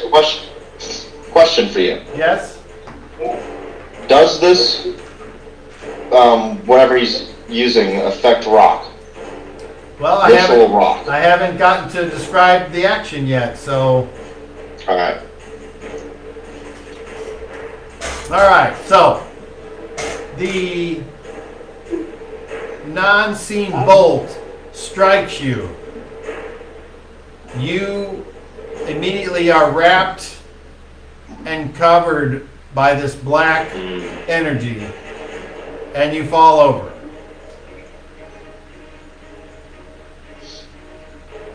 Okay. You are aware of what you've been told. What you choose to do with that information is up to you. Right. No, I thought I was something different for some reason. Okay, so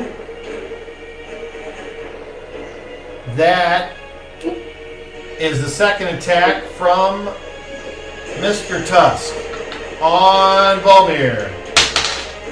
Armor class of -7. Yes. Volmir, you take 6 more points of damage and save versus spells.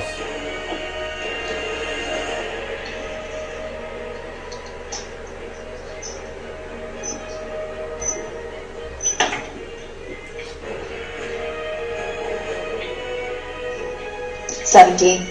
That's a success. You said how many points? 6. And I inadvertently put the wrong damage out. So this guy with the sword isn't nearly as beat up. I put the wrong damage. The Dragonborn guy is the one that took all that damage. Okay, so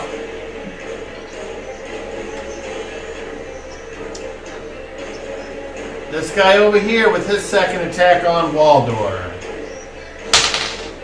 Armor class of -13. Waldor, you take 10 points of damage. Save versus spells.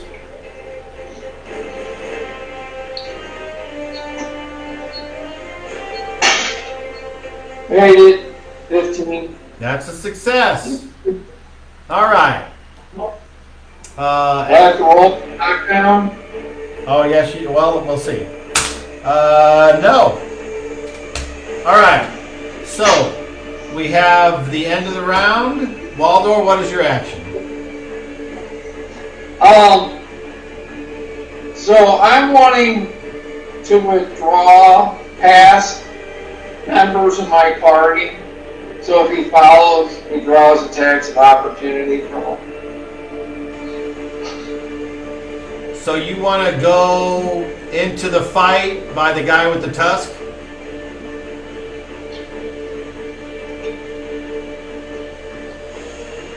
Waldor? I can't really see who's what there. So, That's Volmir, that's Gaspar, and here's the guy with the tusk.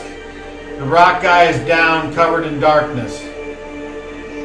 So if you and go, Garrett is down. Garrett's down over here, Kelp's down over here. If you go through the friends, you'll go right past the guy with the tusk. So you can withdraw, but I wouldn't withdraw that way. Really, the only way you can go is back away. Which you could just follow me. I'm gonna withdraw to the left. But 1, 2, 3. there you go. Okay. Tom, do I have any sensation of what's going on, or am I blacked out? Yeah, unfortunately you're kind of you're asleep, for lack of a better term. Unconscious. Yes. Okay. All right. So at the end of the round, any maintenance paid? Yeah. Okay. Is it the same for me? Am I basically asleep or unconscious? Well, Or am I just restrained? I mean, I don't. This is gonna sound like I'm being a dick, so I apologize, but No, you're good. you can't pay maintenance if you're unconscious. Okay, so if I'm unconscious... Oh. Okay, so then I'm awake. Yeah. Okay. All right. No, that's good. That's good. So, Yeah, I'm sorry. With that information known, it is getting late, and I don't want to stop, but I'm old, and that's fucked up. So, You're good. Oh, wow. I did not realize how late it was. I'll just leave everything the way it is. I have all the things. We'll be going into round 4. Ein, if it wasn't clear, you should be aware that you have things you can do. So, Yeah, there's a few different things I can do. all right.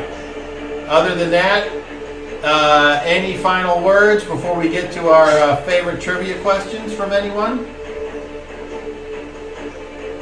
Nothing for me. Okay. All right. So let's ask some useless trivia. You think Jason's throwing up right now? Probably. God damn. He's probably sleeping, I think. I like him, but no more rum. All He right. was drinking before that even. Yeah, he was. Like, don't get me wrong, I want him to be here, but not if he's going to be like that. All righty. Okay. So I need to look up what some of these words mean before I ask this question. Oh, goodness. That doesn't sound good, bode well for me, then. You have to put it in layman's terms. What episode was this? 62.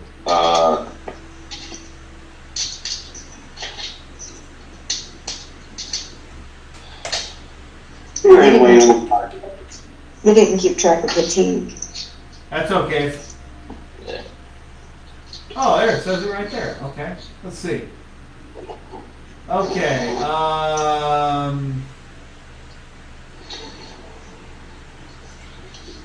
let's see what this shows. Okay, no, you're not big enough. Hold on, this question's, it's almost too much trouble, but I want to ask it.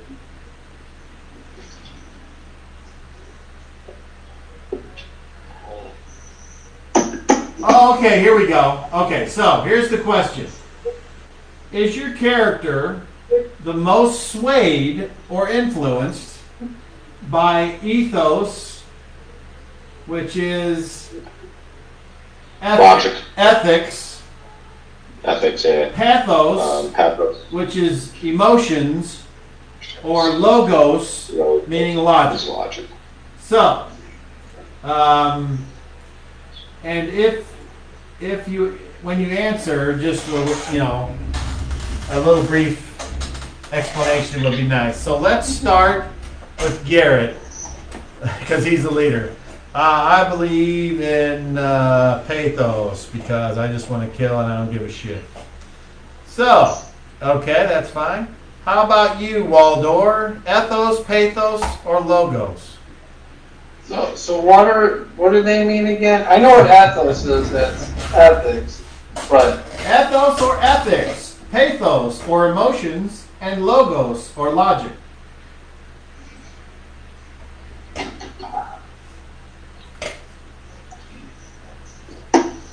I guess logic, and that's just because I'm trying to maintain a balance That's fine. to keep things. That's good. I believe You that. know. Okay, how about you, Ein? All right, I gotta go, guys. All right, we'll see you next Got week. everyone. Take it easy. Take it See you easy. later, dude. All right. I would say by far most would be logos, especially now. I'm gonna have to mess around with, like, I needs to mess around with the sword to see what exactly I can do with it. But yeah, cold, hard, calculating decisions is kind of what I'm more so going after. All right. Kel. It's logical for me to survive and two other members to survive than to give up, than to risk the whole party for one person or something like that. How about you, Kel? Ethics, emotions, or logic? I'm guided by ethos, but I think all of them must be observed at some point to help make decisions in a rational manner. All right. And last but not least, Volmir. Ethics, emotions, or logic? Well, I don't know if it's pathos just because I'm a woman, Well, but that's up to you how you want to run your character. That doesn't mean anything. Gender has nothing to do with this. So are you saying you're How dare you more? label women well, like you know, that? considering I'm the only one in the group Are you saying Volmir is in our more little emotional? traveling party that has really just went off of emotions. Then yeah, then that makes sense. That explanation makes sense. I agree with that one. I mean, it's But not just because you're a woman. I mean, come on. and especially now with my child being gone, it's just Right. it's crazy now. Yeah, that makes sense. I agree. That makes sense. All right. Very good. Appreciate the Good explanation. responses. I hope, though, all of you on Facebook enjoyed this show. And we'll put this up on YouTube tomorrow. If you're just browsing through the video, hit the like button. And if you really like it, hit that subscribe button. Every week I usually put up a little personal message about what's going on in the game or whatever on my YouTube channel. And that's about it. I don't do this for money. I do it for love, because there you go. So, good night, and I'll see y'all next week, I hope. Having fun.